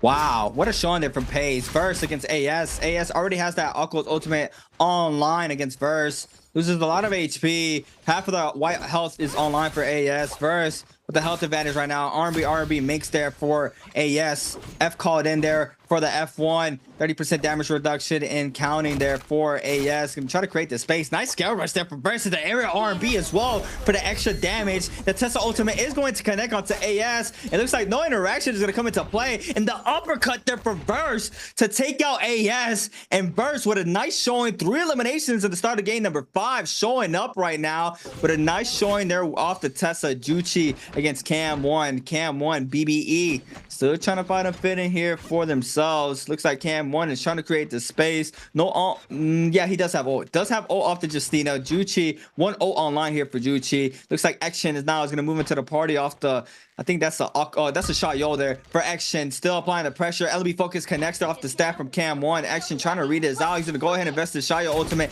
Cam1's going to invest the ult as well. F caught in there from the Tessa to avoid the damage from that long range dash from the Justina ult there. And Action now still trying to get aggressive off this. He might just back up because the ult is already halfway gone. Cam1's going to go ahead and take a full reset for himself. And the mask is off here for Cam1. Like Future said, mask off. And he looks like he's trying to get active against Action right now. Massive bow shot there, response. Dash connects as well. Launch there. F caught in. LB Prowling. That's what I'm talking about. There for the F2 for the Shayo. F there to stop that damage coming into play. Straight off the uppercut. Now Cam1 in a 1v2 against both of these players right now. Massive head dinger there from the bow. Another bow shot connects, I believe. Action now creating the space perfectly. RB mixed there from the dual blades. And Cam1 still stuck between both of these players. Looks like he might get ulted there by the Tessa pretty soon. F called in there for Juchi. Cam1 still trying to create the space. Action 29% there for that ult to come online.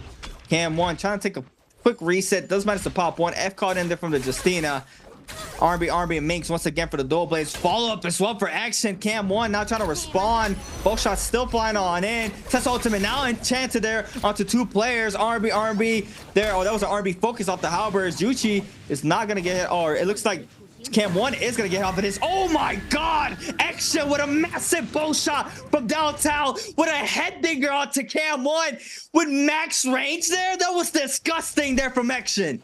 I need to see the replay from his POV. That could have been the biggest curry that we have ever seen. Ladies and gentlemen, crazy bow shot mid-air, able to come away with the kill and steal it away. As we are taking a look in the first Rumble Yang, it's going to be Wolves Kai Bao versus EWG's Arano. We're going to see the blue dagger putting in absolute work, as it looks like Kai Bao now is going to be taking a lot of damage. Switches over to that repeating crossbow to get a little bit of a better scale on the ult. Great use of the scale, the tap dodge to dodge away from that tiger pounce there. Able to send the burn tick damage onto Arano. Tap dodging backwards here, doesn't want to get pounced on, is going to end up getting pounced once, but he is going to have that V2 ability coming out quickly.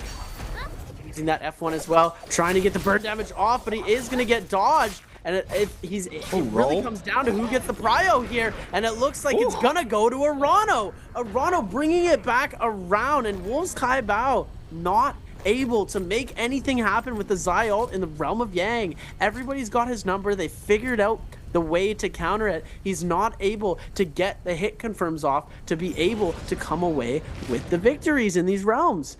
Arano coming away victorious. First kill on the board for him. A bit of a slower paced game than we usually see from Arano, but big advantage for him to get this first kill, taking a little bit of pistol damage. Fong staying up top and holding his ground. It looks like Fong doesn't want to aggress too far onto Arano without taking too much damage, as we're going to see Frostivus as well. 3 minutes and 45 seconds on that Yang depletion for himself. It looks like he is going to try and go up against XCG's Wang Liang. Wang Liang trying to put some space in between the two of them. They're going to see that LMB come out. Dropping down is, oh my goodness, Frostivus with a huge parry. Wang Liang is going to end up sending that ultimate out. Frostivus just schmoving. Oh my goodness, ultimate comes out. Oh my goodness. Frostivus playing this so well. Everything that Wang Liang does, he's got the answer to it, as we're going to see Pace coming in for the third party as well. My goodness. Alliance's Frostivus absolutely insane, knocking it back. It's the charge RMB off. Frostivus doing some absolute insanities here, as Wang Liang now is going to be taking so much damage. Frostivus, all he has to do is hit the F2 and he comes away with it, but Pace is going to go. No damage. Parry, no damage on the parry punish. Frostivus now backing up, is going to get caught by the Octa Slash, and Bauda's Action going to come and steal the kill for Pace. Oh my god, Action with another kill still off that bow shot. Action now with that Shayo out online. Pace as well, trying to respond with the bow shots. TP does not connect off the first, misses the second there for Pace as well. And Action now trying to stay up. Shield procced here. Waiting for the time to try to TP. Does not catch it. The counter there for the TP. ×3 right there. And it's a showcase there off the TP's. Pace now. It's going to get hit off the uppercut. Now he's going to show with a massive parry out to Action. Oh, follow-up RMB. Doesn't go for the RMB off of that to the follow-up. But Action drops very low to the follow-up RMB. And Pace coming in high here with 3 eliminations on the board. Action gets eliminated out of the game 5. Frostivus as well. Top 7 still in the game. Kai Bao on the Zai. 2 minutes and 3 seconds to try to pick up a Soul Bloom here on the Zai. 0 eliminations here for Kai Bao. Still not showing up. Wow, the Zai is the pick here. I don't know what he's cooking, but he must be cooking something for the double up picks there off the Zai back to back, like his first week in the Pro League for 2024. We see it again this time around, but currently with 0 eliminations on the board. J-Team still has Vermilion's Birds Might as well. JJH start with 2 eliminations. JDG's Verse with 5. JD-Team's Pace with 3. EWG Arano with 1. DRG Fong with 1. Still up as well. In last place currently with 11.6 there for DRG's Fong. Bounty on JJH Star's head there from Arano. J-Team's still, I believe they're going to get, I think it was like a Vermilion's Bird Might. Showcasing there JDG's Verse now against AS, Fong as well, Juchi all showing up, focusing. I believe that Akos, once this ult runs out, then and Tether does connect there onto AS. It's gonna go ahead and fast drop down. The damage coming to play there. R&B F called in there for AS to try to create the space. He's gonna fast fall down.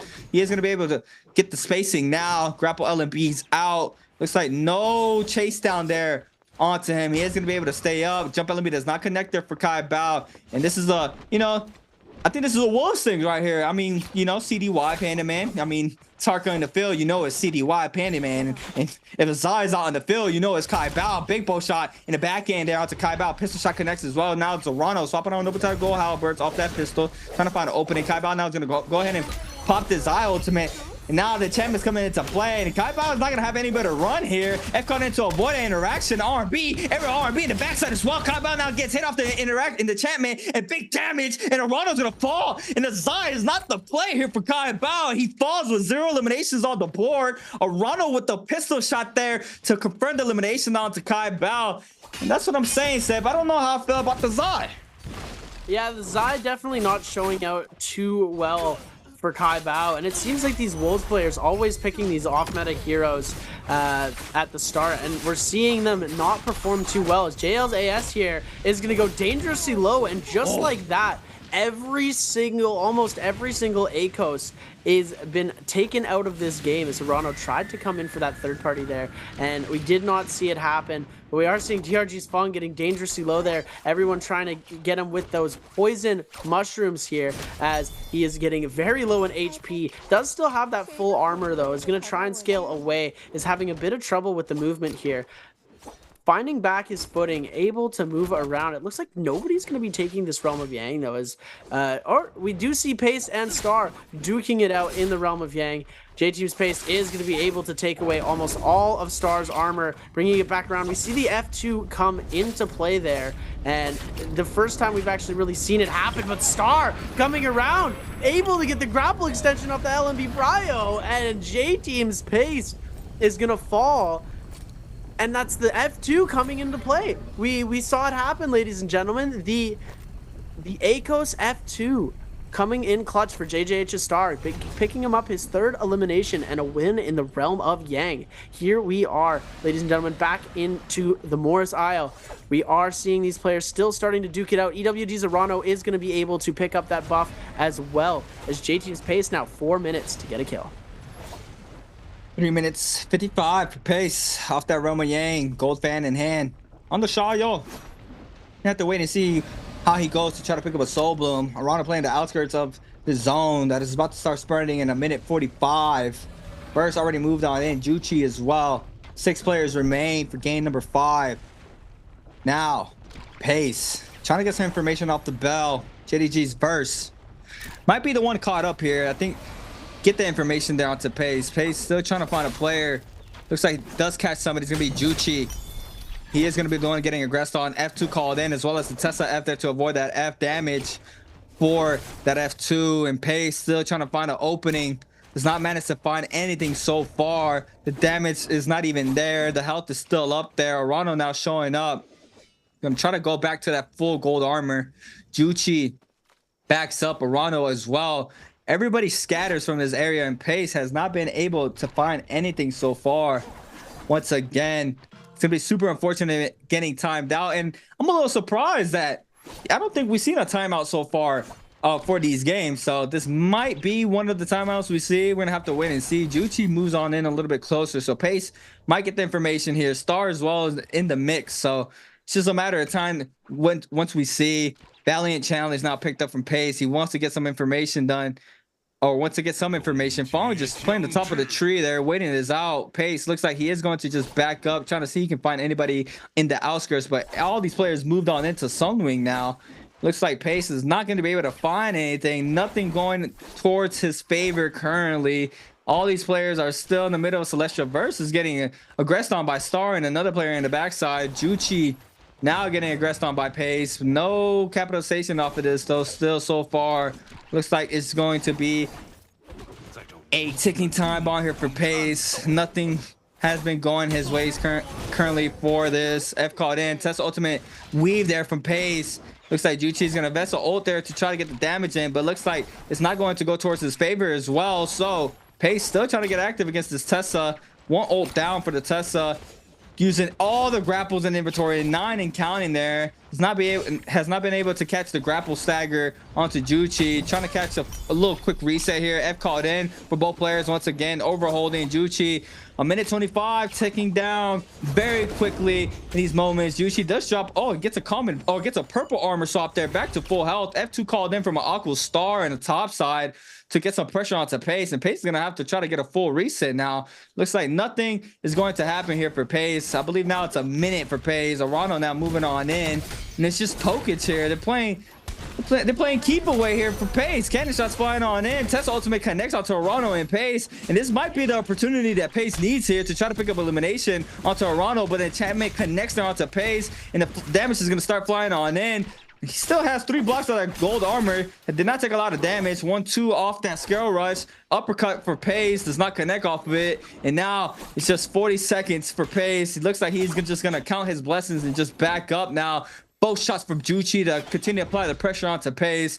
Just flying in from everywhere. Fong as well has his eyes onto him, and they know if a player is getting this aggressive while the zone is still spreading, they know this player might have Yang depletion, and a lot of the tabs are being taken once these players fall in the realm of Yang. They see the characters that have that Yang or that lose in the realm of Yang, so you know they have an idea of who is the one that's going to be getting aggressive outside of the Yang once they fall. So that's all. That's, you know, something extra to think about of how these players think of this. They always have that in the back of their minds, as well as how we see how quickly and how nicely they go for those armor swaps. But you know, that's just something that comes with the game, and playing it at this high of a level, they know that, you know, a Xiaoyu lost to Yang, so a Xiaoyu is going to get aggressive. If we do see a Xiaoyu getting super aggressive while these zones are moving on in, they had the Yang depletion timer, and we saw that they were trying to get that last hit in to try to pick elimination, and Fong is going to full commit inside the zone. He's going for the gold armor. He's going for the gold. Yeah. He is going to manage to get it too, and it's full. He doesn't even have to reset it. It's zone 3, so he can stay inside the zone for a little bit more time and be completely safe, picking up all these resources. Great game here, or great gameplay here for Fong, calling out that gold armor quickly. And we got some aggression here on the tower near Sunwing. Arano on the gold pole sword, Verse as well in the backside, trying to back up. Juchi now getting aggressed on by Arano. B2 connects there for Arano onto Juchi. The damage comes into play. The Tesla ultimate avoided there from Arano. Looks like the Tesla ult did connect onto one player, not sure who. It gets interacted though. It gets interacted. It does go away. Arano now getting aggressed on by both of these players. He's going to try to create the space. Nice movement there from Arano to make sure he stays up, making these players work for this elimination. He catches the ledge there into the scare rush. That was clean from Arano there to make sure he stays mobile. R&B there from Juchi. He's going to go ahead and still trying to apply the pressure. Scare rushing up Arano. He is going to be able to continue to stay mobile. He's doing everything he can to make sure he doesn't get caught out. Gets caught in his corner though. He does not get no damage out, but Tesla ultimate missed there, trying to catch that movement error from Arano. Does not manage to do so. JJ Star against DRG Fong. Now he has that gold armor. You think he's able to win this here, Seb? DRG's Fong making a great play to go back in. J-Team's Pace said, if I can't have the gold armor, no one can. And DRG's Fong said, I'm going to take it either way, whether you like it or not. And JJ Star going to get a huge parry and is going to end up taking away that gold fan from Fong, giving him a huge disadvantage, putting him on the back foot right now as JJ Star. High aggression onto Fong right now, but Fong is the movement king, is going to be able to knock back Fong. JJ Star going for the ultimate right now. Interesting play here, and we see that grapple distance coming into play, able to aggress really hard on to DRG's Fong right now, and with a sliver of health and the F2 coming in, Fong is going to go down. Star picking up the ultimate, or picking up the gold armor and the kill there. Absolutely incredible play. Beautiful. Coming out there as Arano, the other Akos in the lobby. It looks like it's going to be 2 Tessas and 2 Akos remaining. So the Tessas are going to try and get the Akos out. The Akos are going to try and get the Tessas out. Looks like Arano is the one at the most disadvantage right now, needing to heal up really fast right now. Otherwise, they are going to get aggressed on by both Tessas that are very close in proximity to him. And it looks like Juchi has found Arano. Is going to end up holding blue to try and just get out there. Scale rushing away. Does try and go for the reset here, but JDG's burst with the 1-2-3, knocking him into the storm here. Unexpected play coming from that 1-2-3. You don't see it very often, but when it comes out and it gets you like that, it's very, very, very punishing, as Arano getting focused by both of these Tessas right now. No ultimate to be able to get out of this, and JDG's verse is going to come away with the kill. And Juchi here, they both got hit by a poison splash, what it looks to be. Juchi picking up his first elimination of, or with 1 elimination, JDG's verse picking up his 6th elimination of the day. And now this is going to be very difficult. Oh goodness, JDG's verse getting hit by the random Bane there. I thought that was almost a 3-hit. Only 1 onto verse so far, able to get the reset back up and pot himself to safety. And Fun plus Phoenix with the, and JDG, the 2 Tessas remaining. JJH Star is going to need nothing short of a miracle to be able to come away with the victory here. He does have the weapon and armor advantage here with gold weapons and gold armors. So hopefully we can see a little bit happen from him here. He might need, he's going to start losing tick damage. It looks like he might have eaten some bad mushrooms. He's going to go into the zone here. A little bit of an interesting play. Oh, hiding behind the rock. There we go. I see what you were trying to do.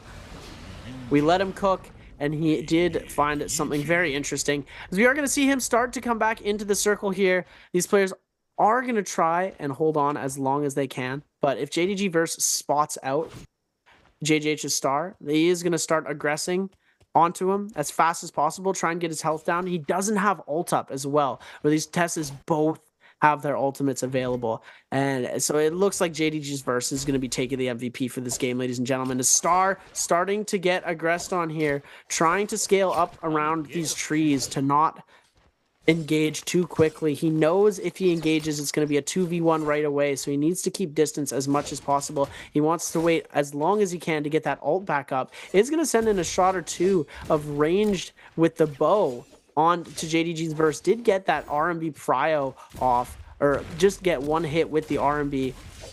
Trying to back away, using the Hung Sword for some great movement here, as we are going to see Juchi trying to come in with a cheeky little shot from the fan. Isn't going to connect on that. The F2 also not going to connect from JJH's star. We are going to see him in this corner now. Fan almost reaching here, as we are seeing star starting to take a little bit of cannon damage.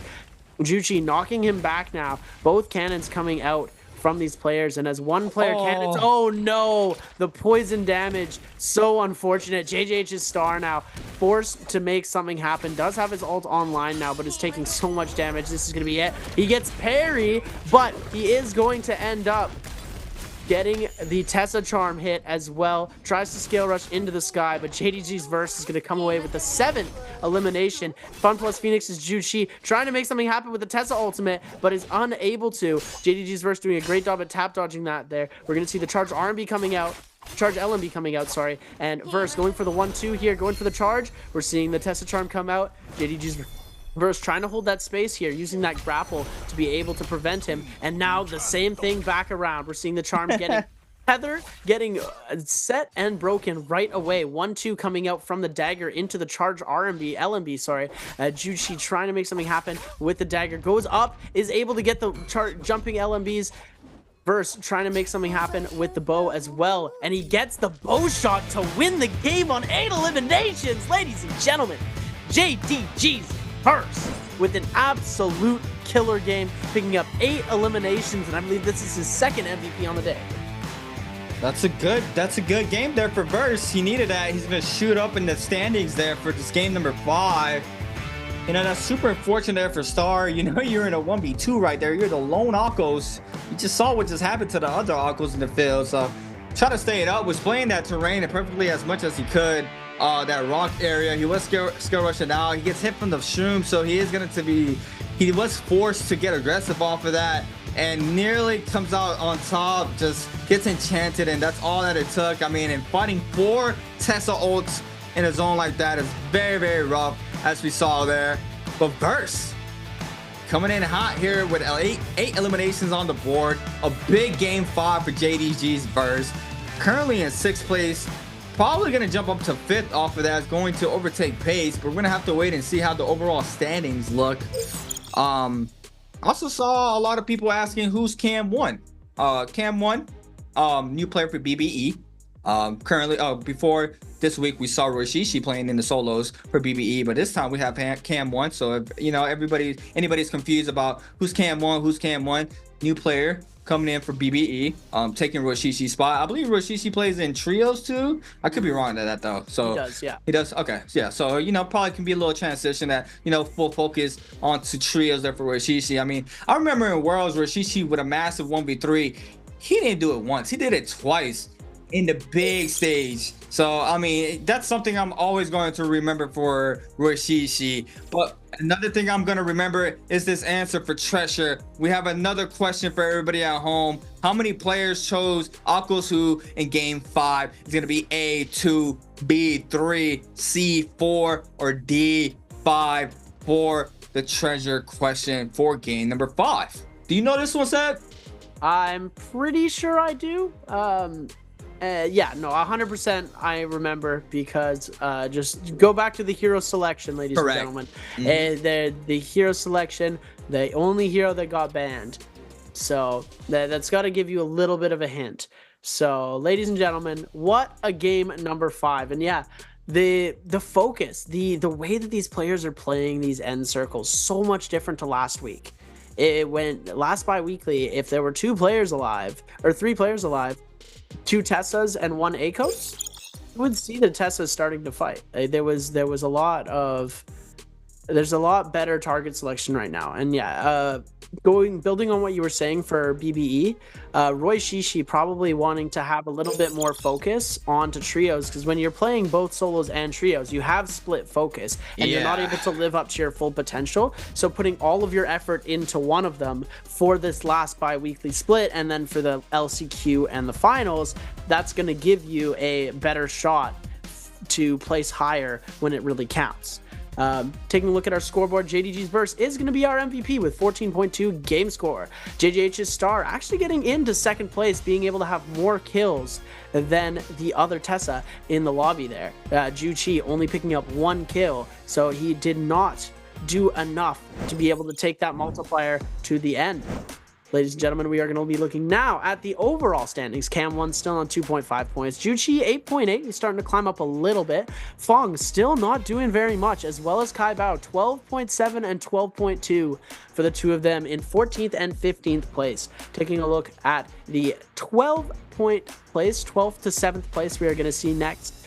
This is where we were going to see a little bit of change going on with some of these players, because the people who played in day 1 and are not playing today are going to be dropped a little bit lower, and these players like WBG Spider dropping, Shaw dropping, Star picking it up, now in 10th place, doing very well for himself for day number 2, and he still has tomorrow to play, or the next day 3 in solos to play. Bauda's Action giving it his all, trying to keep himself in that 12th place threshold, getting as high as he can before the day ends.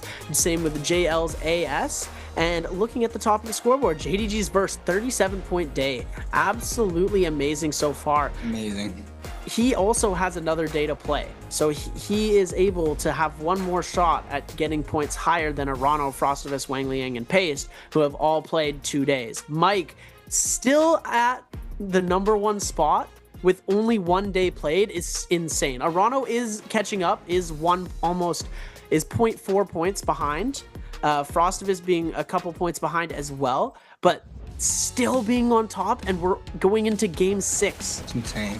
Is absolutely insane. Mike always having an amazing day. When he does well, he does insane. And DRG's Fong here. Crazy parry onto Frostivus. Taking a look at these replays here from our game. I want to see that other angle from the bow shot that we saw from Action here. Here it is, ladies and gentlemen. Bow from downtown. Nice. If he would have been a second later, that kill would not have been his. We're taking a look as well. Action is going to end up going down to J-Team's Paste. And we see later on JJH's Star. Crazy plays against Paste. Star doing a very good job at getting this kill as well onto Fong. But yeah. It was very unfortunate for Star to go down, because Verse and Juchi playing a very good game against each other in that final circle.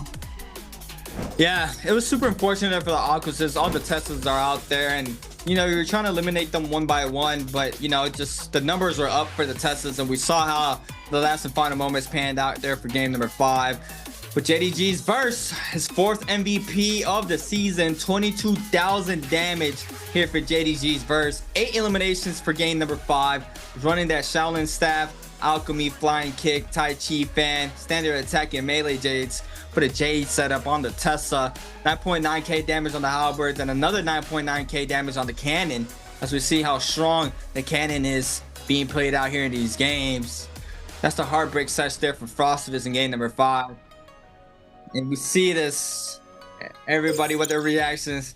This cam is fire. This cam is fire. We get to see the players' reactions once they die or they pick up eliminations. We see smiles, we see frowns, we see aggression, which, you know, it's the name of the game. We see that time and time again from a lot of these players. But, you know, 5 games done, Seb. 5 games have concluded. We have our last and final game coming right up in a short moment. Another Firefly game for Morris Isle. And, yeah. Are you liking the Aquases now? Are you liking the Shayos, the Tessas? Yeah, the F2 we got to see come out, and Star was doing a very good job at utilizing it to its full potential, picking up 2 kills off of that, initiating the contact off of the F2 alone. The F1 still proving to be very strong as it was, but ultimately it's F2 starting to make a comeback into the gameplay. And yeah, those reaction cams at the end, like you said, thank goodness they don't have that for us, because they'd be catching us lacking. They would. And we would have like the faces I'm making, the reactions when these players are getting kills is absolutely insane. Thank God you guys don't get to see that. And ladies and gentlemen, we are going to go to a quick break and we'll be right back with our final game. Don't go anywhere. 我是林小璐，我是浙江泰顺人，是写属民歌、写属分手的专心人。在小富哥哥吧，在最穷的你们仨，小鹿也要穿凤凰装。我細時只就喜歡對着台山唱歌，喜歡坐山林都跑啊跑。唔似只，只有老人頭上嘅盤王機可以教我電腦族譜。我也對我講，平王裝是不你在台先嚟以後將可以做嘅，所以我經常拿佢嘅平王裝對着將在看待新嘢。夢想地個台先嚟以後就像平王裝嘅樣子。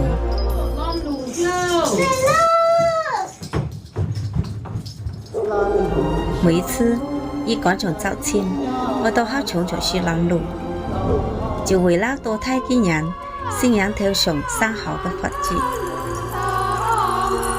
當時懵裡懵懂的，本人出上嚟好事情嘅活大會，更是台人為得老都唱對歌，其實都是平王包容我人唱台，就符我人需要嘅象徵。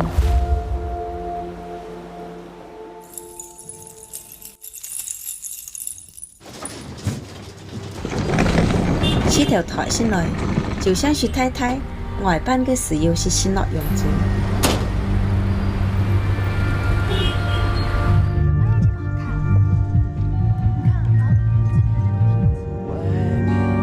體驗生活也好，網絡也好，出台小時都當然唔同嘅生活，去了好多地方。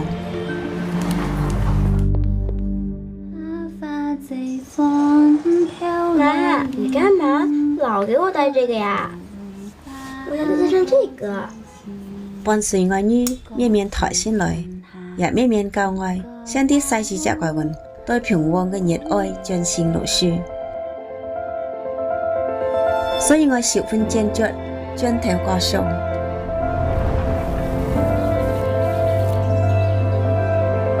我啲過一次當作出發。我想對地個嘅體會當作有平王中。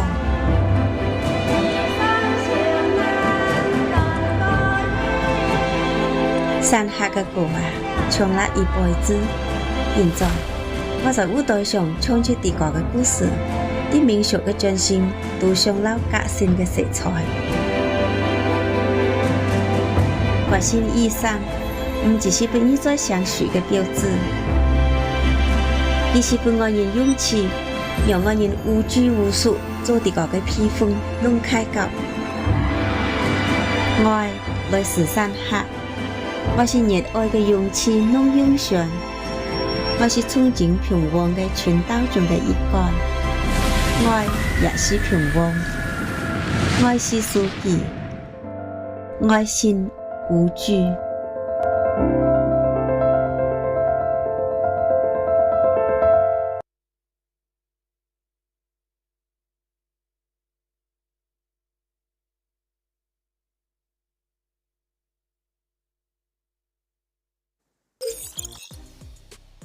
Welcome back, everybody, to the 2024 NARAKA BLADEPOINT Pro League bi-weekly 4 solos. My name is Creatives. I'm here with Seb once again. I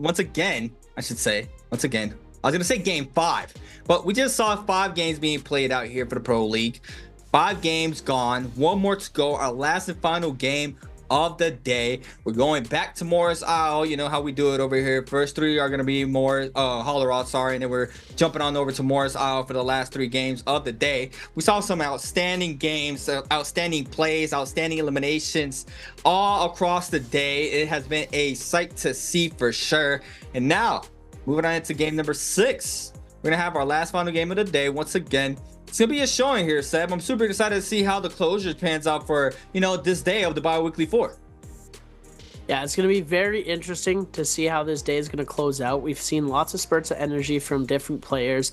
It's been very different to see who's getting MVP, who's going to be the one taking away the victory for games. It's been back and forth and back and forth. The most consistent player of the day has got to be Frostivus with the two big games, the one MVP, and I mean he did make a couple of donuts, but yeah, Wang Liang, a player that we usually see dominate, is falling short today. Lots of 0-pointers, lots of 1-pointers.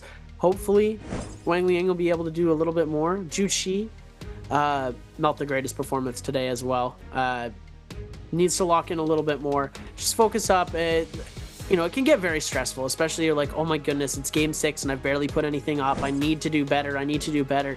And you're just getting in your own head. And this is where the mental game comes in. Like it's 40% skill, macro decision making, and then it's 60% mentality, because your mentality will affect how you perform. You could be an incredible player. You could have the best skill band for band against these players, but when it comes to that mental, that's where you're going to start losing skill because these other players have a better mental.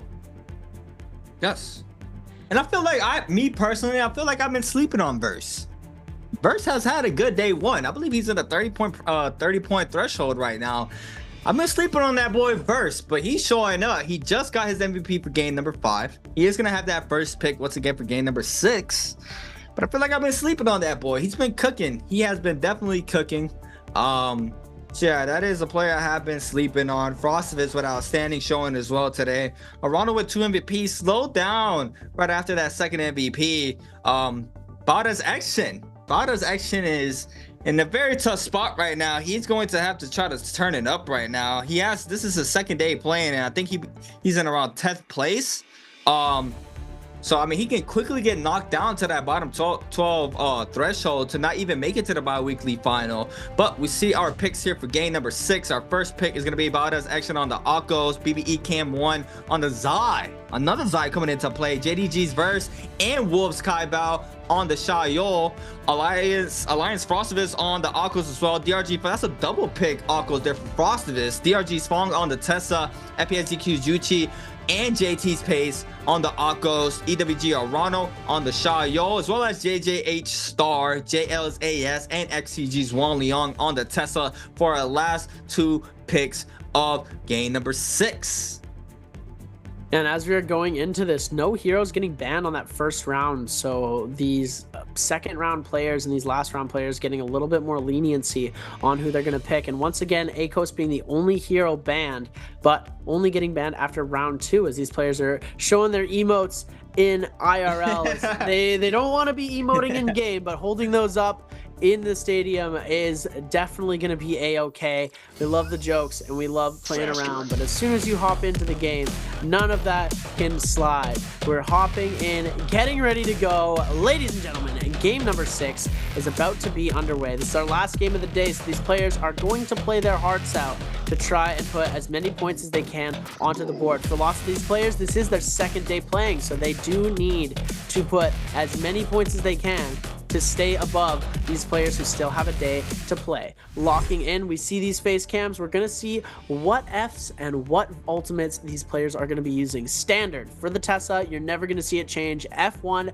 V1. F2, V2 is going to be coming out for the Shayols. It's going to be a little bit of a variation for the Akos. We're seeing a little bit of F1. Majority F1. Pace is going to be on that F2. V2 for all of the Akos. And if you're taking a look at the Zai, it's going to be F1, V2. Pretty standard for that. There we go. That's pretty much it. You have it, ladies and gentlemen. All of these players playing the very standard kits that are in the meta right now. Cam 1, I'm excited to see if they're able to do something on Zai. Kai Bao wasn't able to pop off very much, and Kai Bao wasn't able to pop off very much on the Zai. If Cam 1's able to do it, that'd be absolutely insane. They haven't had too great of a game so far today. So, you know, but maybe this is the game. Maybe this is the one where they pick that off meta Zai and they end up popping off. going into this game here. We've seen them play Temi and Zai, so that's a couple of off-meta picks for themselves. Taking a look at these spawns, they're going to be in and around all these gold zones. They're a little bit more spread out than these last couple of games that we've seen played on the Morasile. They are going to be going for these Fireflies and into these gold zones to try and loot up as fast as possible, get that scale, get a couple of eliminations, play the Realm of Yang. You guys know the drill. It's game number 6. They're laying it all on the line as we're about to run this up. I think the Zai shines in those isolated situations. It's a toss-up, my opinion. It's a 50-50 in those isolated 1v1s. But a third-party potential for the Zai is pretty strong.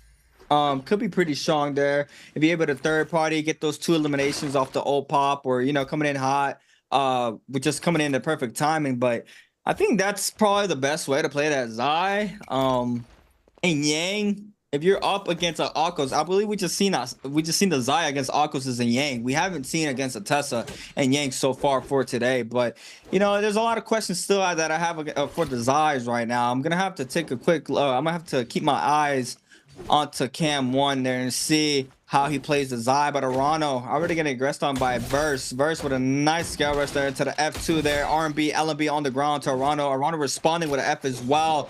Now the chase game is on. Arano loses a lot of HP. Jumping LB gets a little bit of that chip damage in, following up there. Nice common armor swap there for Arano. Make sure he stays healthy and stays up. We got DRG's Fong now showing up to the party. The master third party here now showing up. Quick grapple onto Arano. Nunchucks in hand for Fong with that blue nunchucks. Spawning in the outskirts of Breakroom Money to make sure he could try to come down in. Tesla Ultimate misses there onto Arano, and I believe that was from Fong missing that Tesla Ultimate. Verse though still trying to get active here on the Shayo against Arano. F2 connects there onto Fong. Scare Rush is out. Love taps him backwards. JDG's Verse now trying to take a quick reset, getting counter grapple there to continue to stay mobile now. Bao has action against Wolves Kai Bao. Shayo v Akos for this side. We have to wait and see. Halberds v Fan overholding. No damage because of the terrain. The follow-up R&B does connect it for Kai Bao, but not a lot of damage. Loses pretty much all that blue armor. 1 block left there off that blue armor for Kai Bao. It's going to go ahead and completely back up. Wang Liang in the backside. Looks like he is going to join the 5 Juchi as well. All moving on in. These players here, the scrap offs unfolding, and Kai Bao trying to create the space, and he needs to try to stay up. He needs to try to get a good game 6 to go on to the next day for his bi-weekly 4. Getting aggressed on by 3 players in the server right now. Needs to be real careful. A little bit of a movement error here for Kai Bao. Looks like he is going to be able to stop that aggression from these players, and going to go ahead and continue to scale on up, and action as well is going to back up. Looks like Juchi might go towards the Akos. It's the Akos v Akos here for both of these players, and we still got some aggression here at Money. A lot of players here said, look at this. So many players running around this Money area. It is a gold zone, so these players are going to try and scale their loot as fast as possible. No eliminations yet in the game so far. Everybody at a sort of stalemate, with everyone who's getting close to getting eliminated ends up not going down, as we're seeing Wang Liang able to escape the wrath of Zhu Shi right now, trying to back off. We're seeing he is getting dangerously low though. We're seeing the 1-2 come out, switching over to the Fan, is going to able to get a focus attack off, but we're going to see the armor swap. The parry though is going to end up taking Wang Liang out early here. He is going to be able to get his resurrection though, as we are seeing Arano with an interesting target selection here, as JDG's Verse was very, very low. AS going to be able to get a crazy armor swap into the gray armor here. Rano trying to go for a scale rush with that full sword is going to not connect onto anything, but we are seeing a Tessa ult come out from Fong again, trying to get the kill onto Verse. Verse is going to be going very low here. Gets hit with... misses that Tessa ult here, and Verse is going to be able to escape with his life again and again. JDG's Verse is going on the brink of death and being able to spawn themselves back in. It looks like Kai Bao has picked up the scent though, might try and aggress here, as we are seeing Arano back into the mix with JL's AS, and this fight has been going on forever, ladies and gentlemen. Nobody able to pick up a kill due to the fact that they're just able to move so quickly away from one another, as we are seeing that F come out. Arano no value and ended up taking a decent amount of damage from there. No stagger though. He's still able to keep up the chase. JL's AS is going to get hit with the scale rush. getting brought down. We are seeing AS coming out with the scale rush of his own, taking to the skies, going back around as he tries to go to a different area now. Is going to be his downfall. It might get caught in here. 1 HP and a dream, and Arano, all he has to do is get one hit off, but the ult from Fung here, and it looks like Fung is going to come away with the kill, and now Arano is going to get hit with the Tessa Charm, fully locked down, has his ult active, but is very low in HP right now, as Cam1 as well, trying to come in on the attack. Arano, very low, ult timer starting to run down, and DRG's picking up his second kill of the game with the pistol here. Juchi becoming the next target of DRG Fung, and Cam1 waiting in the wings. Okay, so Nunchuck's been another weapon that you can use against a Xiao with a quick R&B focus there to get the damage. That's mad damage onto Frostivus here. From Star, catches the uppercut, area LNB as well, drops very low, trying to stay up. Xiao ultimate invested there for Star. F called in. The TP does not connect, but the following click there from Star picks up the elimination onto Frostivus, and Frostivus is gonna fall. Still has the resurrection, tries to weave the TP, does manage to do so. Wang Liang with some nice showing. F called in to avoid that. Gonna get hit off the F into the uppercut off of this. JJ A-Star with a massive 1 point off the halberds. The follow-up there from Wang Liang. Wang Liang's gonna respond with the ultimate as well. He's gonna weave that TP off the ultimate with a massive parry onto Star, and the damage is there. And Wang Liang now heating up. Currently in 4th place, 1 elimination on the board for game number 6 on the Tessa. Still showing up here for game number 6. First Roman Yang starting to form up. These players already posted up. BBE's Cam1, JDG's Burst, FPSDQ's Juchi, XCG's Wang Liang, Wolves' Kai Bao starting to move on in. Frostivus gonna go ahead and resurrect now. Gonna have to wait and see if he goes towards Juchi to that gate for the Roman Yang. EWG Arana as well starting to move on in. So a lot of these players are gonna try to get inside this first realm. 3 realms now for round 1 of realms. So you know that's a massive change. I love that change. And you know, a lot of these players are still trying to take realm, even with the Soul Bloom change being taken out, where a lot of these players,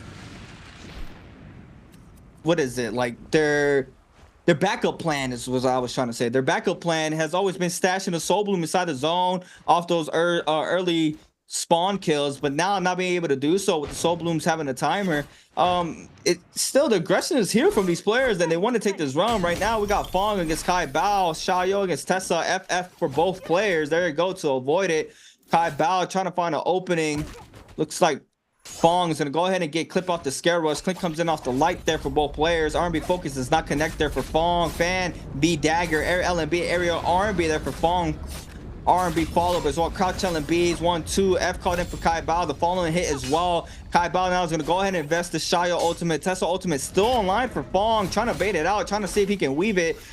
Looks like he is going to get clip off of this. No, oh, yeah, there it is. He is going to be able to avoid that Tessa ultimate. He is going to not catch that. That's a nice weave there for Fong, avoiding that ultimate TP. And Fong moving on Kai Bao right now. Uppercut misses as well. So now Kai Bao might want to try to take a quick reset. Oh my God! For Fong, he is going to pick the elimination out to Kai Bao. And Fong not letting him breathe there with a massive bow shot to pick the elimination in the first Roman Yang. What a bow shot. He thought he was safe, and Fung came out and said, not today. Nope. I'm going to take it, come away with the elimination. Fung a little bit too late here, as we haven't seen very much from him today, but he is going to be popping off in this last game of the day. As we're seeing JDG's Verse waiting for that to fall, but JL's AS is going to be the one to come away with the kill. Verse able to get the Soul Bloom, though, taking it away from Wang Liang. I wasn't sure if Verse did have that Yang depletion, but if he did, it is now cured. Wang Liang is going to try and aggress onto JDG's Verse, now able to come away with his tether broken here. Does have the potential to hit onto Wang Liang with his ultimate here, as Cam1 now fighting against Wolves Kai Bao. Kai Bao on the Zai, or Kai Bao on the Xiao, and the Zai being played by Cam1. Cam1 is not looking like they're having the great game right now. Very low in HP. Kai Bao trying to bring that F2 out. Has to cancel it right away because Cam1 is going to take to the skies here. Low ult timer now, as they are going to see him try to make something happen with this ult, but the Xiao ult is just way too powerful, able to just deal so much damage. And there we go. Cam1 being fully eliminated from this game, as he is going to go down. Wolves Kai Bao as well picking up one more elimination as JDG's verse.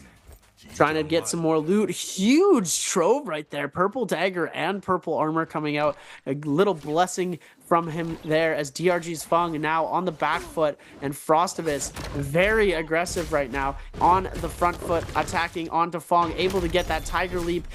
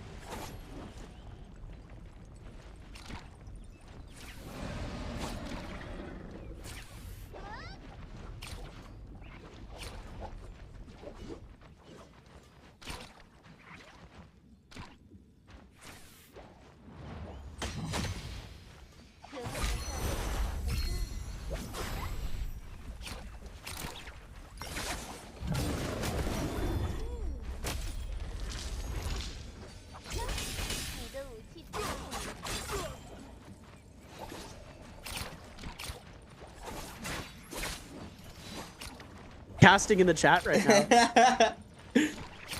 Going crazy right now. Frost got White Tigers buff as well as Fong.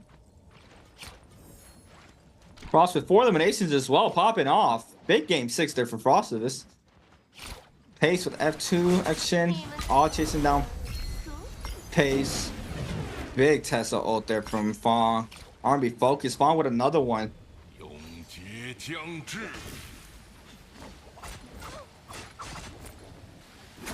Might be back. They're joining action now in the mix. Looks like he is gonna go ahead and invest his ultimate. Tesla ultimate does connect onto Fong. Big barrier from action, interaction quick. A big bow shot in the backside as well. These players are trying to stay up for the time being. V2 connects there for action onto Fong. F called in for Fong to avoid the damage as well. Action drops very low. Aqua's ult almost completely gone.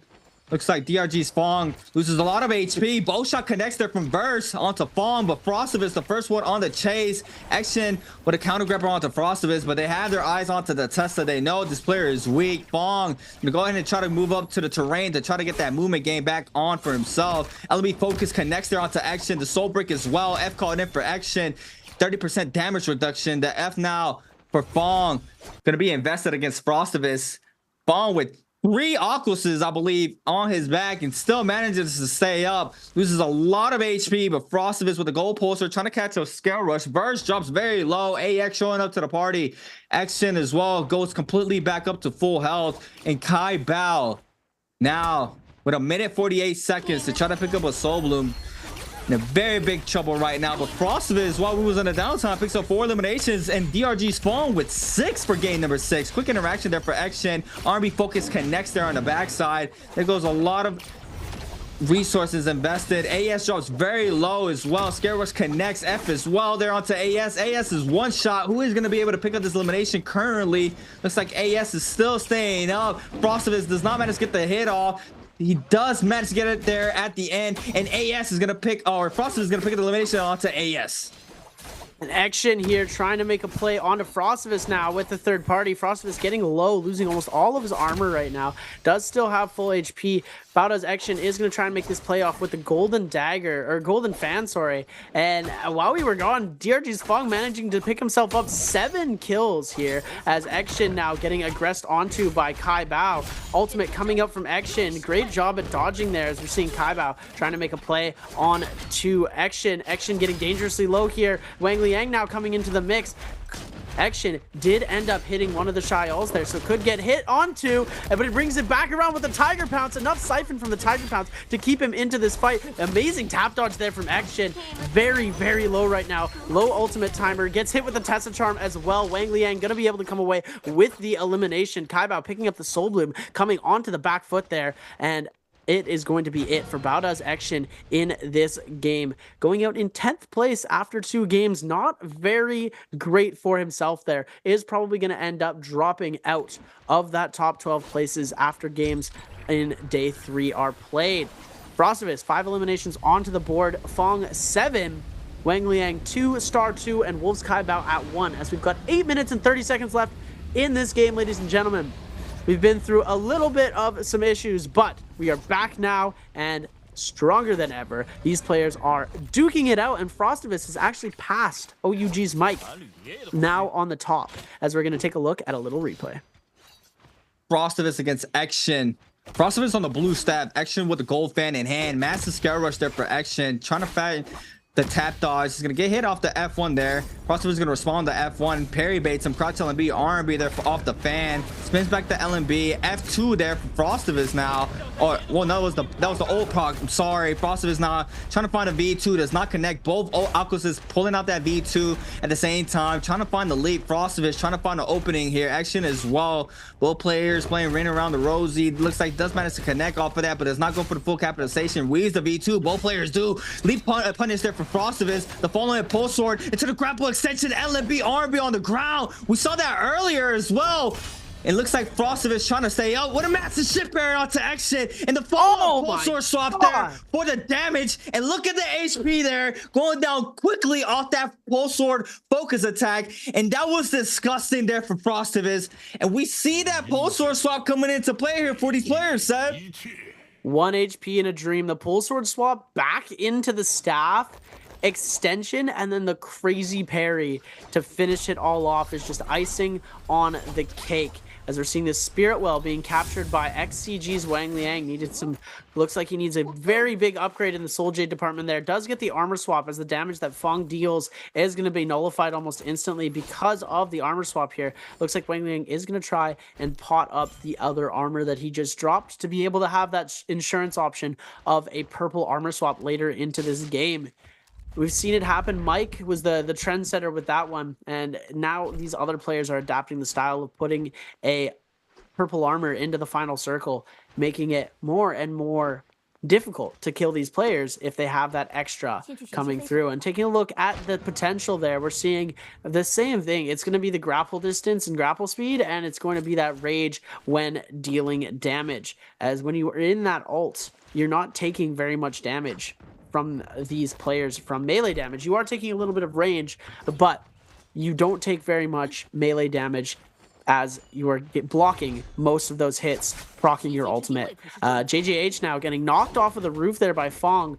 Gold fan in hand is going to be very dangerous for these other players. Wolves Kai Bao here on the other side.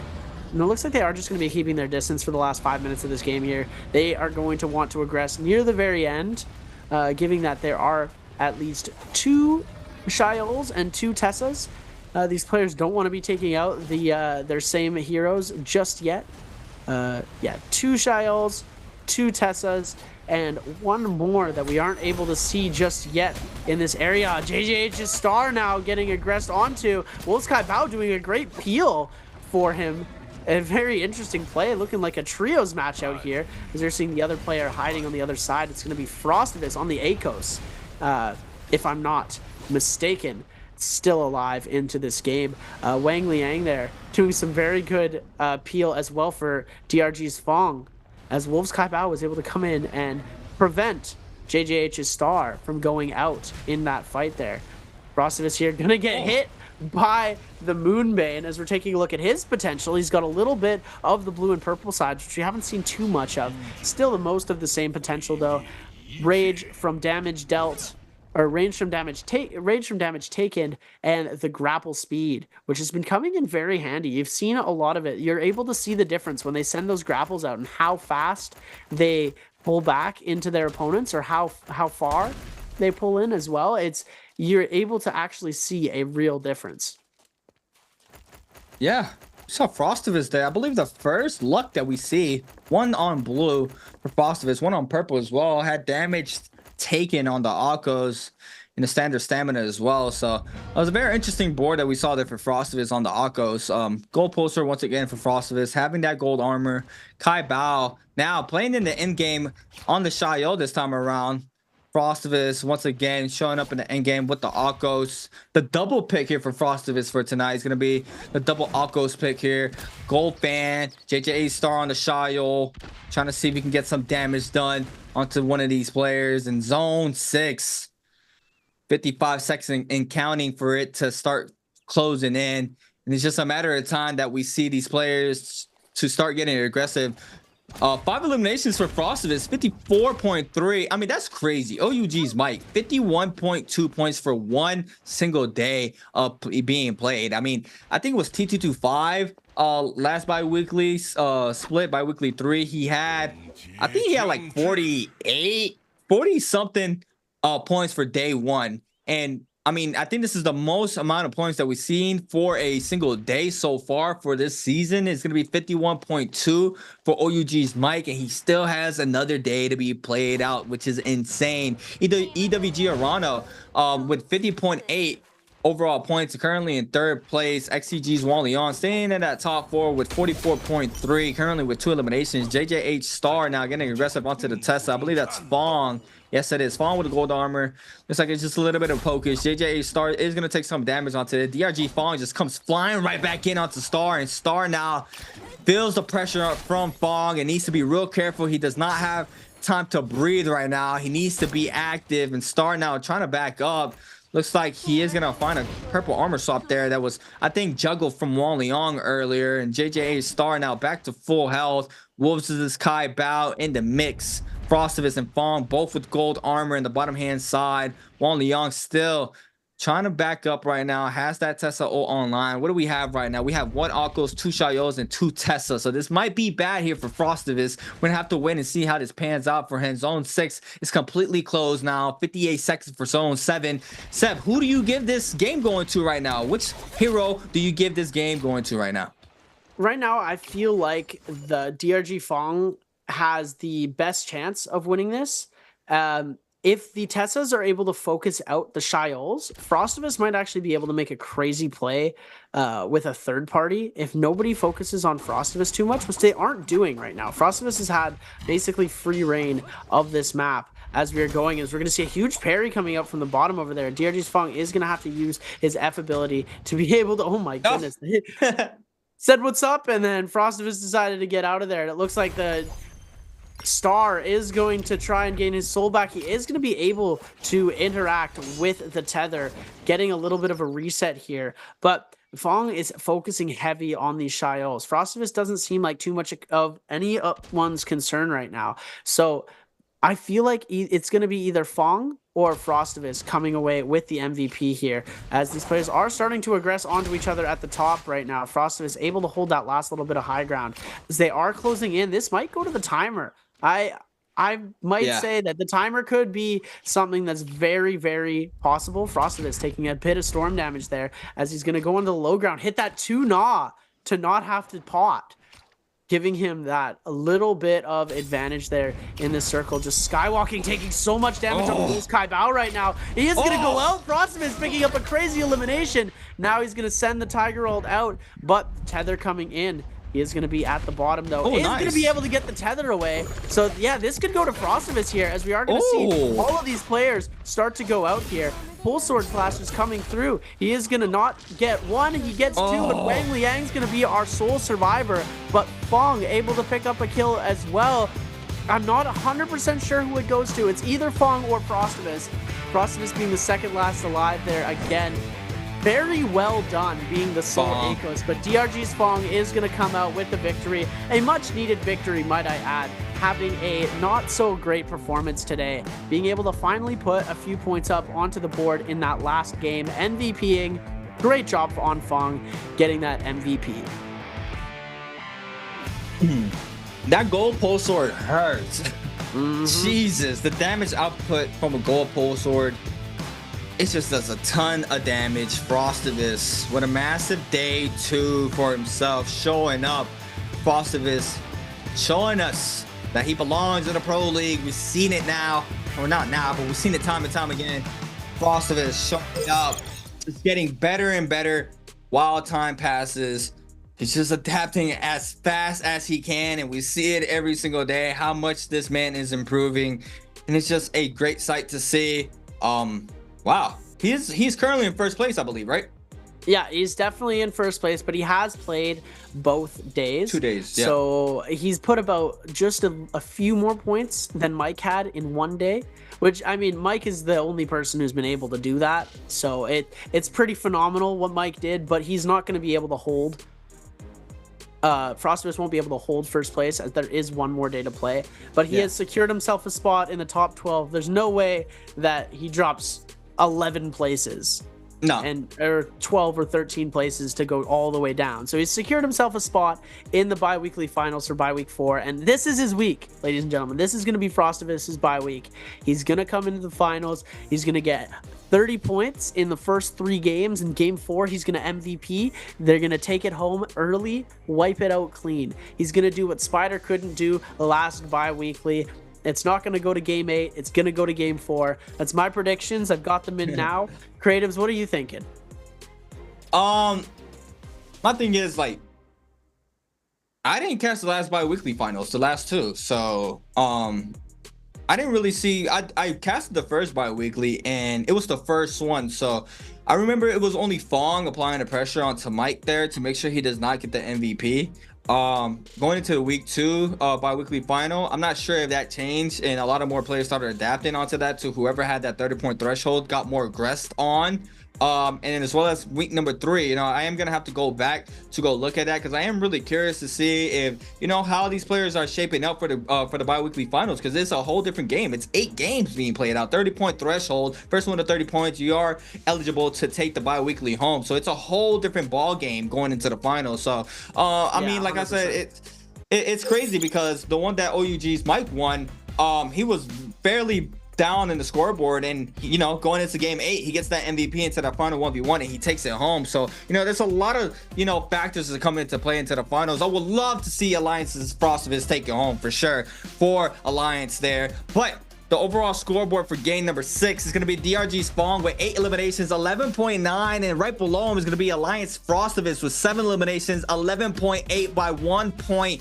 Fong takes it home for game number 6 and being our MVP for our last and final game of the day. XTG's Wang Liang with 3 eliminations. Then I catch the overall game scores, but we are going to catch our overall standings from the bottom of the pyramid moving on up. We got BBE Cam 1's his debut, I believe. Yep, day 2. This is his first day for BBE Cam 1. 2.5 points. Not a strong start there for Cam 1. FPXGQ's Juchi with 9.8. 521 Akame with 11.8. TE Sorelgun with 13.3. GG Shaw with 14.1. Wolves Kai Bao with 14.9.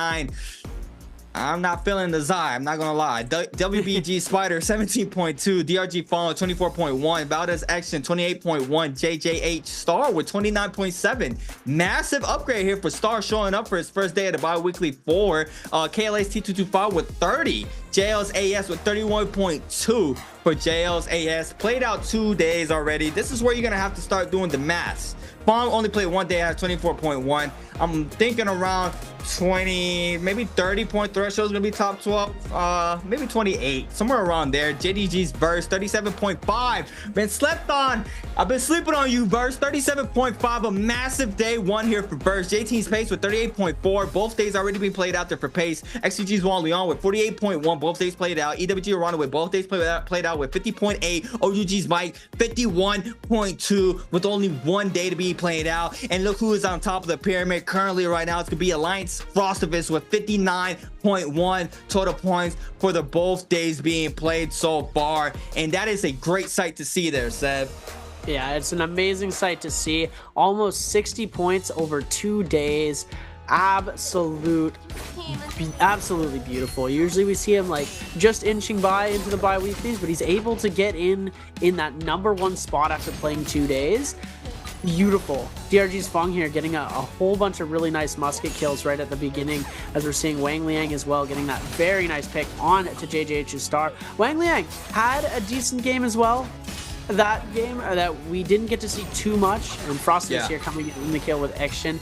It was just from Fong and Wang Liang. It was too little too late for both of them, and they started doing well, but it ended up just being at the very end here. And we see Wang Liang is able to actually be the last person standing. If Wang Liang went down there and Frostivus was the last one alive, he would have won by, and he would have beat DRG's Fong for the MVP, because Fong only won by 0.1 points. Crazy.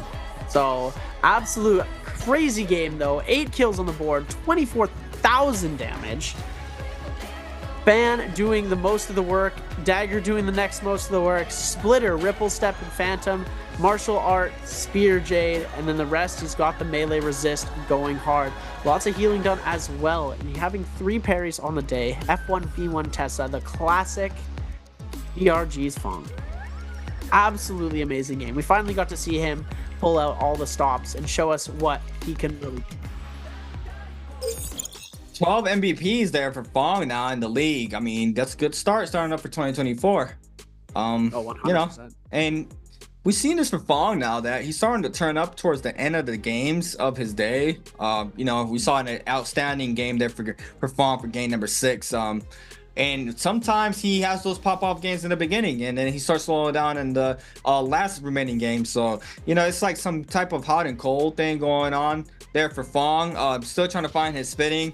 You know, Fong is a veteran now at this point. In my eyes, Fong has been in Pro League for a very long time now. He's always been in that top 5 range. I remember earlier on in the days, you know, it was very Now it's a lot more, we're used to it, but it was that difference where you're prioritizing one weapon and it's going to be that dagger at the time. Now being that fan, that second pick there for Fong for the comfort pick, it's not really seen. We see a lot of these players being a lot more versatile with their weapon selection. Anything that's better rarity, they're running it. Now we're seeing longsword being played out in these games for the pro leagues where that jump LMB has that crazy catch off the tap dodges and stuff like that. Like, these players are using whatever they can that has the best rarity to have the max highest output of damage for the rarity of their weapon. And Fong staying true to his roots, just like CDY/Panda Man staying true to his roots and staying on that Tarka when Tarka has fallen off the meta months ago. More than months ago. It's been off the meta for a good long while, ever since ACOS was released. But ladies and gentlemen, we're going to go to a quick interview and then we'll be right back to wrap the day up. Hi everyone, this is Yeager and welcome to post-game interview. And now I'm standing here with Star and let him say hello to our audience. 来吧，自由行先和观众朋友们打个招呼吧。大家好，我是集结号的四大。欢迎 Star 来到我们的赛后采访。哇 ，Star 今天的表现真的让我们觉得眼前一亮，感觉就有点像换了一个人啊。Okay, so I would like to know. So for last week, we know that you are not qualified for the bi-weekly, but now today you really performance so great. So I would like to know how did you change? Just have a big difference. 那这边就要问一下了，从上周到这周，哇，自己怎么去进行了一下努力，有这么大的一个改变呢？就是认真打天，认真去练。So I practice a lot, in the ranking, and practice a lot. So that's why I think I have very good performance today. So we know that because this week also is the first day for your solo game because we changed the path. So did you think the path version just affect you? 那我特别想问一下，那我们的这个版本的更迭有没有就是对你像今天的表现上面有没有一些影响呢？有的，新版本还是比较适合我的打法，比较激进的打法。Okay, so to be honest, I think the match path is really fit to me because it's really aggressive and it's fit to me, so that's why I can have very good performance. 哇，也是今天真的给我们看到了焕然一新的自由行啊！那接下来也到了我们的有奖问答环节，让我们一起来看一下题目。So we can move on to the next part, answer for treasure. So you guys can see the question on screen, and if you know the answer, just type them in the chat box. After our player counting 3, 2, 1, we will take a screenshot, and lucky guy will be whispered. So let's see today's question. Which hero did JJH Star use in Game 6? OK, 这道题目呢是关于刚才这把比赛当中呢，那 Star 自己是用到了哪个英雄？那么 A 是玉玲珑 ，B 是顾清寒 ，C 胡为。D 卫青，我这边在公布答案之前啊，我们先来聊聊。其实版本更迭往往就会跟我们的英雄的一个强度也会有一个变化。自己觉得，现在在单排当中强度怎么样？自己觉得 T1 的英雄在单排里面应该是什么？应该是卫青、胡为、印子平、沈庙、顾清寒。这么多 T1 级别的是，还有一个玉玲珑。哇，那太多了，那基本上是把我们4个选项都放在上面，再加一个沈庙，是不是？Okay, I just asked him because we have the new version now, and it's also have the change with the strongest of the heroes. So I would like to know how he think about and comment on this hero. And he told me he think there's a lot of strongest hero now in the solo game. It's like ABCD, they are all, and also have the Furia, they are all very strong hero now in the solo game. 我这边也是框含了很多英雄在里面，也其实看得出来啊，单排除了说一个英雄强度的问题，其实还是关乎于一个我们的刀硬不硬的问题，对吧？好，那接下来我觉得我们应该准备就绪，观众朋友们一定也打出了他们想要的答案了。那我们接下来就一起进入倒计时，好不好 ？Okay, I think all players prepare and let's start counting. 3, 2, 1. Screenshot. Okay, let's find out the correct answer. 那 Star 这道题目要请你公布一下答案啦。答案是 D. Yeah, the correct answer is D. Okay, and we just talked about like the hero in the solo game, and also we know that it's also very important is the one-on-one fighting. So we know that you learn from our players. So I would like to know who and maybe any skill he teach you and share with you, you can share with us. 那这边呢，我们也知道 Star 其实是最近有在跟我们的其他单排选手一起在学习。那能不能跟我们透露一下是谁？然后教了你些什么？觉得现在在赛场上面非常的受用呢？跟分少学习了一些运营上的打法，就是要保住排名分嘛。今天发挥出来了没有？